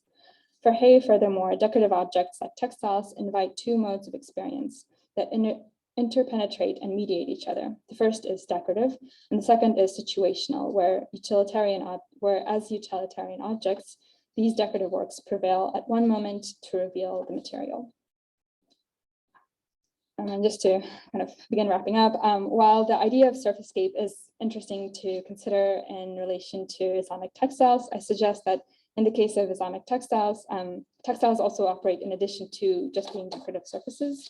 And as suggested by kind of Persian and Arabic literature and poetic metaphors, in the early and pre-modern periods, Islamic textiles were understood to provide also kind of experiential and embodied understanding of the world. To evoke Golombek's argument, textiles form the metaphorically speaking material membranes or drapes within which early and pre-modern Islamic communities founded themselves in, and through which they understood their surroundings. Of course, further analysis of Persian and Arabic literature may elucidate further how textiles related and suggested these worldly experiences. However, in our sort of additional ontological examination of Islamic textiles, the few literary examples included above adjusts the understanding of textiles as mediums that kind of only simply translate cultural contexts across geographical spaces, or suggest kind of intermedial relationality between different Islamic objects, as significant as these moments of networks and entanglements are. Beyond such mediating functions, what this kind of additional ontological examination suggests is how much more worldly these and how much more worldly and indeed deeply embodied these moments of networks and entanglements were. Likewise, this kind of additional understanding of how Islamic textiles shape and inform worldly experiences underscores the relationship between textiles and other non-textile Islamic objects and architectural structures, possibly indicating how textiles informed and framed how non-textile objects were regarded, used, and incorporated into people's daily lives. That's it. Thank you.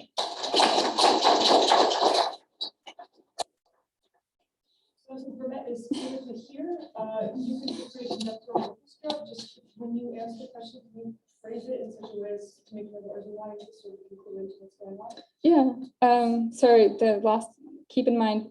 The Zoom audience is. Oh, the Zoom audience. So just phrase your answer in a way that is clear to them. Yeah.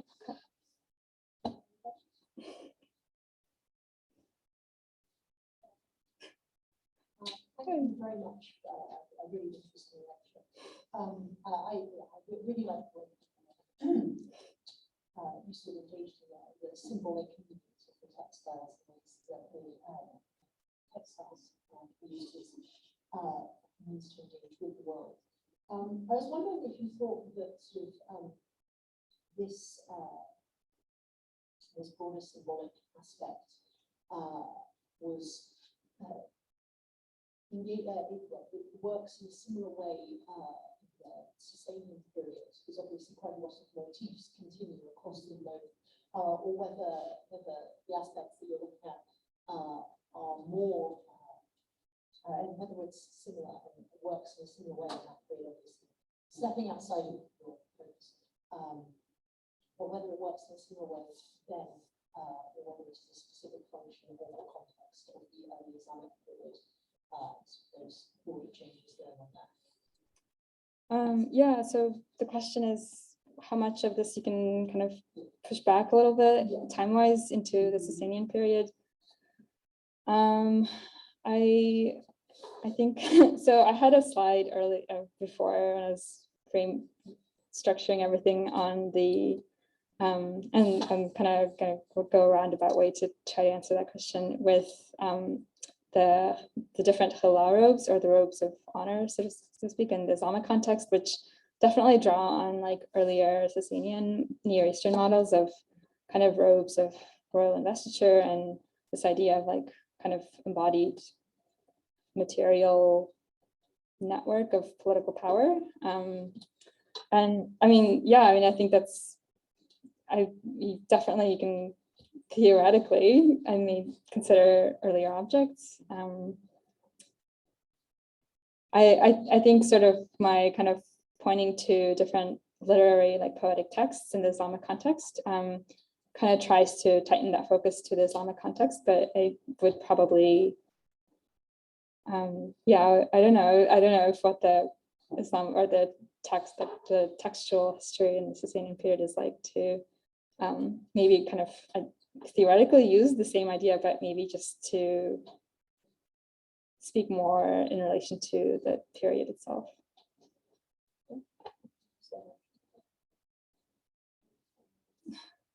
Somebody will probably mention, somebody else had a question, I'm sorry, I wanted to stimulate away from my shared prerogative for saying these and ask for that. So towards the end of the talk, you brought in the term membrane, which you mentioned a couple times, and I wanted to touch more on this. I got excited about it. And so membranes allow us to hear, to feel, and to function with, and also without them, thinking of eardrums and things like that. They're also very fragile kind of organic structures, which is something that I think your natural metaphors are also playing with. And also the photos, the visuals, these often have frayed, fragmented pieces of textile that pervade your slides.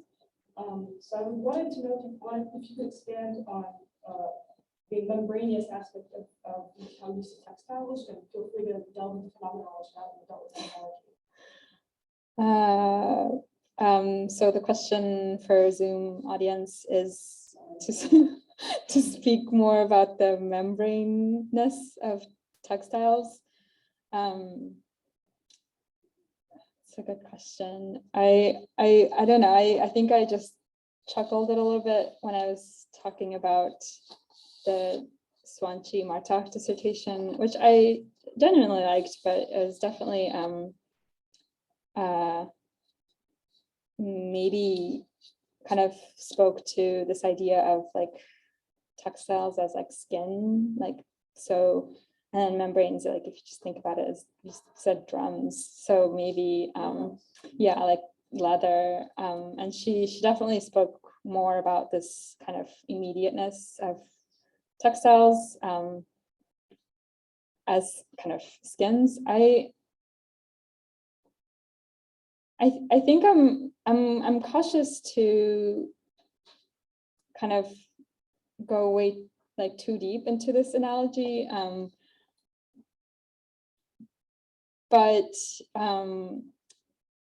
maybe just having like this slide in front of me right now, this like membraneness, kind of referencing perhaps like how when perceiving Islamic objects from this period, such as the water jug or the ceramic tile,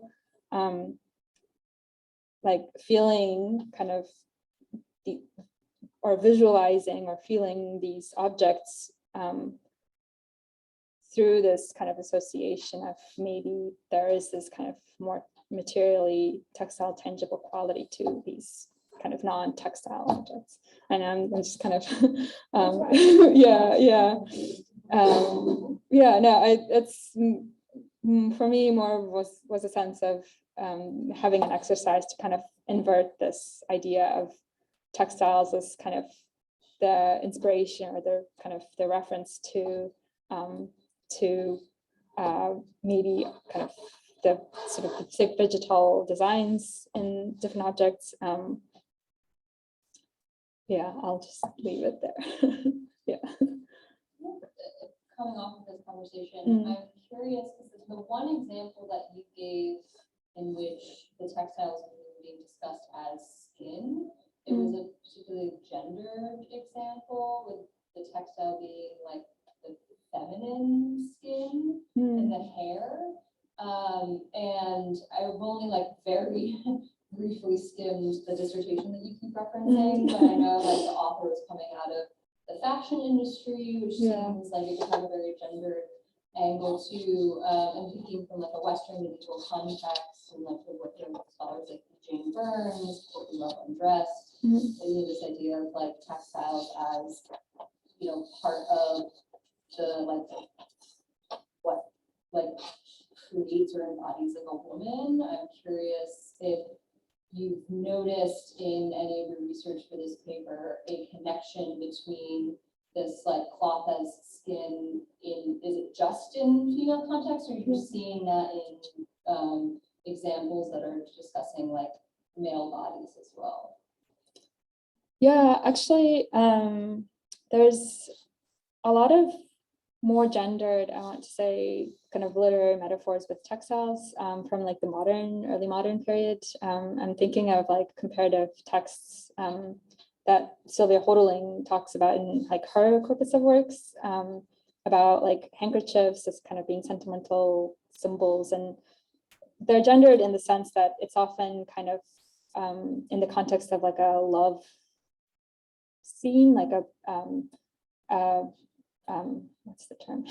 Kind of for the subject of like the beloved, the Persian beloved, that's kind of their context. And I just like trying to recall like examples of this. I feel like the comparison does tend to suggest this textileness to the female of the pair rather than the male. But yeah, I mean, I would have to take a look more like specifically about this. As far as the early context, I was actually, maybe just because of like my own kind of intentions, I was actually trying to find deliberate evocations of textiles as like natural landscapes, to kind of try to like push the textile out from the body, like out too.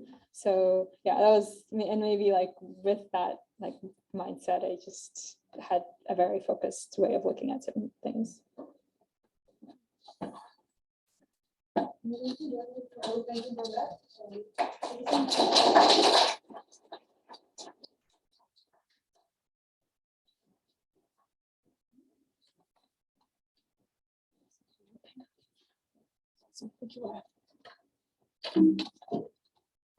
Give us a moment as we set up for our next talk.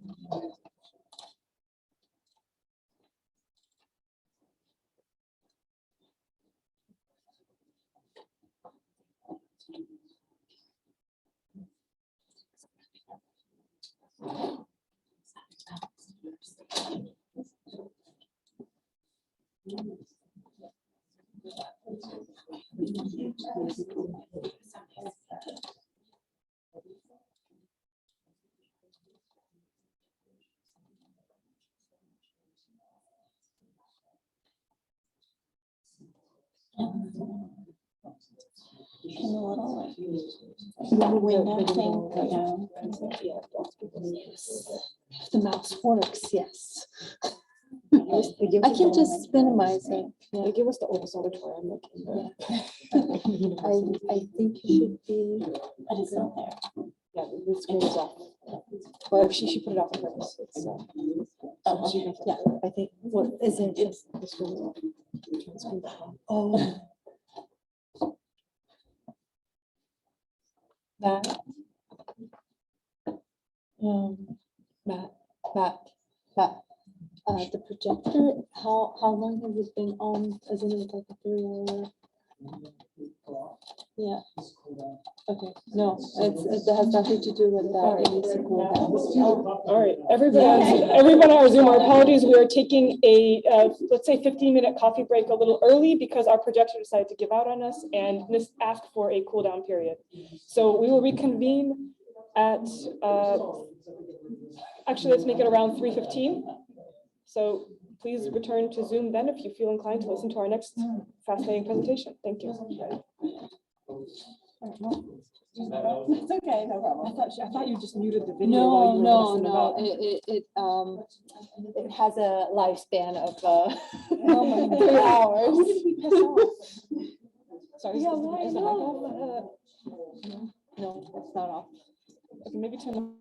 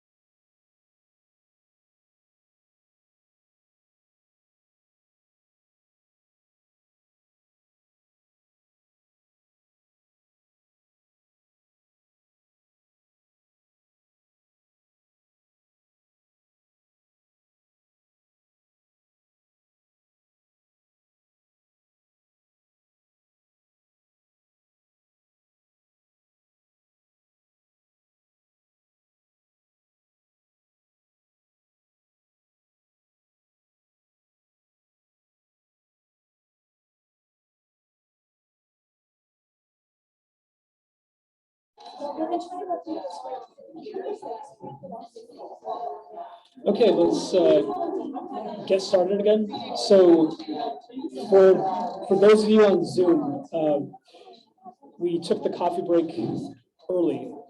So we'll be resuming with Stephanie Langen Hooper. So I'll let you do the real introduction.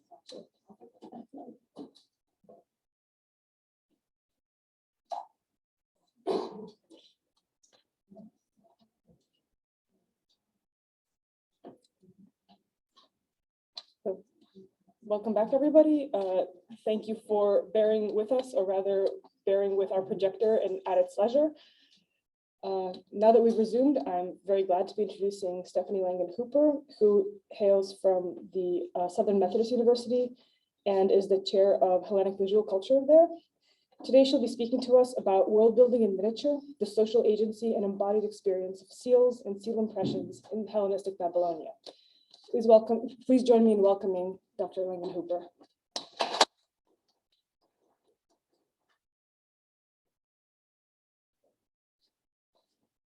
Thank you. Thank you all for listening to my talk. Thank you to Professor Canepa for the invitation. It's my pleasure to be here. All right, so we'll be talking about miniaturization and how that contributes to world building. So miniaturization is often equated with intimacy. Is this working? How do I arrow not working?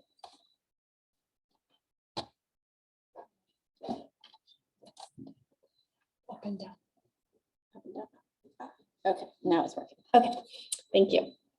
So in the thriving archaeological and art historical discourse on miniaturization, the affective properties of tiny things are often understood through a lens of interiority.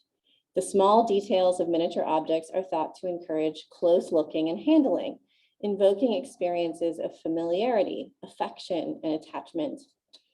Tiny things induce a dreamy reverie of contemplation, gaze, touch, and desire. Their accessible and non-threatening physical presence puts the user at ease. When placed in proximity to our own larger bodies, miniature things provide us with a chance to feel big and powerful, able to rule and control a daydream of a life within a life. In my previous work on the figurines of Hellenistic Babylonia, I have utilized interpretations based on intimacy. So where are we? Located in southern Mesopotamia, modern Iraq, Babylonia became home to substantial numbers of Greek immigrants following the conquests of Alexander the Great. Under the Greco-Macedonian successor kingdom of the Seleucids, the people of Babylonia developed material culture that bears evidence of a substantial degree of multicultural hybridity, blending together motifs, styles, and forms from Mesopotamian, Greek, and Hellenistic Koine traditions. The creation and use of such hybrid objects persisted in popularity for centuries after the Parthian conquest of Babylonia in 141 BCE. Many of these objects were miniatures. Within Hellenistic Babylonia, tiny things were widely used in large numbers. Terracotta figurines in particular survive in the tens of thousands. The popularity of miniature objects in Hellenistic Babylonia makes this society a productive case study for exploring the experience of and the agency of tiny things to build social worlds. In the course of writing my book on Hellenistic Babylonian figurines, I became increasingly convinced that understanding miniature objects through the framework of intimacy alone was insufficient. This is because although miniatures generally accommodate human vision and touch, sensory probing and spatial proximity do not always yield complete access and understanding. Touching the face of a figurine does not, Touching the face of a figurine does not suddenly discover eyes if eyes are not depicted, nor does it suddenly provide access to bodies swathed under layers of garments. Some details are omitted altogether, such as the unmodeled backside of the figurine on the left. Vent holes, such as on the figurine on the right, or fingerprints on these figurines. They're a little hard to see, but they are there, I promise. or raised seams where the two molded halves of the figurine were joined together, as seen here in the side view. You can really see that seam between front and back half. These are visible reminders that these tiny people were not in fact people, but manufactured objects that were created by human hands. I argue that the distancing, inaccessible, and even incomprehensible aspects of miniaturization had a positive social resonance. Rather than allowing their users to be fully immersed into their tiny worlds in an alternate reality of dreamlike escapism, miniatures could be socially potent precisely because they redirected attention to interactions at a life-size scale in the real world. Thus, they became a toolkit to alter such realities and to shape new community and personal identities, to build new worlds in response. In my talk here today, I will explore this experience of miniaturization in Hellenistic Babylonia by focusing not on figurines, but rather on seals and seal impressions. To introduce this corpus, almost all of the Hellenistic Babylonian seals were worn as either rings with engraved bezels or inset gems, or scaraboid beads that could either swivel on rings or be hung from strings. Due to the preciousness of these objects, they are only infrequently preserved in the archaeological record. However, seal impressions number in the thousands and have been recovered from archives in palaces, temples, administrative buildings, and private residences in Hellenistic Babylonia. This attests to the widespread popularity and use of this type of miniature image by private individuals wealthy enough to participate in relatively high-value transactions, usually tax payments, sales of property, enslaved persons, or shares in temple offices. Seal use had a long history in Mesopotamia, dating to the invention of writing itself in the late 4th millennium BCE.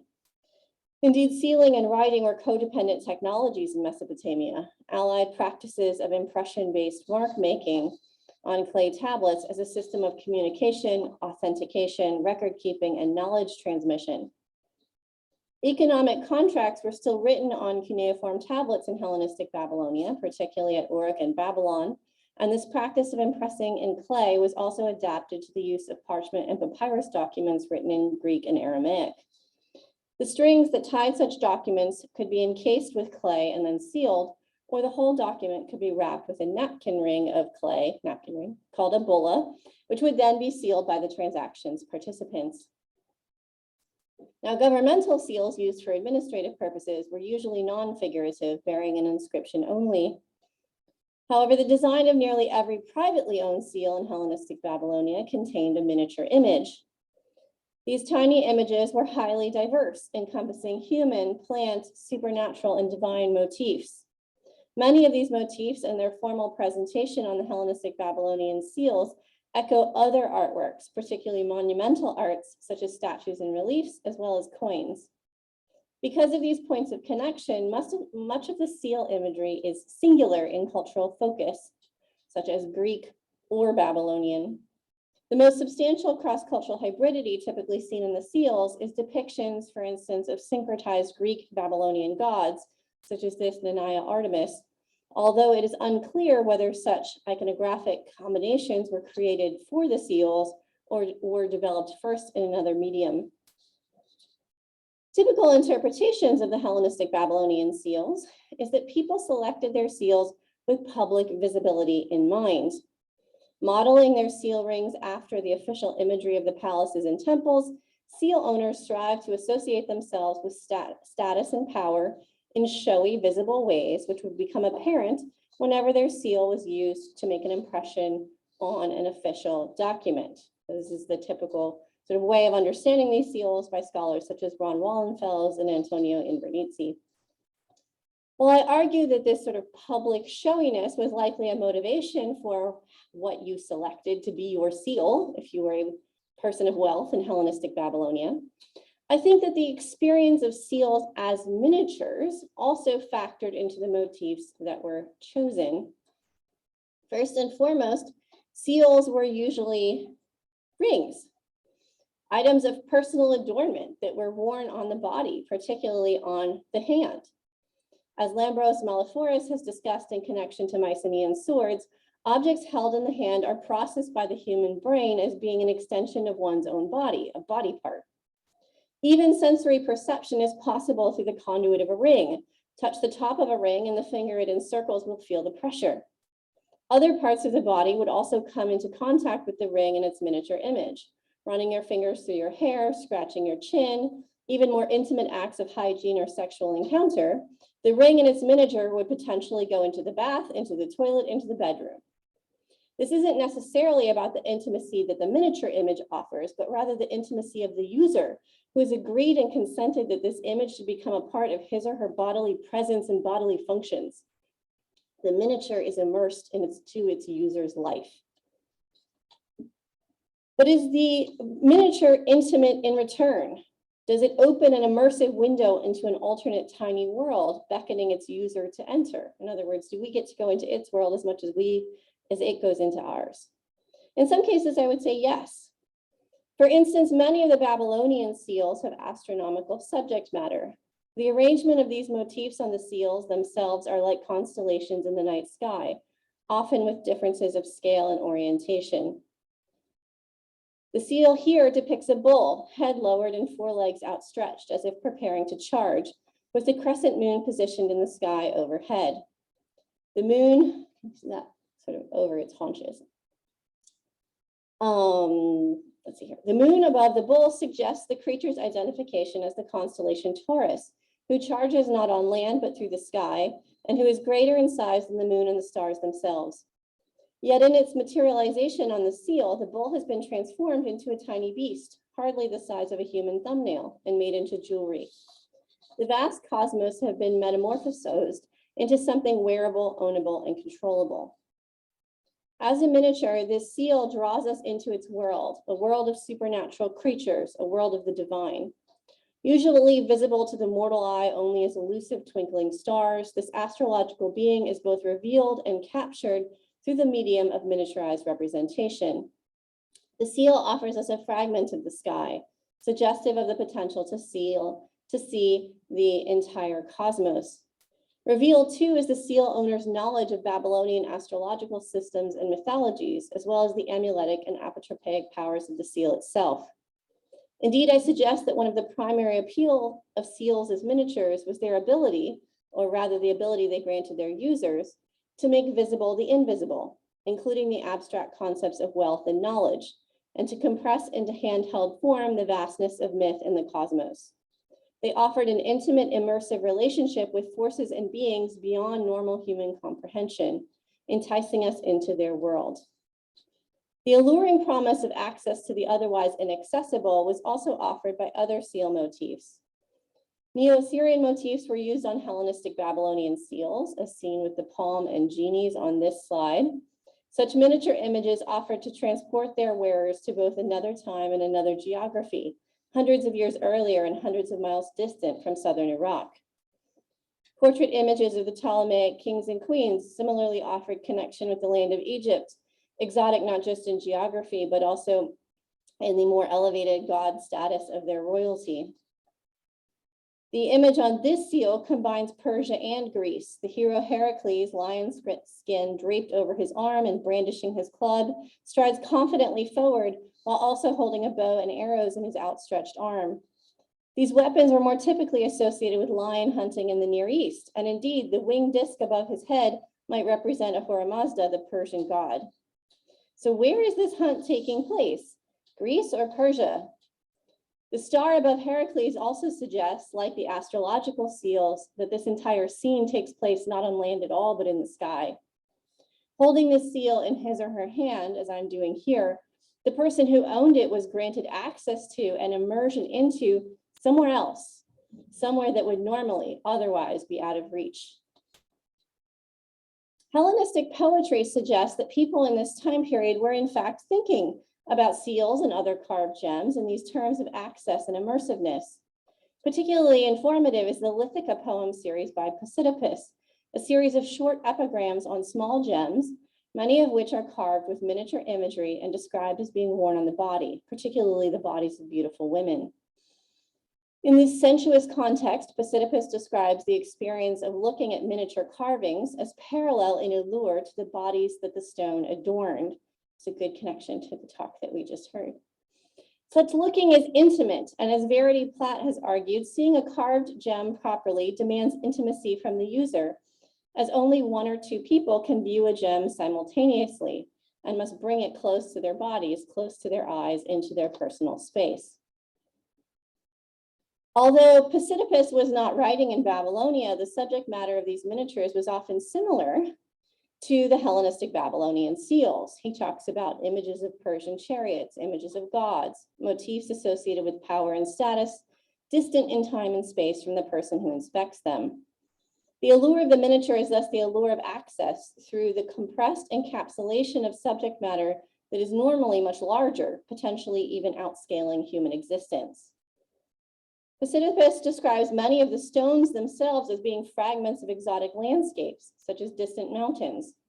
By carving a miniature but powerful image on a tiny chip from an impressive mountain, the seal compresses and makes accessible several aspects of the much larger world.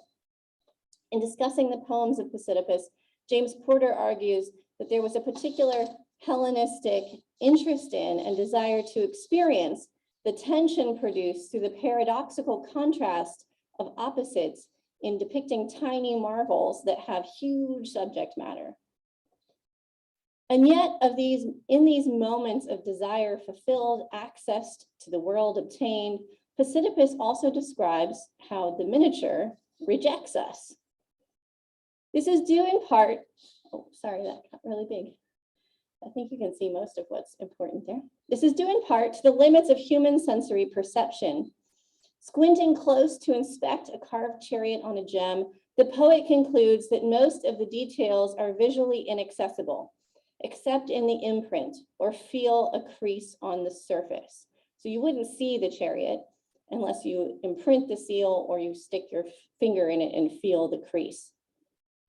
Any scholar who has worked with seals has likely experienced the same frustrations, the painful squinting and difficulty with seeing.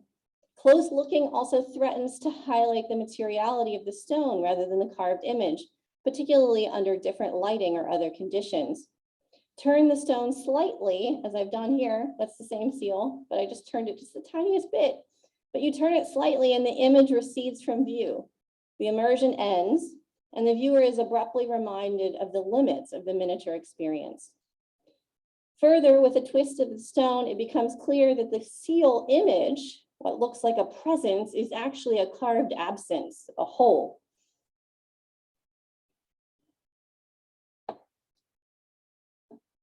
Is that gonna work?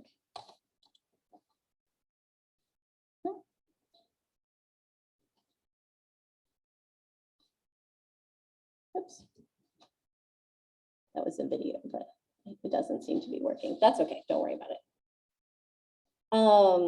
Okay, so in this example, the majestic horns and thick body of the ram, exquisitely carved into the tiny red stone seal set in a bronze signet ring, convey power, virility, and strength. But in inverse, each detail hollowed out rather than bulging forth. The ram's body was not its own. It existed on the seal ring only as a negative image, an empty hole in the shape of a ram, a potentiality rather than an embodied being. As a whole, it has the potential to be accidentally filled up with dirt, with food, with whatever the ring and the hand that wore it came in contact with, further disrupting the illusionistic potential of the image. Indeed, seals as miniatures were not objects unto themselves, they were surfaces. Another tie-in excellently with the excellent paper we just heard. As Jonathan Hay has argued, images that are created as surface level veneers focus attention on exteriority and point toward the outside world. In such moments of access refused, the skill and agency of the artist and the existence of the object as an object in the life-size world, rather than as a portal to entry into the miniature world, jump to the foreground. Indeed, Psittacus's next observation about the miniature chariot, after mentioning that you can barely see it, is the exclamation, and here's the marvel of the thing, how its sculptor did not blur his eyesight on the job. It's that difficult to see. So in these moments, the user is asked to hold two things at once: the miniature world and the real world, intimacy and distance, invitation and exclusion, and in the same moment is reminded of the real scale world in which the seal operates and the real scale hands and eyes of the artist's body that made it. Indeed, seals were only fully realized both as miniature images and in their functional capacity when impressed into the clay of the cuneiform tablet or bulla. The complicated series of actions and mobilizations of multiple materialities required to make a seal impression gave a ritualistic weight to the act of sealing, which served both as a display of personal identity and as a transfer of authority from human actor to document.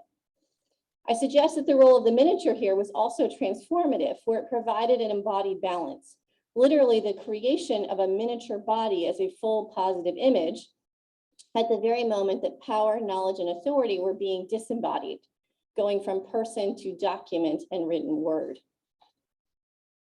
The Hellenistic period in Babylonia was a time when people seem to have been considering very carefully the mechanics and visuality of sealing. Not only were there two different types of sealed objects associated with texts, the bulla and the tablets, and so there was a choice of which to use, but also how those two different options were sealed is considerably different. I suggest that this difference indicates that people were expending some degree of thought and consideration about how to make a mark with a seal. Fingerprints and other marks of manufacture cover the bullae. See, for instance, the noticeable ridges and swirls that surround the image of Odysseus in the top center. These marks recalled the user into the life-size world in a manner even more definitive than the fingerprints and mold lines on a figurine. Rather than being surface imperfections on a miniature, as in the case of figurines, the fingerprints on the bulla don't just disrupt the image, they compete with it, reminding the user that the seal miniatures were themselves surface marks, created through touch and pressure in much the same way that fingerprints were produced. In addition to fingerprints, fingernail marks were also sometimes thrust into seal impressions. Oops, I had it. Do I have it here? So there's another fingerprint. Here's my Dionysus. The figure of Dionysus on the seal impression seen here was bisected by a fingernail, the mark which neatly slices the god almost in half. This precise indentation ruins the illusionistic potential of the image. Depending on the angle of the light source, the nail mark either looks confusingly like it was meant to be part of the god's body, or its depth and shadow dominate the picture plane entirely. Yet, while visually incompatible to modern eyes, to a Babylonian audience, the nail mark and the seal impression likely worked in tandem. Earlier in the first millennium BCE, the fingernails of contracting parties were often impressed in Babylonian clay tablets in place of seals. While the use of fingernail marks with or in place of seals was not as common in Hellenistic Babylonia, the practice did endure, and along with it, a fundamental understanding of how seals operated. This traditional equating of seal with finger locates the seal as miniature firmly in the realm of surface, pointing outwards to the physical body of its owner, of which it is a fragment, a residue, rather than inwards to the miniature world of the seal image. The alignment of seal impressions on objects similarly produced this kind of exteriority. On bullae, seal impressions were often brought together in constellations of miniature imagery, diverse in illusionistic possibilities. And yet these miniature landscapes, these miniature worlds were without narrative arc, logical placement of figures, or even consistency of scale.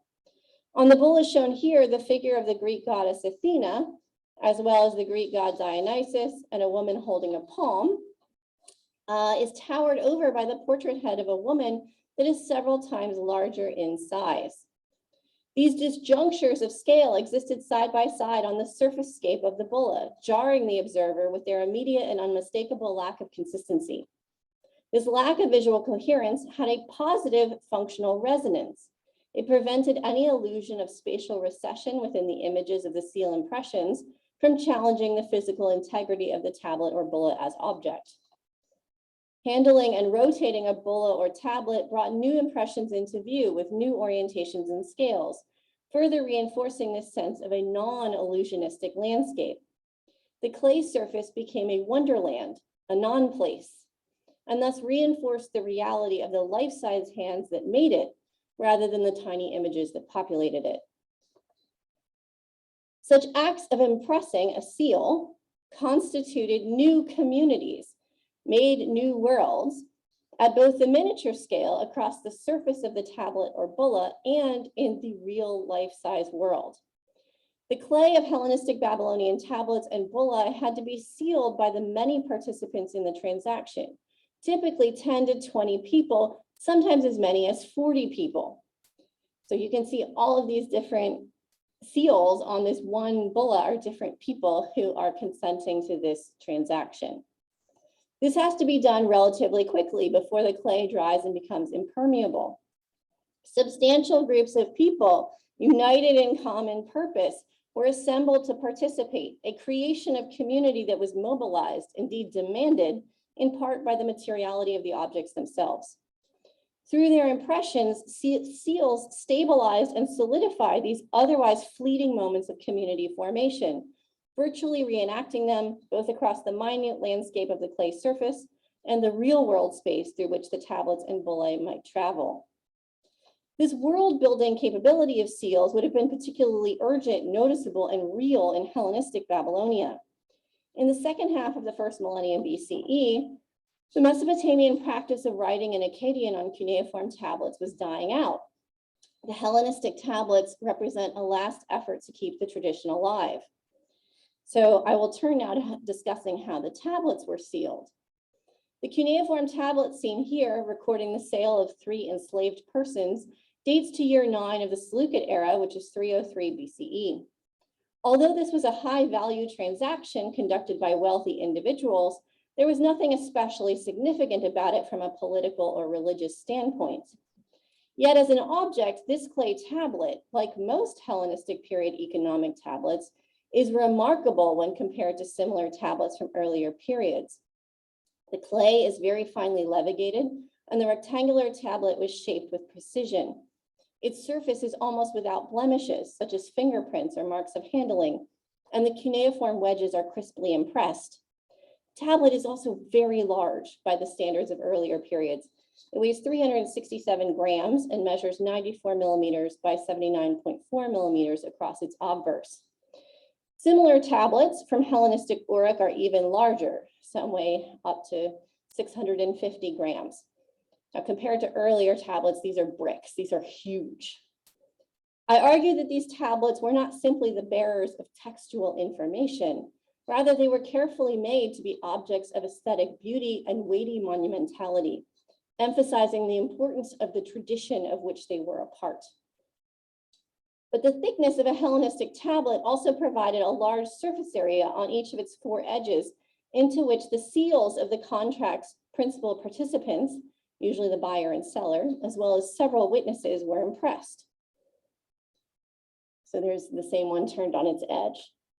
The vast majority of Hellenistic era seals are considerably smaller than earlier cylinder seals, as well as most earlier stamp seals. This combination of a larger tablet and smaller seals, as well as the regularized placement of the seals along the 4 edges of the tablet, produced a distinctive look for the Hellenistic era tablets. Each seal impression appears to stand alone as a singular vignette, often framed by empty space that enhances the visual impact of the seal's tiny image.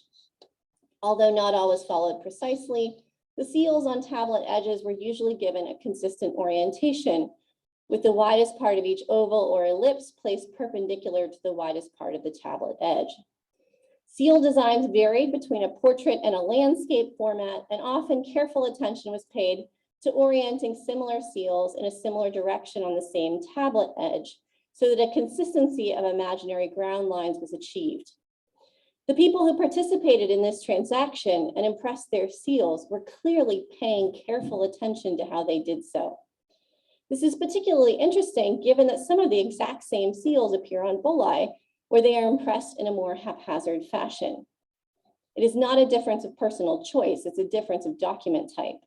Here in the tablets, the internal logic of the miniature image was more carefully attended to. And yet, oh, sorry, there's my consistent orientation. And yet the community is also present in the tablets in ways very similar to what are seen in the bullae. On the tablets, the seal impressions were labeled with the names of their owners. Squeezed above and below each seal impression, the wedges of these text captions sometimes overlap slightly onto the impression itself. The direction in which the clay is pushed makes it clear that the seal was impressed first and the text is added afterwards. Writing infringes on the seal, disrupting the illusion, a reminder of the real world work that the tiny image is here to do. Additionally, the landscape of the tablet reconstructs the transaction that its text records. The seals are not ordered according to a logic of the miniature world they build, but according to the logic of the real world actions and community that produced them. So different tablet edges are reserved for the different functions that that person performs in the transaction, not based on like, oh, you have a griffin seal and so do I. In this way, the tablets are very similar to the bullae. While they are more orderly with fewer fingerprints, the real world community building resonance of the act of sealing a tablet was still the priority. Indeed, it likely explains why Hellenistic Babylonian economic record keeping practices differed from earlier periods. So pre-Hellenistic period, there were far fewer witnesses to transactions and fewer seal impressions on tablets were required. In the Hellenistic period, they require a ton of them. The ability of seals to create illusory no-place worlds in miniature suggested that the tablets and bullae were in fact places where worlds, especially the real social world, could be made. The world of seals was diverse in cultural origin, much like the actual human communities that produced the impressions. As I have already mentioned, the motifs of the individual seals were usually either Greek or Mesopotamian rather than culturally hybrid, and replicated publicly acceptable symbols of power from royal, monumental, and official cult practice. But on the bullae seen here, Odysseus and Psyche, figures from Greek mythology, literally rub shoulders with Babylonian priests and astrological beasts. On the cuneiform tablet edge seen here, a winged lamassu, a protective creature most closely associated with Mesopotamian art of the Neo-Assyrian period, strides nearby symbols of Babylonian temple astronomy, the constellations Leo and Cancer, and then a Greek-style portrait. Even though individual seal owners were mostly unwilling to personally commit to hybrid images of cultural identity on their seals, the tiny worlds they assembled by oppressing their seal next to the seals of others did reflect multiculturalism. Indeed, more than that, the seal impressions made Hellenistic Babylonian cultural diversity visible in all its shifting, evolving dynamism. Each cross-cultural encounter as different as the unique seal impression landscapes on an individual bulla or tablet. The miniature also made these communities and their multiculturalism more permanent and enduring. Long after the original participants in these transactions were no longer alive, their children and grandchildren might consult these impressed texts to verify land ownership or divide inheritance. The idea that seal imagery continues to signal personal identity even as it travels outside the physical orbit or lifespan of the original owner has been understood by many scholars, such as Jonah Roos, Marion Feldman, and Emily Anderson, through the construct of extended personhood. I argue that the qualities of miniaturization intensified this effect. The prospect of intimacy with tiny images heightened the already seductive possibility of access to the past, particularly the very personal past of one's own family and community that was offered by the seals as identity markers. Connection, ownership, mastery over the powerful symbols of your family and your community seems to be offered here. Yet upon the close scrutiny required to see the miniature images, the surface features of the impressions would emerge, highlighting the seal owner as a person, your grandfather's fingerprints, your father's choice of where and how deep into the clay to impress the seal, the broader kaleidoscope of the neighboring seals belonging to your mother's friends and business partners. Following the work of Margaret Root, these seal impressions were eternal fragments, always referring back to the original moment of creation. But I would argue that they were fragments not just of the official transfer of authority and identity that occurred through the transaction, but fragments too of a social moment and of that society itself.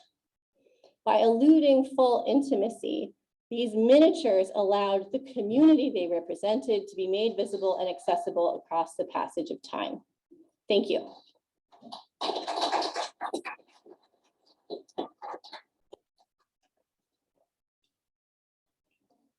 Questions?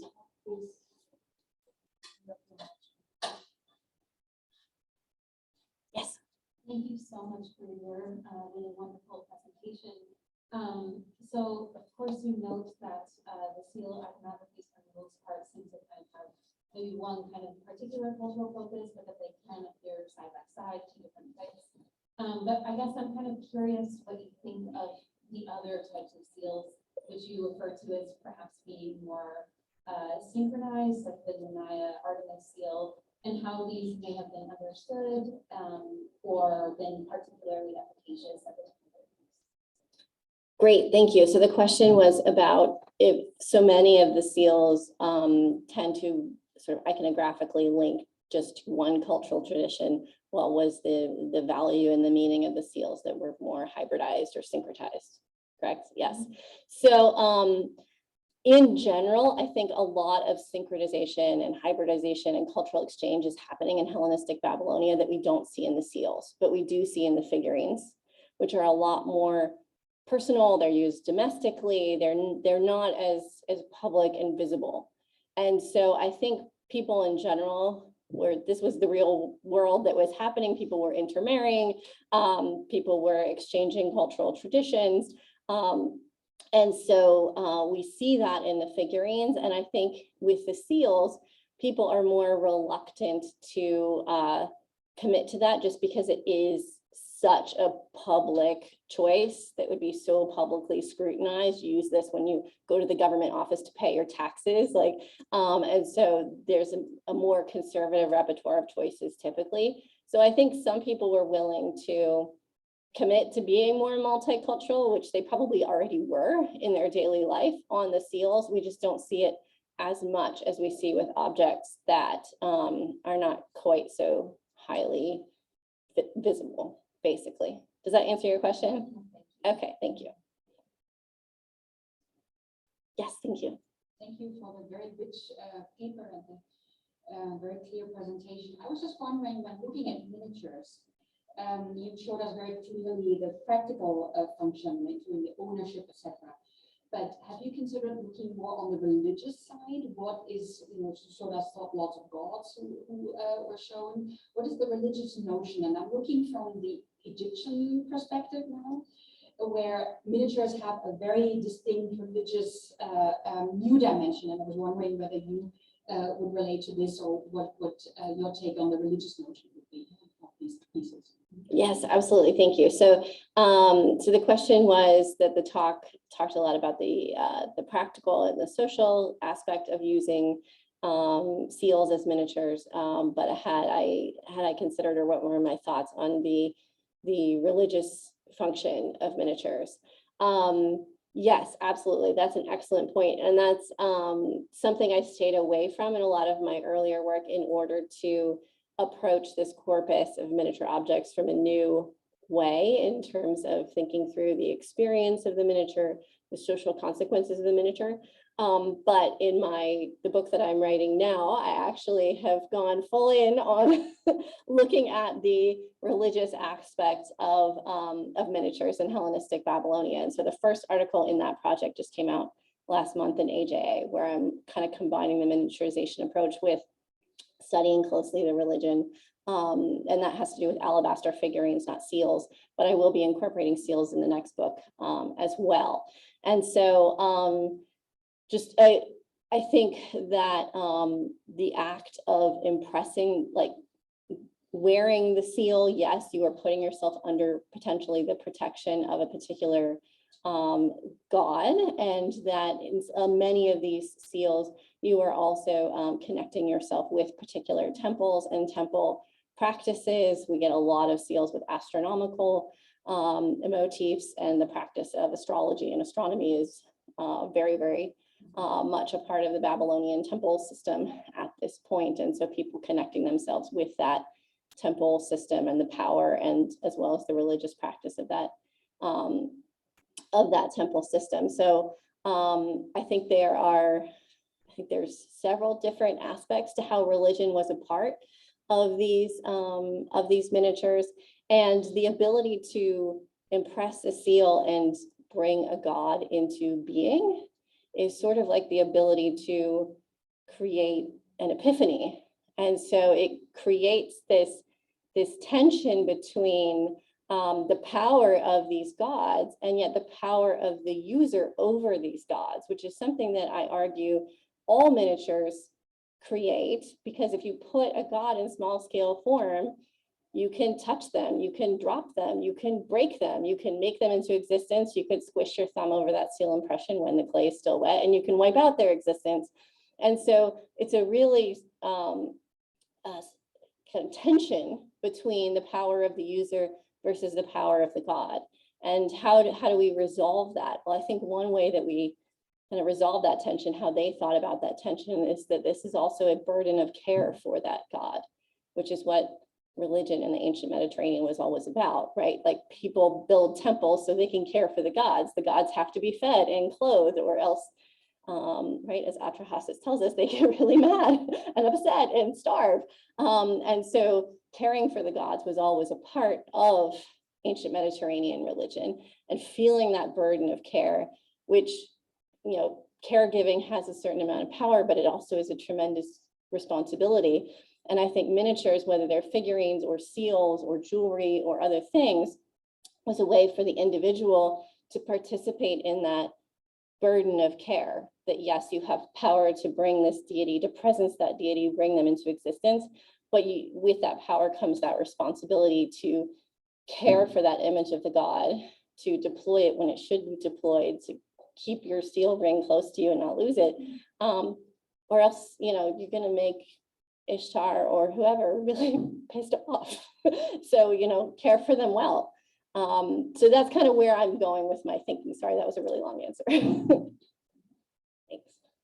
In terms of presence and like the extension of the self through seals and sealings, do you have any thoughts on kind of the different ways in which the stone as the seal itself function versus the clay and the impression?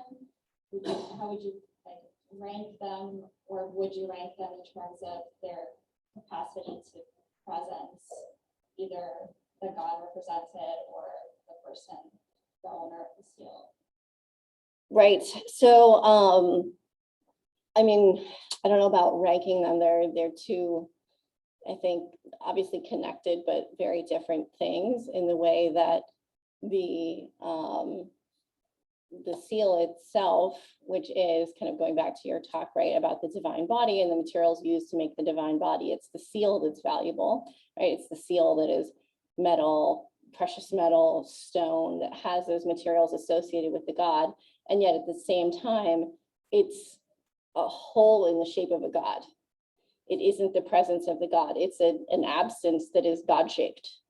And it is only in the clay that you actually get that embodiment of the god, the presence of the god, and yet it's clay.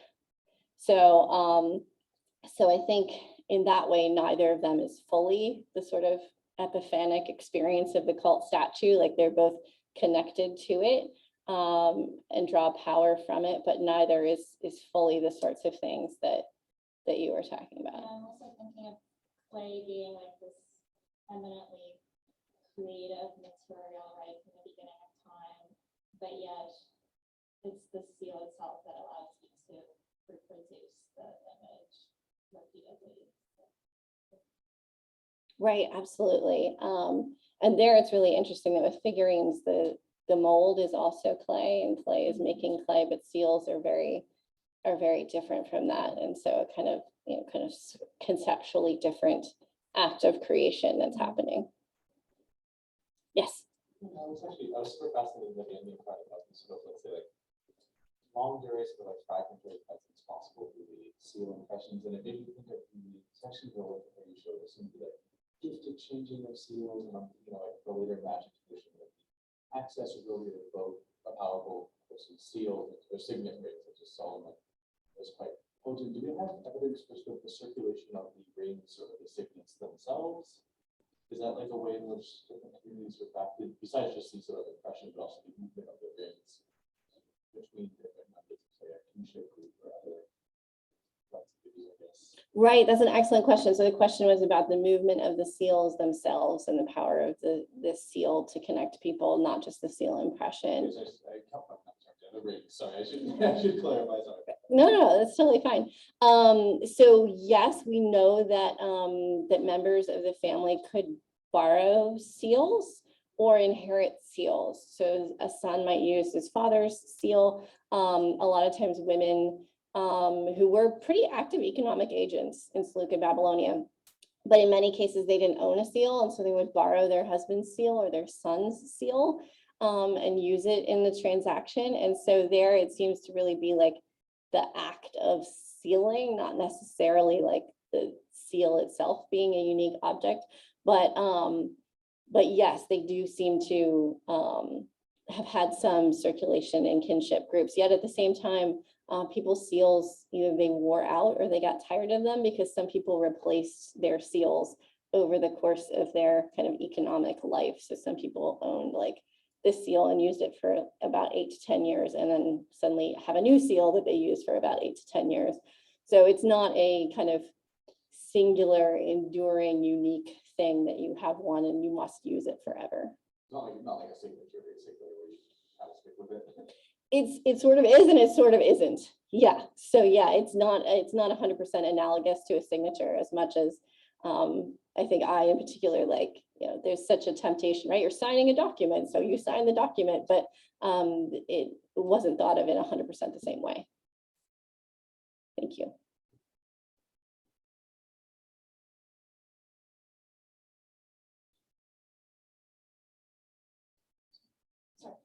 So thank you, Dr. Cooper, for your beautiful talk. Thank you people for asking the questions, and join me again and send a round of applause.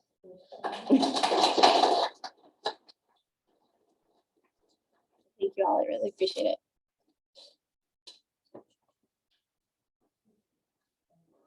I'm going to, my pleasure to introduce our next speaker, who is Nastasia Kosygina, who's my PhD student and a student in the PhD program in visual studies, as well as the co-organizer of this conference.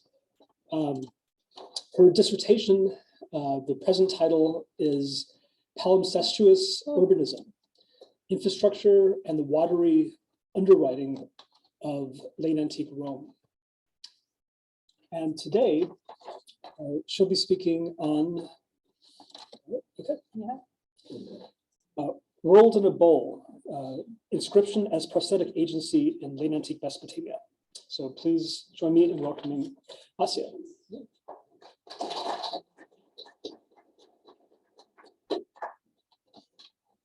So just a quick note, you would have been treated with a lovely animation here of the bowl rotating in 3D, but as Dr. Hooper also learned, this technology is not really equipped to handle complex movements.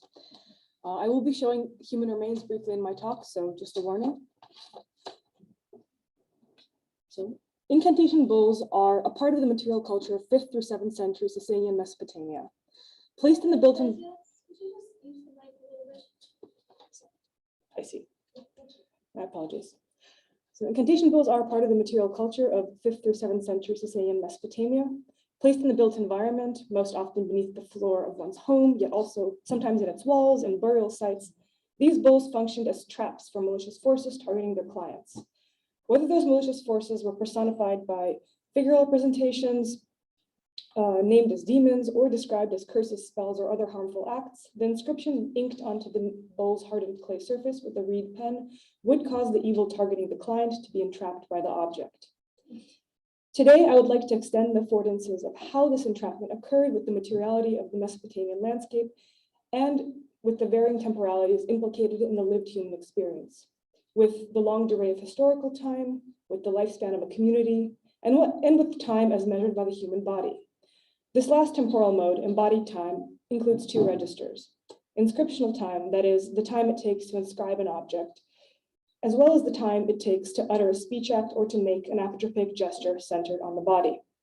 I will argue that the mode of entrapment afforded by the incantation bowl praxis creates a microcosm governed by human desire. That microcosm is physically embodied in the inscribed bowl of a concave, containing and constraining surface. This microcosm is also defined by the materiality of the clay vessel and its placement in the built, often domestic environment.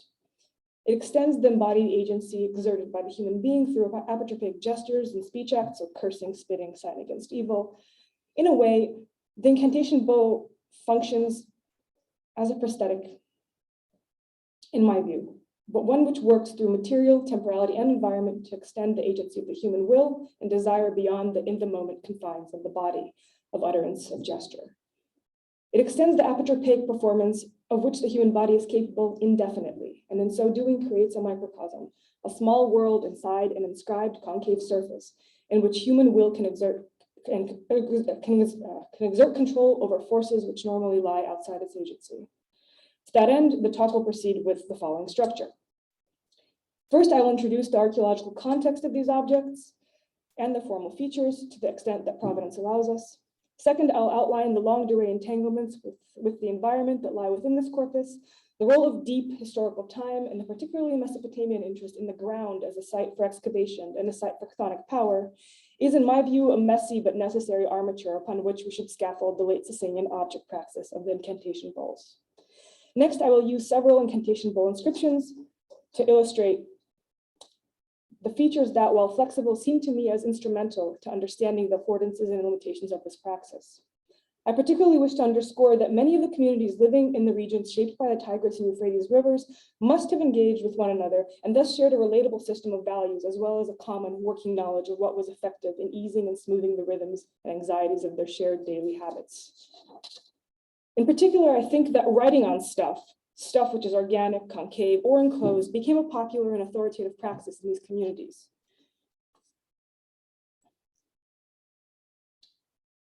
And that Jewish inscriptional practices in the Sasanian, particularly Mesopotamian cultural milieu, were an important interlocutor in popularizing and authorizing these and other inscriptional practices. So, my apologies. That was on me. Nevertheless, rather than attempt a survey of the monstrously large and many-limbed body of incantation bowl scholarship, and rather than try to unify the entire unruly and poorly provenance corpus under one umbrella of theory, I will be highlighting several shared incantation bowl features and discussing their implications for human agency, temporality, and bringing in the role of the environment in creating microcosms which, in their varied execution, can reveal to us how humans in late antique Mesopotamia may have understood the world and their place within it.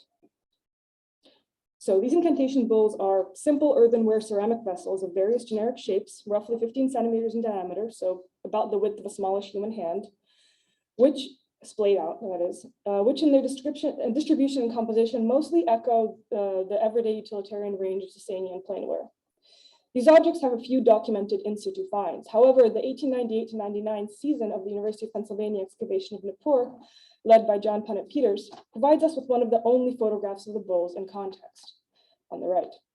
As the expedition's accompanying Assyriologist, Hermann Hilprecht, reported, most of the 100 bowls excavated while he was on the scene were found upside down on the ground, and sometimes two bowls facing one another were cemented together with bitumen. As you may note, the majority of the bowls in the photo are placed in the ground concave side down. On the left side of the slide, I'm, however, introducing a double bowl configuration of the type described by Hilprecht, although not photographed by him. In both configurations, the image of entrapment is particularly powerful, given this archaeological context. The formal entrapment is also very practical in its awareness of space. In fact, akin to an overturned incantation bowl, I might place a glass over an insect, isolating its disconcerting, creepy skittering from myself, from my personal bubble, from my home, where I seek comfort. I don't know about you, but I typically slide a piece of paper under there and then get it away from me, throw it out the window or out the door, right? But unlike the insect and cup scenario, which is a short-term solution for excising an unsettling invader from one's personal world, incantation bowls aspire to a greater permanence. In this context, I see the double bowl configuration noted by Hilprecht and suggested on other bowls by the black remnants of bitumen around the lip. And you can see several examples here in this slide in the lower image where they sit on their storage shelves in the Vorrada Asiatisches Museum as particularly powerful. This microcosm forming aspect of the praxis also increases in importance as it enmeshes with chthonic powers and focuses on organic yet spheroid forms, particularly in funerary contexts. My apologies, I did not show you that bit of endowed bowl. There it is. Now you know what I was talking about.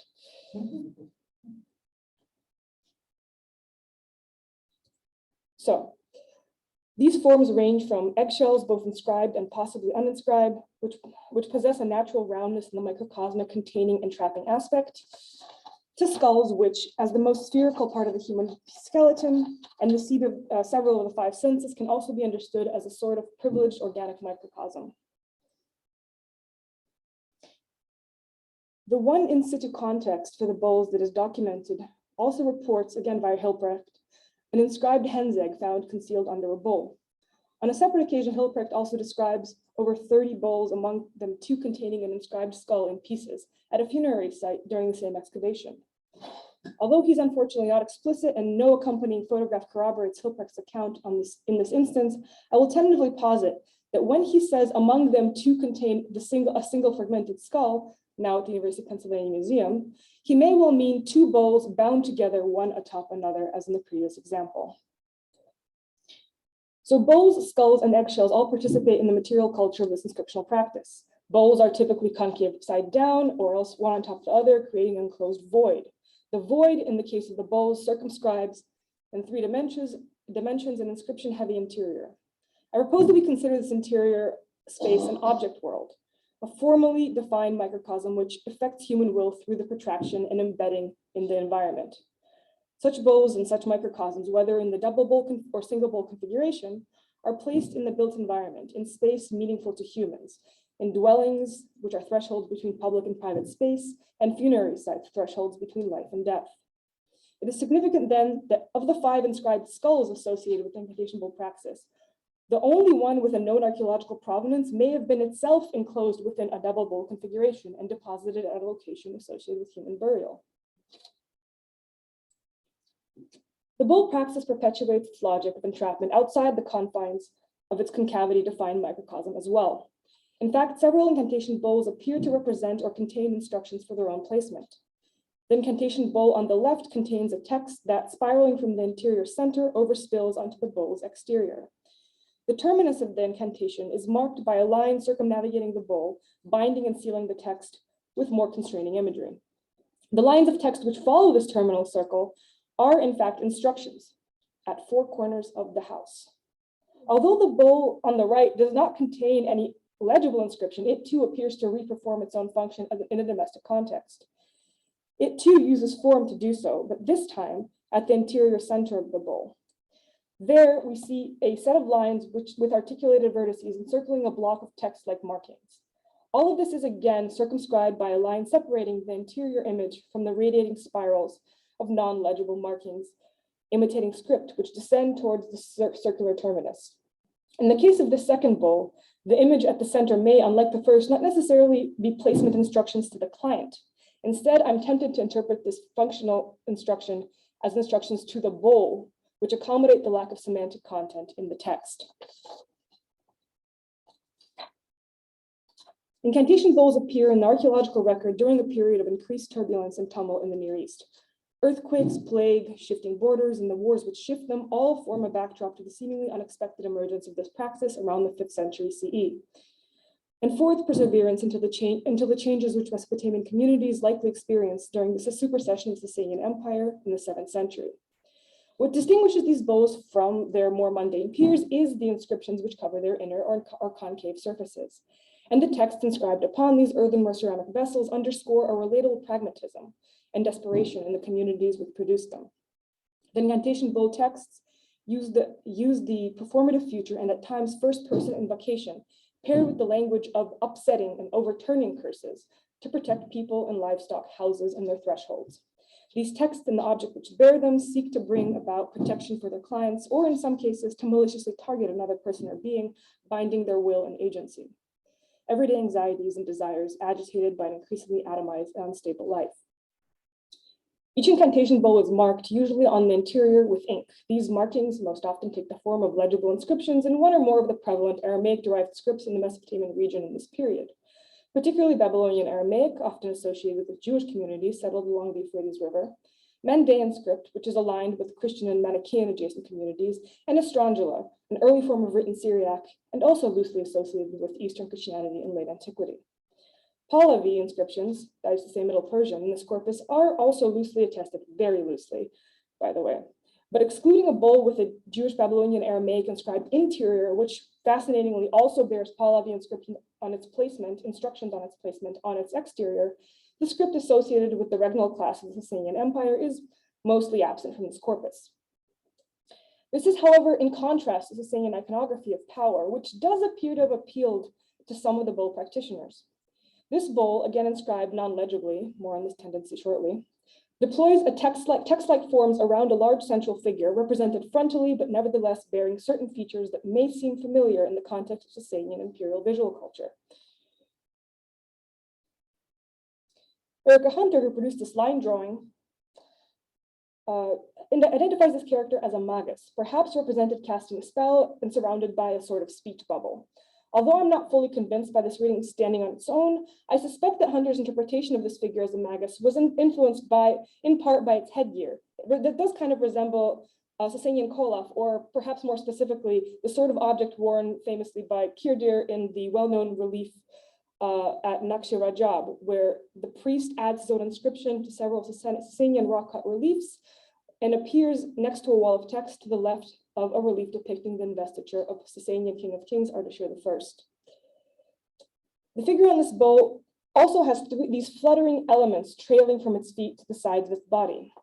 It reminds me at least of a little of the fluttering diadems that appear on late Sasanian ceremonial silver, which, as this image from the Met Museum of a king hunting also demonstrates. Although I grant you neither of these more privileged images, nor most of our Sasanian elite material, matches the frontal placement of the bowl figure, we do have one Sasanian seal amulet published by Oktar Shervo, which does depict a central figure frontally and, although in rectilinear shape, does enclose this figure in apotropaic text. Notably, however, this amulet is inscribed in Pahlavi, invokes the name of Jesus, oddly enough, and does allude to a chief priest, although the relationship between the priest and the other parts of the text is not entirely clear. What is clear is that this incantation bowl and others like it were capable of drawing upon a broad genre of images, of texts, names, and iconographies to the benefit and protection of their clients. And these iconographies could come from the Sasanian elite world as well. These bowls number in the thousands, and an exact count is impossible. The vast majority are altogether in provenance, and many remain clandestinely now in private collections. Some are forgeries. Nevertheless, as much as a third of this corpus, by my estimation, is written in what is called pseudoscript, an imitation of writing which carries little to no semantic content. This includes, as many as you have likely observed, several of the bowls I've shown, including the ones before you right now. It seems significant to me that in a several thousand deep archive of incantation bowls, 1/3 of them about eschew semantic content and instead carry the form of writing, occasionally accompanied by figural representations of so-called demons, malicious forces given form. The pseudoscript inscriptions, for all their variety, are more likely to employ figural representations as well. They're also more likely to emphasize the desired function of the script by physically entrapping the drawing of the malicious force plaguing the client within the script-like matrix. Pseudoscript enacts entrapment just as formally as an apotropaic utterance, and extends that utterance in time and spatial range as much as any legible incantation bowl text. In light of this, non-legible bowls appear to employ script as a formal representation, an index of the act of writing. And this, in my view, is a highly significant and thought-out contribution to the bowl praxis, not merely a deviation from an established authoritative norm, as has often been suggested. In a 2019 article, Daniel James Waller has discussed the profusion of pseudoscript bowls in the bowl corpus, and he interrogates the implication of the act of writing as an action, the value of which lies beyond the scope of semantic recuperability. Waller observes that the pseudoscript bowls do not appear to have a single consistent relationship to the concept of writing. Some are written in scribal hands, which clearly have the training and capacity to write legibly, yet are electing not to do so, like the bowl on the left. Other bowls, such as the one on the right, merely index a repetition of markings which does not pretend to any semantic way at all, and appears to merely index the act of writing taking place by marking the bowl's surface. We all match in terms of our themes here. I would like to expand further upon this. For one, temporality of inscription shifts with the attention to nuances of the script paid by the scribe. According to Charles Harbaugh's calculations, in the bowl medium, legible writing for the incantation bowl corpus is on average perhaps 10 times slower than speaking the equivalent formula aloud. The bowl on the left, with its more aestheticized formal rendition of Syriac script, albeit with no semantic content, likely took less time to inscribe than a legible bowl. While the scribe on the right, on the other hand, who gestures to the form of writing with repeated vertical and horizontal elements without adhering to specific letter forms, probably took less time still. An incantation bowl thus documents and temporarily extends the ephemeral moment of human bodily agency through the inscribed object's extension of the oral utterance of an incantation through time, space, and materiality. The actions undertaken by the bowl client and the practitioner, from oral performance of the text to the act of writing to that of placing the object within a dwelling, aggregatively imbue the object with its efficacy. The inscribed object, in turn, extends and perpetually reperforms the processes that produced it and which its surface documents. I believe that both the legible and non-legibly inscribed portions of this corpus function within this scheme. However, scribes, clients, and communities surrounding the production of non-legible incantation bowls were perhaps more often inclined to creative acts of unruliness to renegotiate and supplement the formal relationship between inscription and desired effect.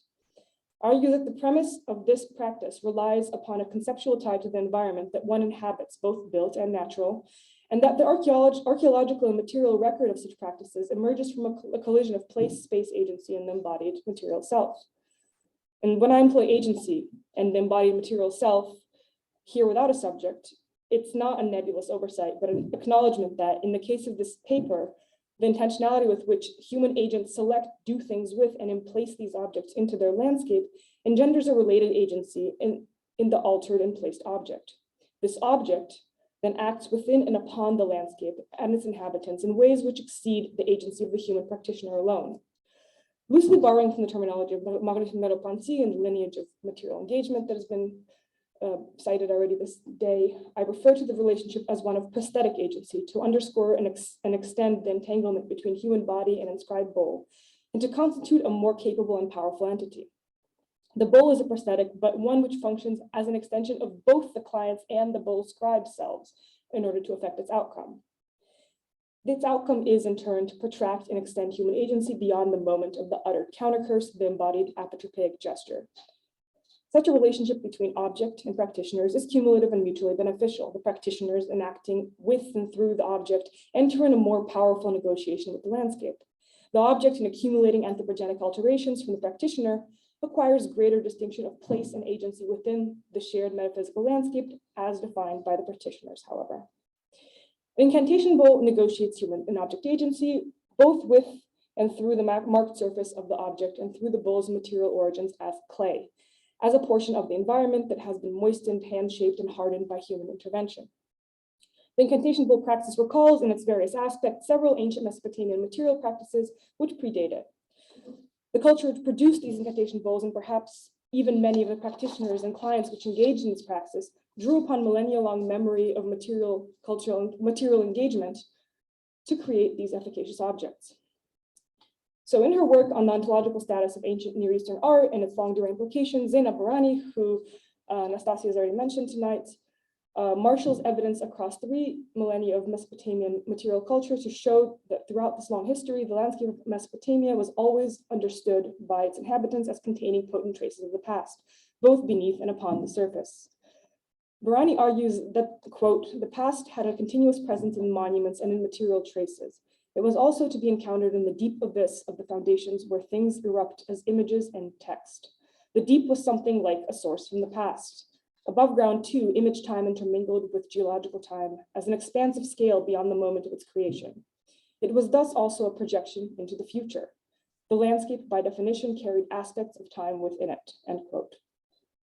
It is this inherent longue durée temporality and futurity that Bharani sees coded into the landscape, which I believe undergirds the uniqueness of the incantation bowl praxis.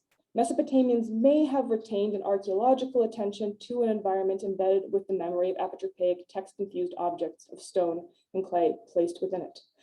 The residue of these objects, imbued with, as Bharani noted, abstract qualities, distilled in the local attitude towards environment, encouraged and formalized the actions of inscription, entrapment, and emplacement, burial within the lived landscape, in the bowl praxis. Although these material buried traces of historical time within the Mesopotamian landscape would varyingly withdraw from cultural utility and reemerge at different historical moments, I interpret their continued presence and the latent potential for encountering that presence as constitutive of the relationship of Mesopotamia's inhabitants to the environment they inhabited. As Dr. Matthew Canepa notes in his Iranian Expanse, centuries later, the Sasanian dynasty's manipulation of Iranian cultural memory to synthesize a monumental past and historicize an equally monumental future by modifying the natural environment on the monumental scale activated the Near Eastern landscape yet again, in many respects building and locally altering their approach to engage the peculiarly Mesopotamian relationship to history. Notably, it is in Mesopotamia, at Susa and Babylon, where the Seleucid imperial cult engages with established pre-Hellenistic local rituals and where the Achaemenid past is most actively reckoned with at the monumental and dynastic scale. I do not claim that the Seleucid dynasty's relationship to the ancient Babylonian cultural memory and landscape was identical to that of the Sasanians by any means. However, I see the efficacy of that relationship and its attention to the manipulation of the natural environment through human intervention, whether in ritual foundation depositions or rock cut reliefs, as co-constitutive with less monumental and temporally protracted activities, such as the incantation bowl praxis. Archaeological evidence further suggests a link between the funeral and the purportedly domestic apotropaic uses of the bowls. In his work on Parthian burial practices at Seleucia on the Tigris, Samuel Yevin noted the prevalence of human burials in domestic contexts at the site, particularly in walls of rooms, at various points on their floors, and even in the streets. While interment of families and adults varied within and across layers, both in container shape and the positioning of the body, he observes that children's remains almost always appeared in a contracted position and in jars, usually in ordinary cooking pots. Yevin's observations underscore an equally lengthy history of embedding human remains within the built and domestic environment. They also call back to the apotropaic and chthonic value of human remains, particularly bone, the most enduring component of the human body. The Parthian funerary evidence from Seleucia on the Tigris buttresses the evidence collected from other sites in the greater Mesopotamian region, such as at Parthian Susa, which also bears signs of the interment of the deceased, whether primary or secondary, in clay vessels. In the case of Susa, the statue of Darius the Great, half buried under the crumbling remains of the Achaemenid palace, became a particularly attractive site for special burials of children and infants inside clay vessels, with the statue perhaps drawing the grieving families to itself through the historical archaeological relationship the Mesopotamian peoples had with their environment. Pardon me. Thus, the region had a long archaeological tradition of domestic and urban burial, which by the Seleucid and Parthian periods came to take the form of a deposition in a clay container. In this light, the pairs of bitumen-bound incantation bowls that we saw earlier contribute to continue and interpret a longer depositional tradition that extends beyond double bowl burials alone. Ortal Passar engages Daniel Levine's prior observations about the incantation bowl corpus. Levine proposed that binding two bowls together in bitumen to form a closed hollow shape could connect formally to the language of overturning a malicious curse set upon the client. Sar posits that an ancient Mesopotamian practice of burying human beings in clay jars is entangled with the chthonic aspects of the later doubled incantation bowl configuration, in which two incantation bowls are placed one over the other, bound with bitumen, and would, as we have seen in the archaeological records, sometimes contain an eggshell inscribed or bare within their enclosed space formed by their concavities. On a Jewish Babylonian Aramaic inscribed lid from Al-Hilla, Iraq, the text spirals from the rim outwards, protecting from malignant utterances and other verbal magic, and ends in a series of repeated signifiers that forms and fills the inner circle. Although it is a lid, it appears to be one of this type, thus still concave. In fact, the lid's function as something which seals in the contents of a container might have informed the selection of this object as an entrapping microcosm. I'd like to read this incantation text line by line, then break down the structure of its composition. All evil witchcraft and powerful magical acts, and curses and vows and spells and utterances, far and near, by night or by day, of men or of women, that they have made about him or are making about him, about Barawi, about Hayuta, and about the property of Bilyawi, son of Lala, from this day and forever.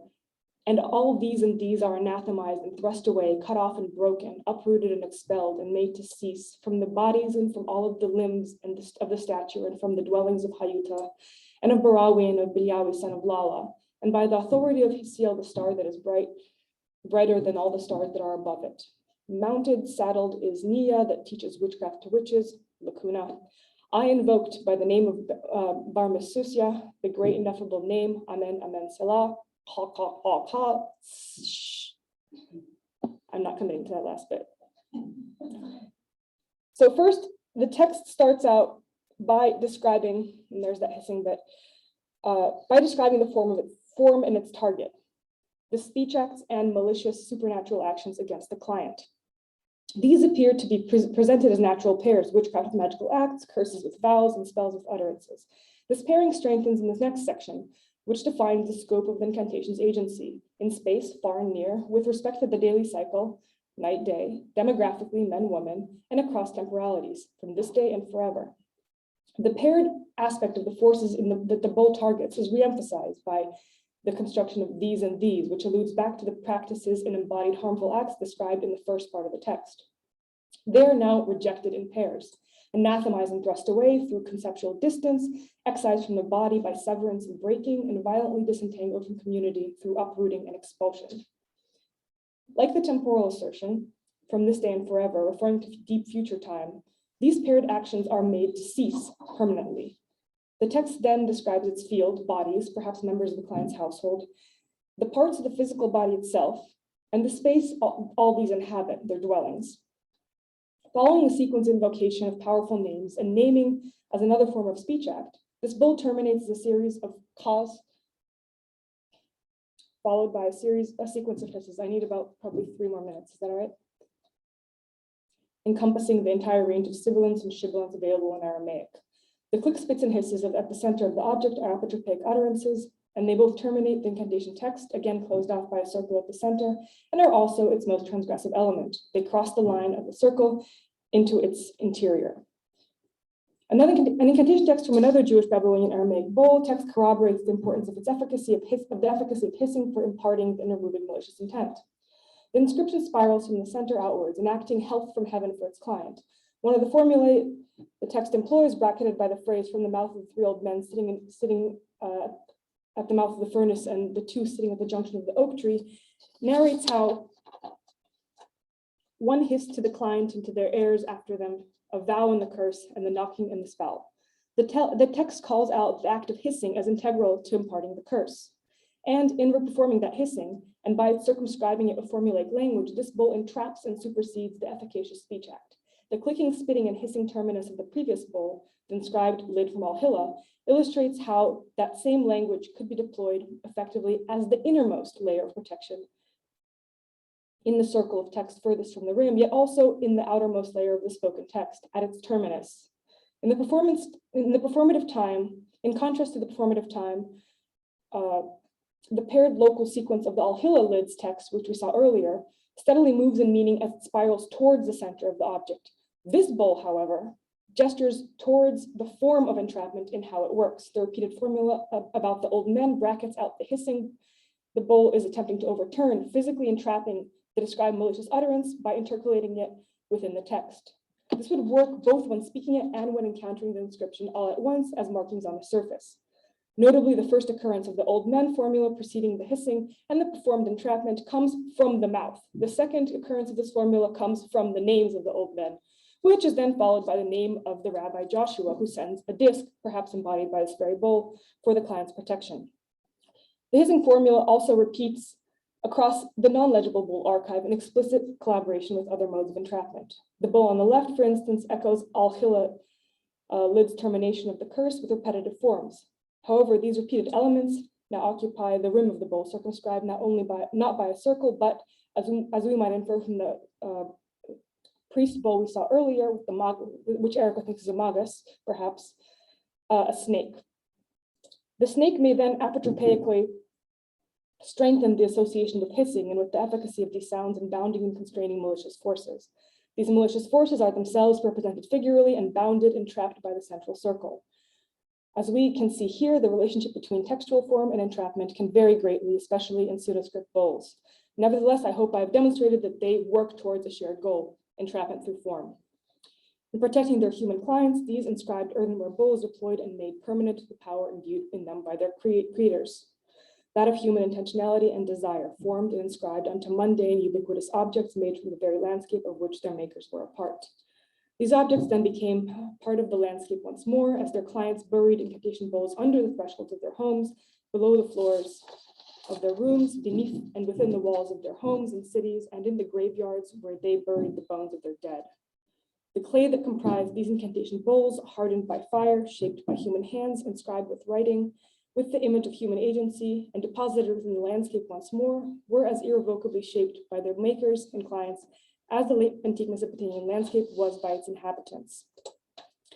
These bowls affected the entrapment of malicious forces by describing a microcosm in which the temporalities experienced respectively by the human body and the Mesopotamian landscape were bridged to exert and prosthetically augment human agency over the world. Thank you.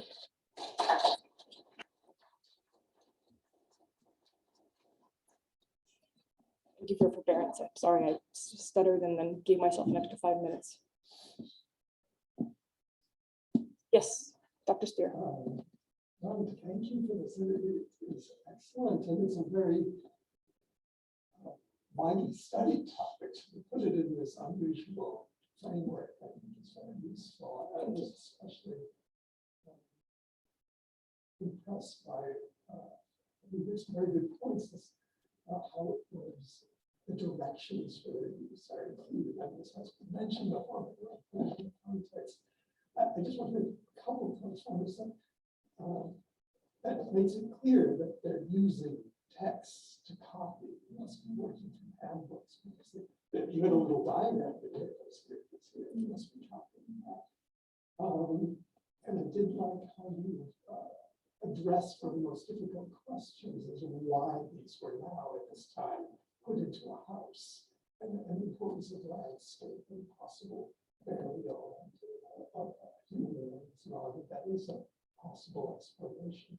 But it's my question here, it's an impossible one. Oh dear. Is, Go on. Why now? I mean, we don't get this these are very Jewish objects that we don't get it in Syria, Palestine. These are relatively late in a series of other types of amulets circulating widely. Why 5th century Mesopotamia? I mean, I sort of hand-wavily gestured towards that in my talk, where I briefly cited that there was, you know, the imperial power in the late Sangam period was waning, right? There was, this is also a territory that wasn't, you know, quite the borderland, you know, per se, but the Euphrates River was kind of a negotiated zone. And we did have 2 earthquakes, one in, I want to say one in the 4th century, the Galilee earthquake, which I know is mostly in Judea, but we also have its echo in Armenia. So Mesopotamia is located between those tectonic plates. I presume also was not enjoying that experience. The Jusinianic plague, again, we associate it with Byzantium, but is presumably still traveling wider. So if you're a small, relatively vulnerable community, and these, at least the after pangs of these events are reaching you, at the same time as whatever structures that connect you to some state might be waning, I think that is the sort of closest answer I can posit about why, because you're right, everyone has asked this question and people have sort of been like, well, we don't know, but it ended with Islam, so what does that mean? Yes, Anastasia. To follow up on that, I'm wondering if you've looked at the earlier Neo-Assyrian, Neo-Babylonian, Epitropic clay figurines that were buried in houses, and they tend to be in similar locations, like in the corners and kind of liminal areas. And then another question. I'm curious if you could elaborate on kind of the temporal aspect of the process of inscribing, and if you could speculate in what context would they opt to use the pseudo-script? Would it be like an emergency exorcism, or like why would we choose to have it be a faster process versus a more elongated So, okay, I'm going to address the first question because I have a short memory, and then I might ask you to remind me of the second one, but I will definitely address both. So regarding the clay figurines, yes, in fact, Erica Hunter, earlier on in the study of this object type, actually sort of posited that clay figurines and sort of drawing circles and these older Mesopotamian traditions were also part of it. But I do give her credit in this talk for putting that topic out there. It may have gotten, that part may have got short in the text, but that has been proposed. The problem with some of the figurine things, depositions to my knowledge, is that those are thought to represent deities. So am I correct about, or am I talking about a different type of figurine? Deities and some are kind of benevolent demons. So the benevolence is, yeah, what she kind of felt she needed to push back upon at the time and was critiqued for actually quite heavily.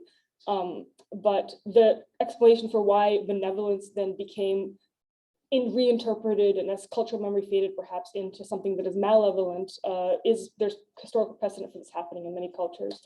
But I sort of, for the time I already transgressed upon, wanted to avoid dragging this whole audience down into that additional rabbit hole. But yes, I have considered them, and the reason I kind of was thinking sensitive to this longer Mesopotamian time question and what other practices were there was I thought I could get around Erica's kind of the critiques Erica Hunter got by saying, well, there is regardless this sensitivity to environment and things being placed in the environment with intent that potentially supersedes the question of whether or not these figurines are directly responsible progenitors. But I think they're certainly in the mix and they're contributing to this tradition existing. Your second question was the temporal aspect of inscribing. Yes. In Choice. what context? Right.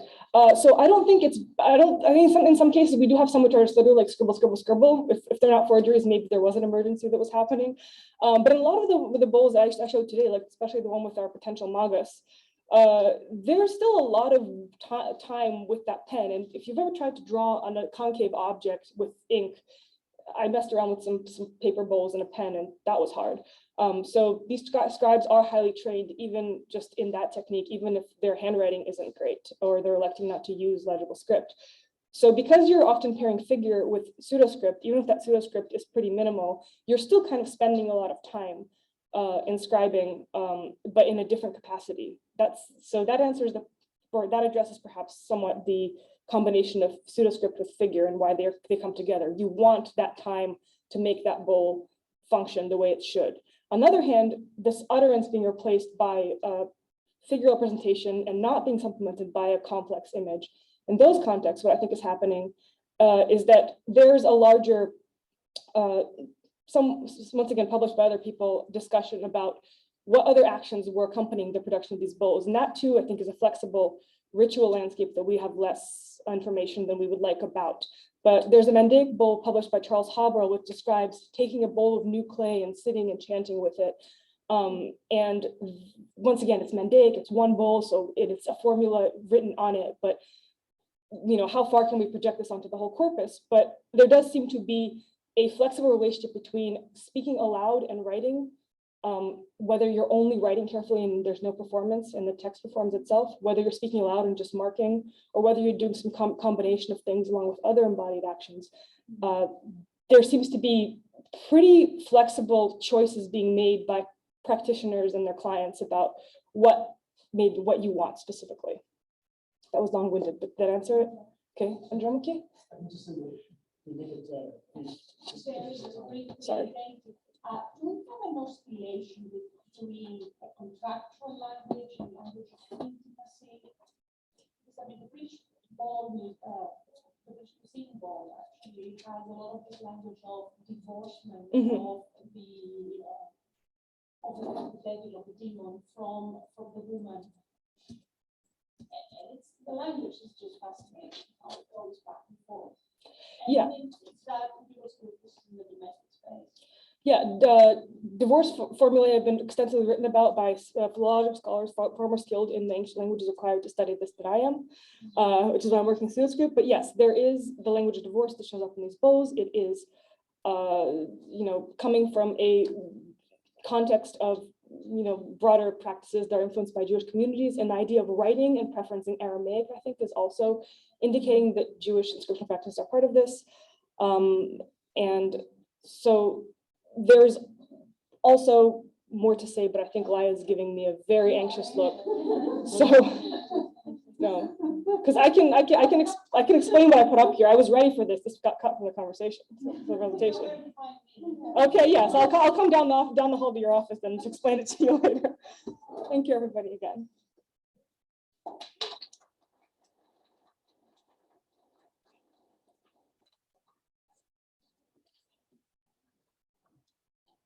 All right, so my concluding remarks at the end of this will be very brief. We'll just have to say thank you all. So I'm very pleased to introduce now our final speaker, Dr. Jeffrey Spear, who's the Anissa and Paul John Balson II Senior Curator of Antiquities at the J. Paul Getty Museum. He's also a world-renowned expert in seals. So I'm pleased to welcome him to speak on Greco-Roman amulets, popular tradition versus scholarly innovation.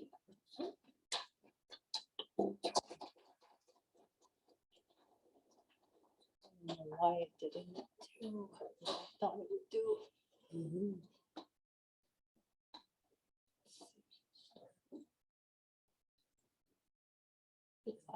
I guess we'll go like this. Yes, just yeah, left and right. Okay. Thank you, Professor Canepa, Ms. Cosigina. Thank you for everything. Thank you for the invitation, for this opportunity to speak. To get all of magical tradition in half an hour, I'll go quickly. Scholars have studied the magical practices of the late Hellenistic and Roman in the early 20th century, and these studies have only intensified in recent years. Philologists have always led the way because of the rich literary material available, not vast quantities of text, but unusual, complex, and distinct from the usual books of classical literature. Above all are the papyri from Egypt that include both protective amulets and the actual handbooks or formularies of magical spells and practices used to produce them. Published as Papyri Graecae Magica by Karl Preisentanz between 1928 and 1931, supplemented by 2 volumes.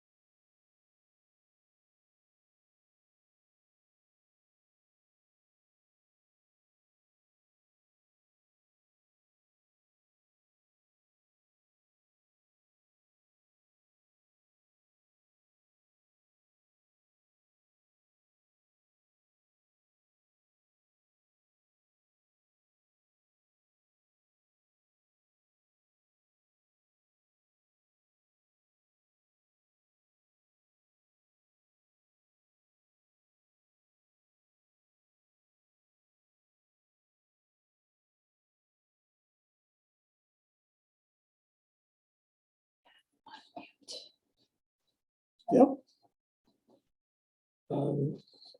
Here's one such formulary in the British Library. What else do I have? Oh, now it's not advancing. What have you done? Technology. Okay, so just left and right.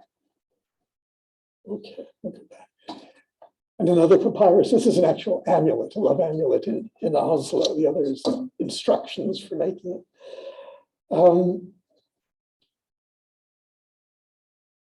In addition to the papyri, there are many surviving ancient texts that served either as amulets or curses. The latter, curse tablets, deficciones, we call them, are usually on lead, buried in tombs, springs, or in proximity to the underworld whose spirits they invoke.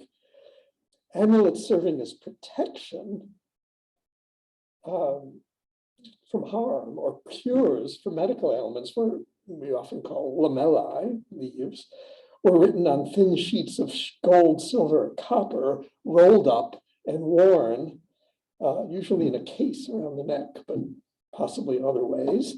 And the superb study by Roy Katansky has gathered those with reasonably secure provenance, but there are many others, and he continues to publish them. Another body of material comprises a group of semi-precious gems engraved with magical names and images of Egyptian gods and other figures particular to the magical tradition. Some have been found mounted in rings and in pendants, but most surviving examples are not mounted and may have been carried on the body in little bags, although this is conjecture on my part. Several thousand survive. There's some more, some with Egyptian figures, some with these very distinctive figures, the snake-legged, cock-headed figure. As I said, several thousand survive and are available in an online database I want to push, provided by the Museum of Fine Arts in Budapest. They've named it the Campbell Bonner Magical Gem Database after Campbell Bonner, whose 1950 studies in magical amulets, chiefly Greco-Egyptian, is still fundamental. But many other collections have now been published, as well as Simone Michel's dissertation, Die magischen Gemmen, in 2004, which provides quite a good classification of a large number of these amulets. The philologists, as I mentioned, have dominated the field, though. And this is inevitable and often quite valuable, of course, because the inscriptions do have to be edited and they do provide a wealth of data. But other questions are often overlooked. What we might call traditional non-literary magic has often been neglected, despite a considerable amount of evidence in Greek and Latin literary sources, and to a lesser degree in archaeological discoveries. So despite the title of my talk, I will not deal with this question in detail, but rather look at the current state of the scholarship and its methodology and pose some questions which I feel need to be addressed. I'm prompted in part to look at the methodology by the appearance of two recent works. The first is Christopher Farioni's book, The Transformation of Greek Amulets in Roman Imperial Times, published by the University of Pennsylvania in 2018. And the other is a long, almost 50-page overview of amulets by Roy Katansky and David Frankfurter's monumental book, which is also like 800 pages, Guide to the Study of Ancient Magic, which is in Brill 2019. Farioni and Katansky are both superb scholars and among the foremost experts on Greek magical texts. Both are highly prolific authors. Usually their works are careful explications or restorations of texts. But in these two studies, they attempt to place the use of magical texts and amulets in a broader context. And I think the results are somewhat mixed. Farioni's thesis, as his title makes clear, is that the use of amulets in the Greco-Roman world, and especially amulets with a written component, increased exponentially in the first centuries AD, primarily because of epigraphic habits of the time. He suggests that uninscribed amulets have eluded archaeological discovery, or at least have been neglected, and he divides his book into three sections. One, archaeology, which is an attempt to identify these uninscribed amulets. The second, images, the increasing use of deities and other figures reproduced on amulets, and actually does, for those of you who were discussing this earlier, he does make a lot out of miniaturization of gods, so I would refer you to that. And finally, texts, which is, of course, his strong point, varieties of inscriptions, including prayers, incantations, and what he calls framing texts, very specific types of texts that were for particular practices, magical practices.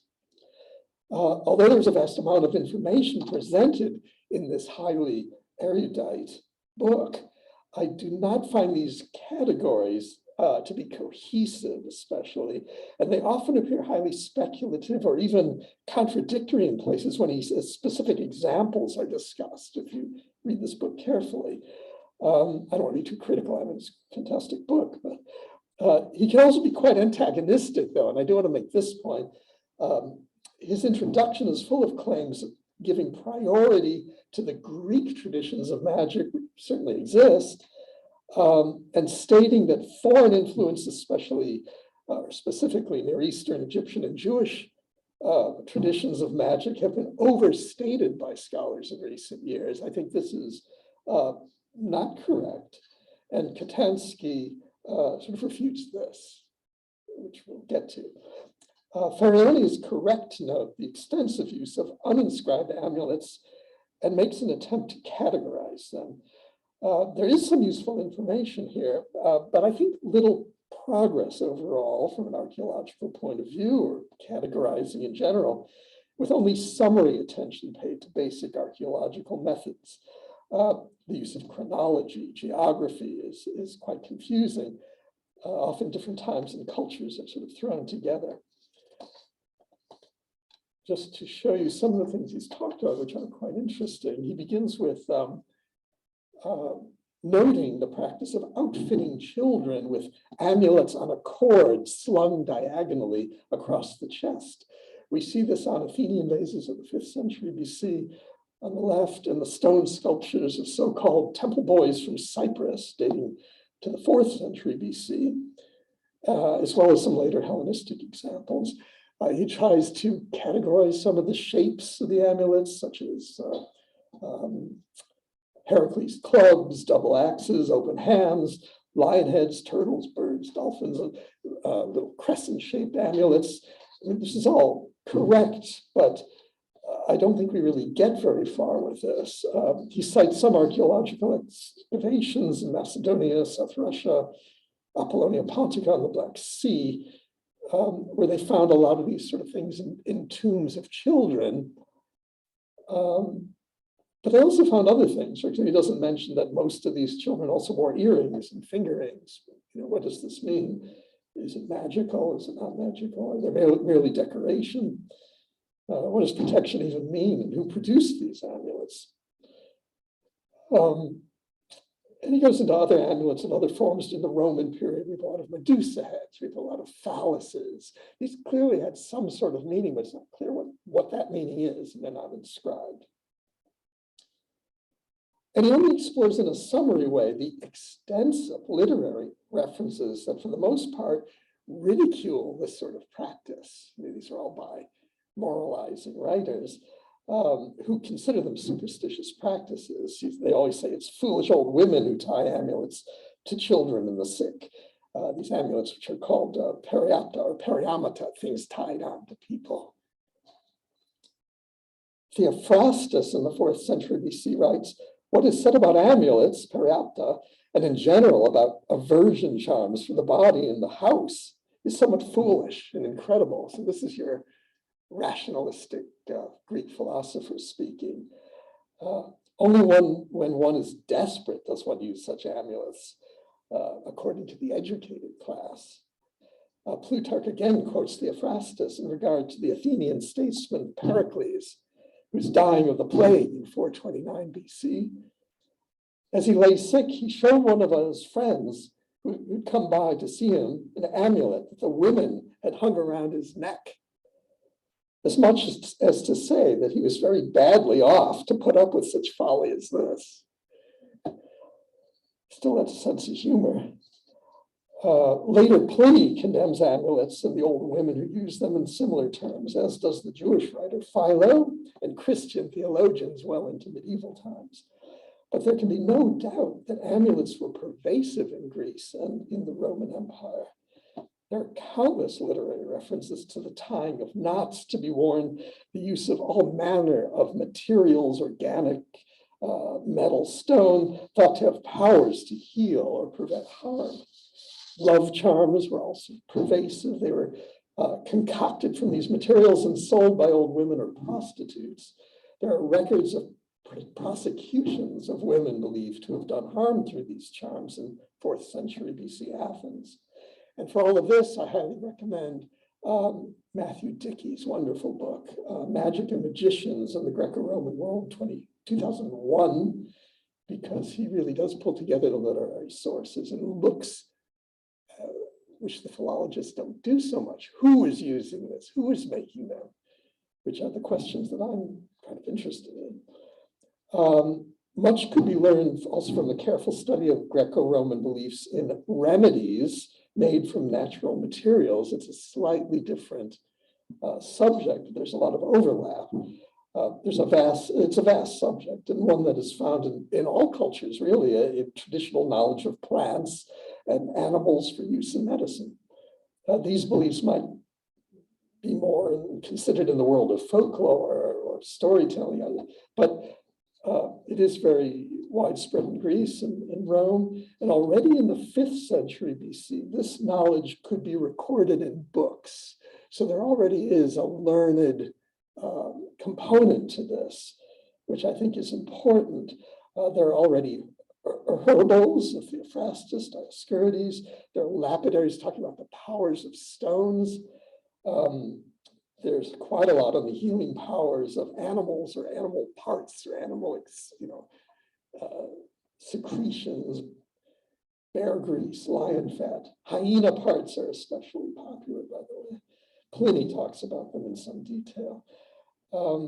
Pliny, in fact, has whole books of this. They're full of, he's full of traditional remedies, often expressed with skepticism, saying this is superstition, but carefully documented nonetheless. No doubt from a variety of books that he's consulting on the subject. He speaks of his own careful research on the subject.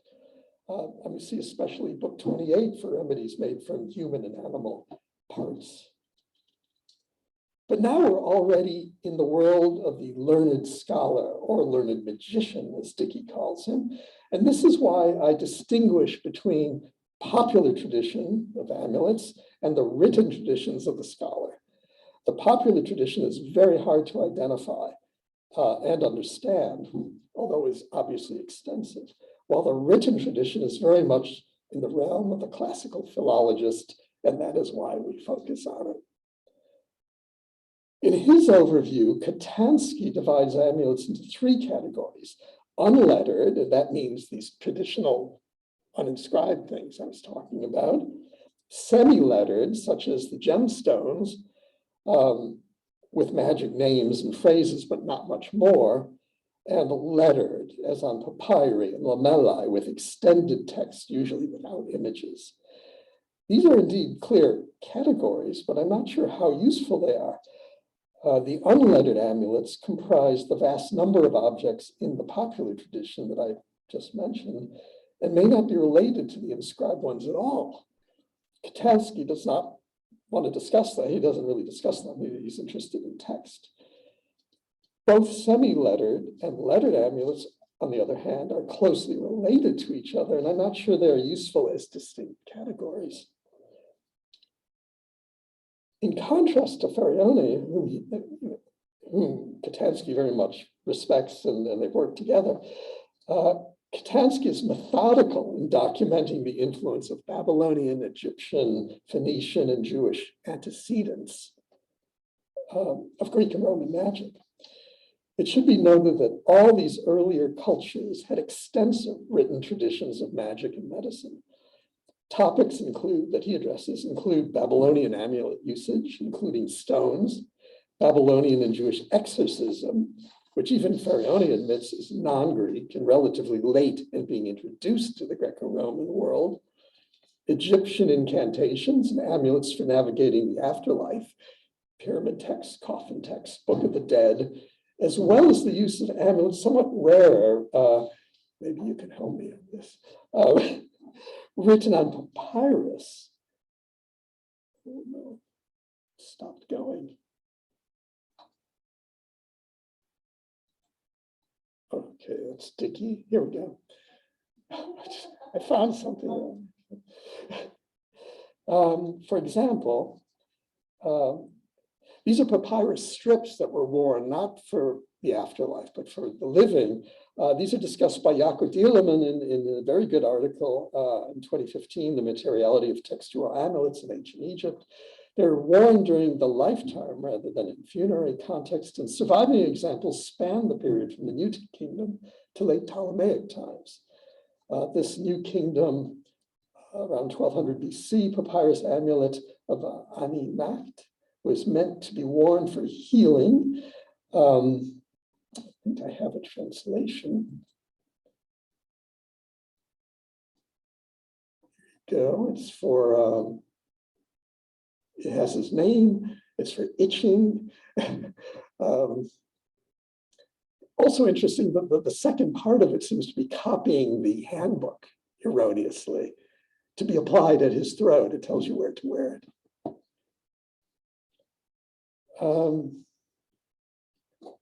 Dieleman insists on continuity of practice from this to Ptolemaic into Roman times, but I'm not, when they start to use the metal ones, gold, silver, copper, but I'm not convinced by this. Certainly, it's not clear that there's continuity, even though it's not a huge gap. Such amulets, these gold and silver ones, do, however, have precedent in Phoenician examples engraved on gold and silver sheets rolled up and worn in amulet cases with Egyptian-style animal heads. Is this working yet? Oh, now it's working. For example, this one, gold one, is from Moraleda de Zafayona near Granada in Spain. There are many Phoenician sites from Carthage, Tharos in Sardinia, Spain, and there's a remarkable papyrus one from Malta as well. This one from Spain has Egyptianizing figures. They're probably decans. They seem to be astrological. And the Phoenician inscription, protect and guard Eshmun, son of Emni, prince, day and night for all time. These very likely influenced Hellenistic Greco-Roman usage, although there does seem to be that uncomfortable chronological gap. I mean, these go down to the 5th or 4th century BC and the others a couple hundred years later. But there may be an explanation for that. And we do have a connection here. These are the so-called Greek Orphic tablets of 5th, 4th century Greece, which have been found in northern Greece, Crete, and southern Italy. They served, these are little gold tablets inscribed, buried with the deceased. These served as guides to the underworld. They're like the script you have to learn to get past the guardians. It's quite Egyptian in a way, and there may well be influence there. This is the one in Getty where the initiate approaches the guardian, who is a sacred spring, and says, I'm parched with thirst and perishing. And the spring answers, then come drink of me, the ever-flowing spring. And where to go? On the right, there's a bright cypress. And man asks, who are you? Where are you from? And the answer you're supposed to provide is, I'm the son of earth and starry heaven, but my race is heavenly. There are quite a few of these now. It was a fashion. What's really remarkable here, and I think is helping us with this question of how do these traditions continue? There is one in the British Museum, this lamella of Caecilia secundina, found in the late 19th century in Rome, presumably in a tomb, which repeats some of this language 600 years later. This one says, did I write it out? I did. She comes pure from the pure one. There are parallels for this text much earlier. It does have her name on it. It's the only one with her name, but it shows somehow this tradition is continuing, and it must be textual. Someone's copying this out of something.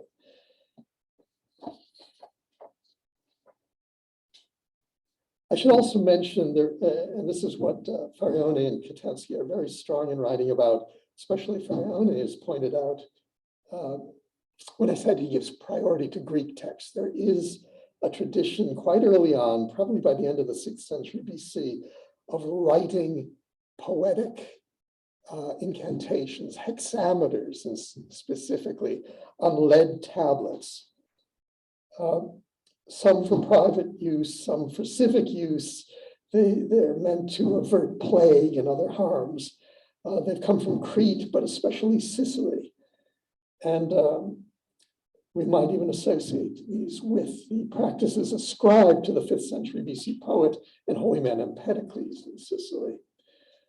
But I'll refer you to Farnoni and Katansky for these, but that's another precedent for what happens in Roman imperial times.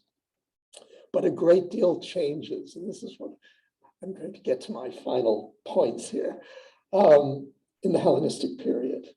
And I feel the process is not well understood.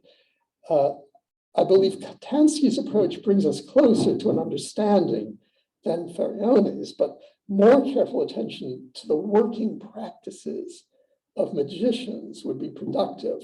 Who are these magicians? Where are they working? Who are their clients? Wandering priests bearing magic books knocked on the doors of wealthy Athenians to offer their skills as early as the 5th century BC, as we know from Plato.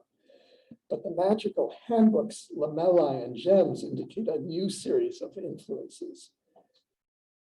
Aside from, let's go back to this, another lamella, this one in the Getty. These are more typical of the Roman imperial period. I don't know whether I have a 2nd century date on it.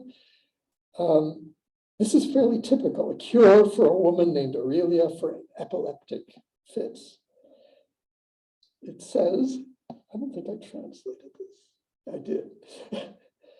The God of Abraham, the God of Isaac, the God of Jacob, our God, deliver Aurelia from every evil spirit and from every epileptic fit and seizure, etc., with angel names, Jewish magical names of people like Sesin Genbar Farangus, who is often on Jewish magical texts. And then there's a little protect as well. Here we see a preponderance of Jewish influence, including names of angels, so important in Jewish mystical and magical tradition. But the language is Greek and was not necessarily written by a Jewish magician.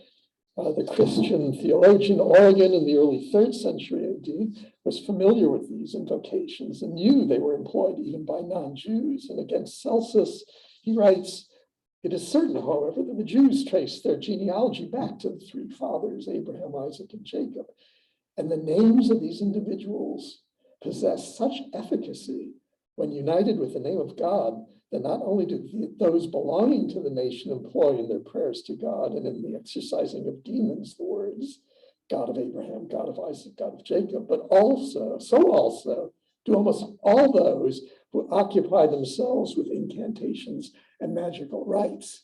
So Origen knows what's going on in the Roman Empire. That all these people are making magical amulets and they're using all sorts of things. What we see in the late Hellenistic Greco-Roman magical tradition is a remarkable mix of cultures.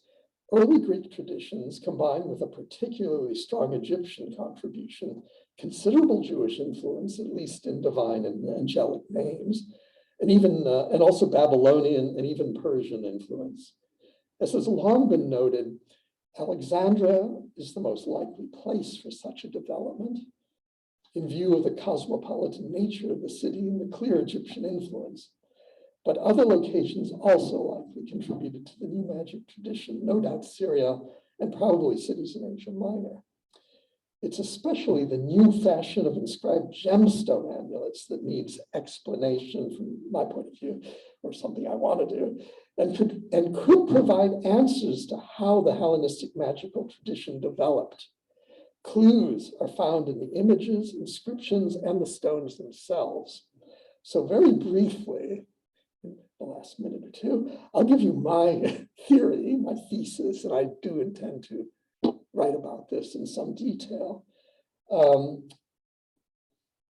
here's the story. Sometime in the early 2nd century in Alexandria, an industrious Greek-speaking magician, might be Greek, he might be Egyptian, saw there was a commercial market for luxury amulets beyond what was being written on papyrus, which must have been very common. He was probably a scholar of sorts himself and may well have worked with others, most likely Egyptian priests, who, with the collapse of the ancient temple system, were now looking for new clients, as Embodiment has proposed. He owned magical books, formularies, which had come into use recently over the course of the 1st century. We know there are a lot of magic. That's when this magic tradition really develops.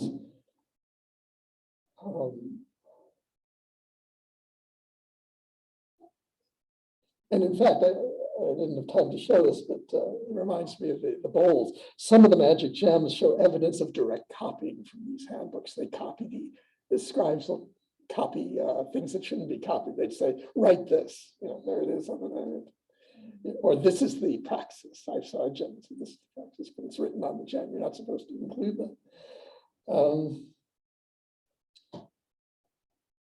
So my proposed magician also had some knowledge of Jewish magic, which was probably widely known in Egypt at this time. He also had to employ gem cutters. That's the whole idea here. Gems with conventional images of deities, animals, other scenes, personal seals were also pervasive throughout the Roman Empire, and no doubt many competent engravers were working in Alexandria. But our magician provided new images that had never been seen before. And there's also, he's utilizing what was no doubt, and we know about this as well, a sophisticated market that provided the raw materials, exotic gemstones that came from all over the empire, the things that Posedipus talks about. This comes from Arabia, this comes from Persia, this wherever.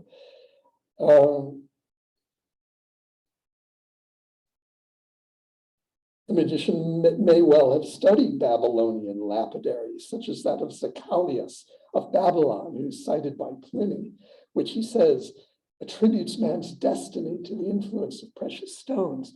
We do have some Babylonian lapidaries. It's not a very Egyptian tradition. I think this is coming from Babylonia, but you could certainly learn it in Alexandria. The stones selected for magic gems were often not the ones typically used for personal seals in the Roman Empire. A lot of unusual stones. Hematite, which was common in the earlier, but very rare for a Roman seal. But these are very common in magic gems. Lapis lazuli, exotic stones that had powers. And we know the lapidaries tell you what the powers were. It's not easy to match them up, but we know this was being thought about. So the overall scenario would explain the variety of images, mostly Egyptian, the magic words, all in Greek, but borrowing from Egyptian and Hebrew, and the materials used for the amulets. The fashion took off, and many other workshops quickly developed in Egypt and elsewhere, I think. Archaeological evidence suggests that the fashion suddenly emerged, and this is another theory. I don't see a long period of development. I think they suddenly came out of nowhere about 130, around the year, some early in the 2nd century, and flourished for about 100 years, although there are later examples which can be easily identified, very distinctive.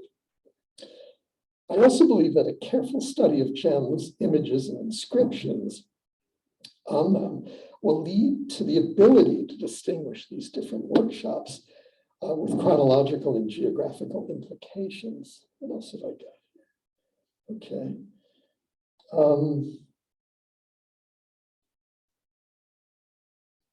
Although gems of Egyptian manufacture surely comprise the majority of these magic gems, there are other workshops in Syria and elsewhere. For example, just to give you the gems with purely Egyptian imagery, such as this, a baboon worshiping an obelisk, or Thoth and Osiris. These are highly detailed and sophisticated. These, I think, would be unlikely to be made outside of Egypt. Certainly not this. This is this fantastic gem in the Walters in Baltimore, with the Pataikos and Isis, Nephthys, very sophisticated Egyptian imagery, even though it has Greek inscriptions. I don't think you'd have this made outside of Egypt. But to give you some examples of non-Egyptian ones, and this is what's sort of new, I must assume these are all Egyptian. What about this? It's a terrible picture, sorry. It's a gem in Naples, which shows Zeus Heliopolitanos, the cult Zeus from Heliopolis in Syria at Baalbek, Lebanon, with a Greek inscription saying, "Give victory, grace, and wealth." I mean, surely this was made there, an important cult center, where there are many, many gems, by the way, of just the Zeus Heliopolitanos. Or another British Museum example, here we have Asclepius with the cult goddess, the Kore of Sardis. Surely this was made at Sardis, one of the largest cities in the ancient world and long a center of gem production, with a magic inscription. So I believe such a careful typological and archaeological approach combined with a careful review of the inscriptions would lead to a better understanding where and when the gems were made, as well as who was making and using them. So that is my project. Thank you very much.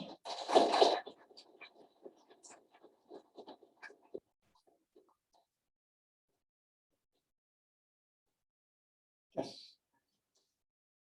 Thank you. I love the theory, and I wanted to ask you, could by any chance be the case that the golden lamella in the 4th century, such wide circulation from Pharsalis to Crete and Sicily, be a kind of a preview of a luxury kind of market, let's say, that was emerging.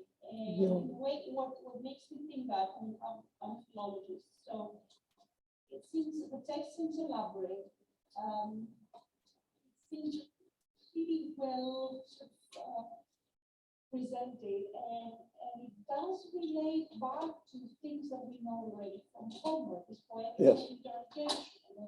And I think this is something that is now finally recently recognized more. Yeah. So there's an oral trajectory, but then there is a finesse, let's say, these particular little text becomes an object. Yeah. And then we have, of course, the 2nd century, and later into the Christian Byzantine sort of thing, we have a different kind of context, but again. Yeah.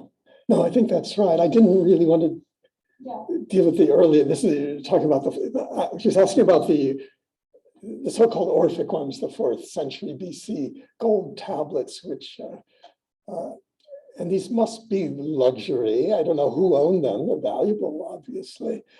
I think it's a very interesting situation, what the magical tradition in that period in Greece is. This is where Christopher Fariani is particularly good at proposing what books of magic look like at this time. Lists of hexameters and other spells. They do. I think he's right about that. Well, yes, true. But they're very different from the Egyptian papyri, I think. But there is a big tradition going on earlier. Yes. I want to know, the high priest or the oracle, how would they know which gem had that magic? Yes. I wish we knew more about that. We do have Babylonian books that say, in fact, this is I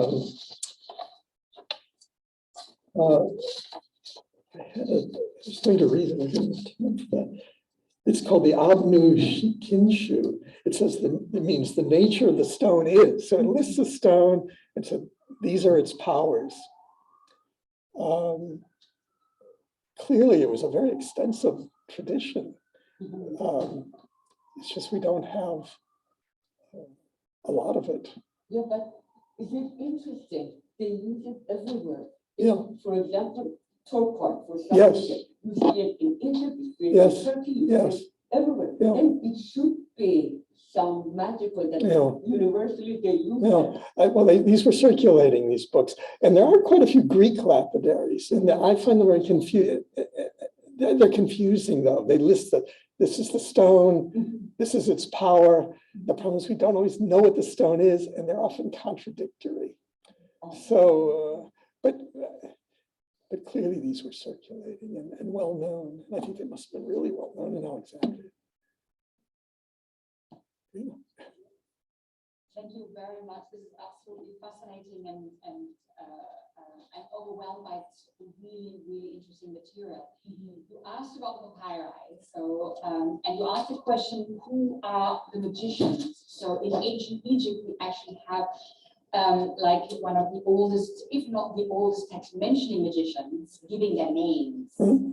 This is the before the Delphic material even that you showed from the New Kingdom. This is from the, we call them the Hyksos period. We don't really know, so it's kind of the intermediate period, the Papyrus Westcar, where the magicians, the beguiled conducts. So he can clearly cut off the head of an animal and then knit together the head, and the animal can afterwards walk. Or you have the magician who can divide the lake,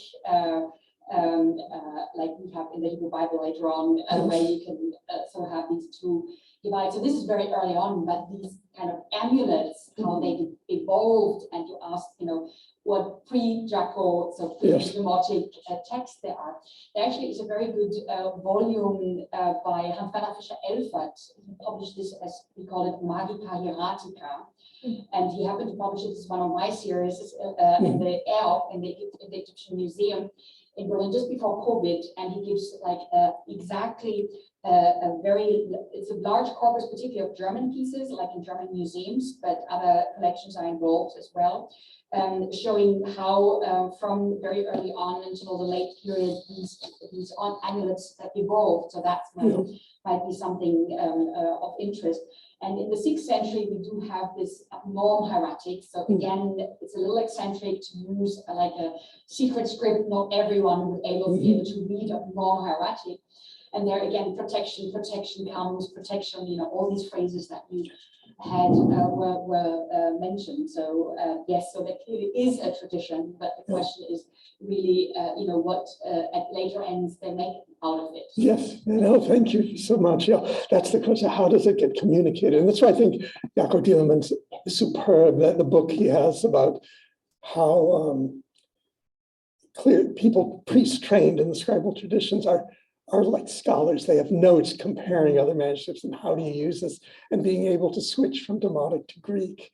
It's a very, he can actually demonstrate. This is the one I thought is actually demonstrating the transition to Greco-Roman magic.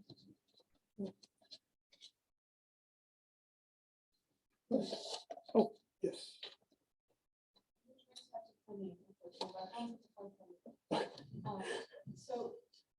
Several years ago, when we were going to talk, I often mentioned this bit in Pliny's letters where he describes a slave named Calidromus, who says he was a Roman slave, then he ends up dashing to the Parthian king Pacorus, and now he somehow gets captured in Pliny's Bithynia and is seeking asylum for Trajan. In this context, he presents us with, as a supplicant, like a piece of coal, and he says, I also had a seal with Pacorus's image on it, but a gemstone, but I lost it. It got taken away from me somewhere in my travels. And so this letter is written around 111 CE, so roughly in the period you're talking about gem emergence.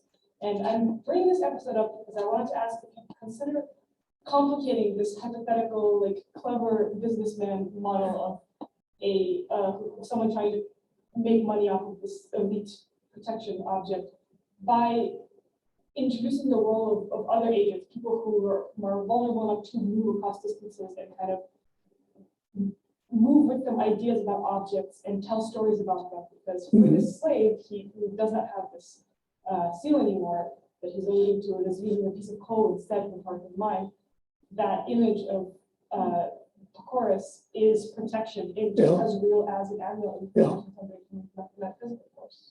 no, it's a good point. It's a good point. I know being a bit glib with my magician, but I wanted to, I think we have to answer the question, why gems all of a sudden when they can be writing on papyri? I mean, that's an interesting point, but I think Alexandria is the place because all these people are coming here. It's just full of books. And I did want to emphasize the book, the literary aspect of all of this.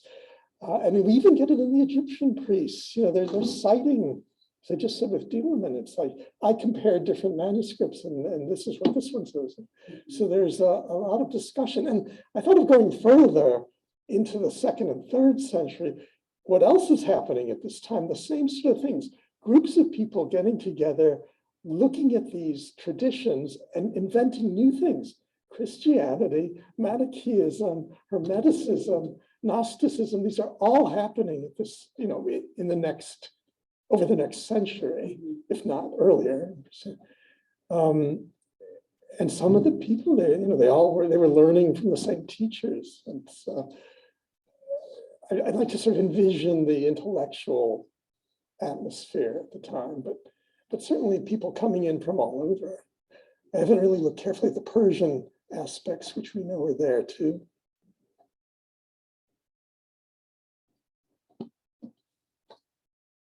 Okay. Thank you so much. Thank you, Matt.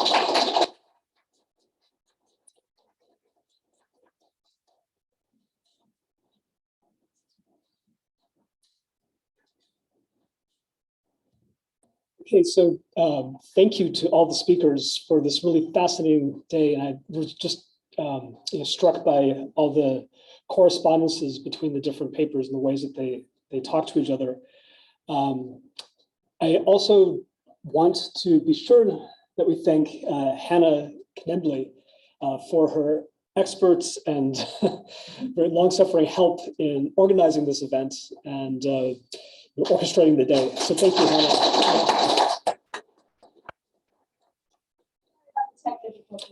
It's all right, kept us on our toes. It's good. So everybody is welcome at dinner. So we're going to have the symposium dinner at Taco Rosa on San Miguel, not the one on Jamboree. So if anybody needs directions, I'll give them to you. So yeah, all graduate students, including you, Justin, for defending your dissertation. Congratulations on that. Yeah. All right. So thank you all again. It's been a really great symposium. Look forward to continuing the conversation over dinner. And thank you to those of you on Zoom.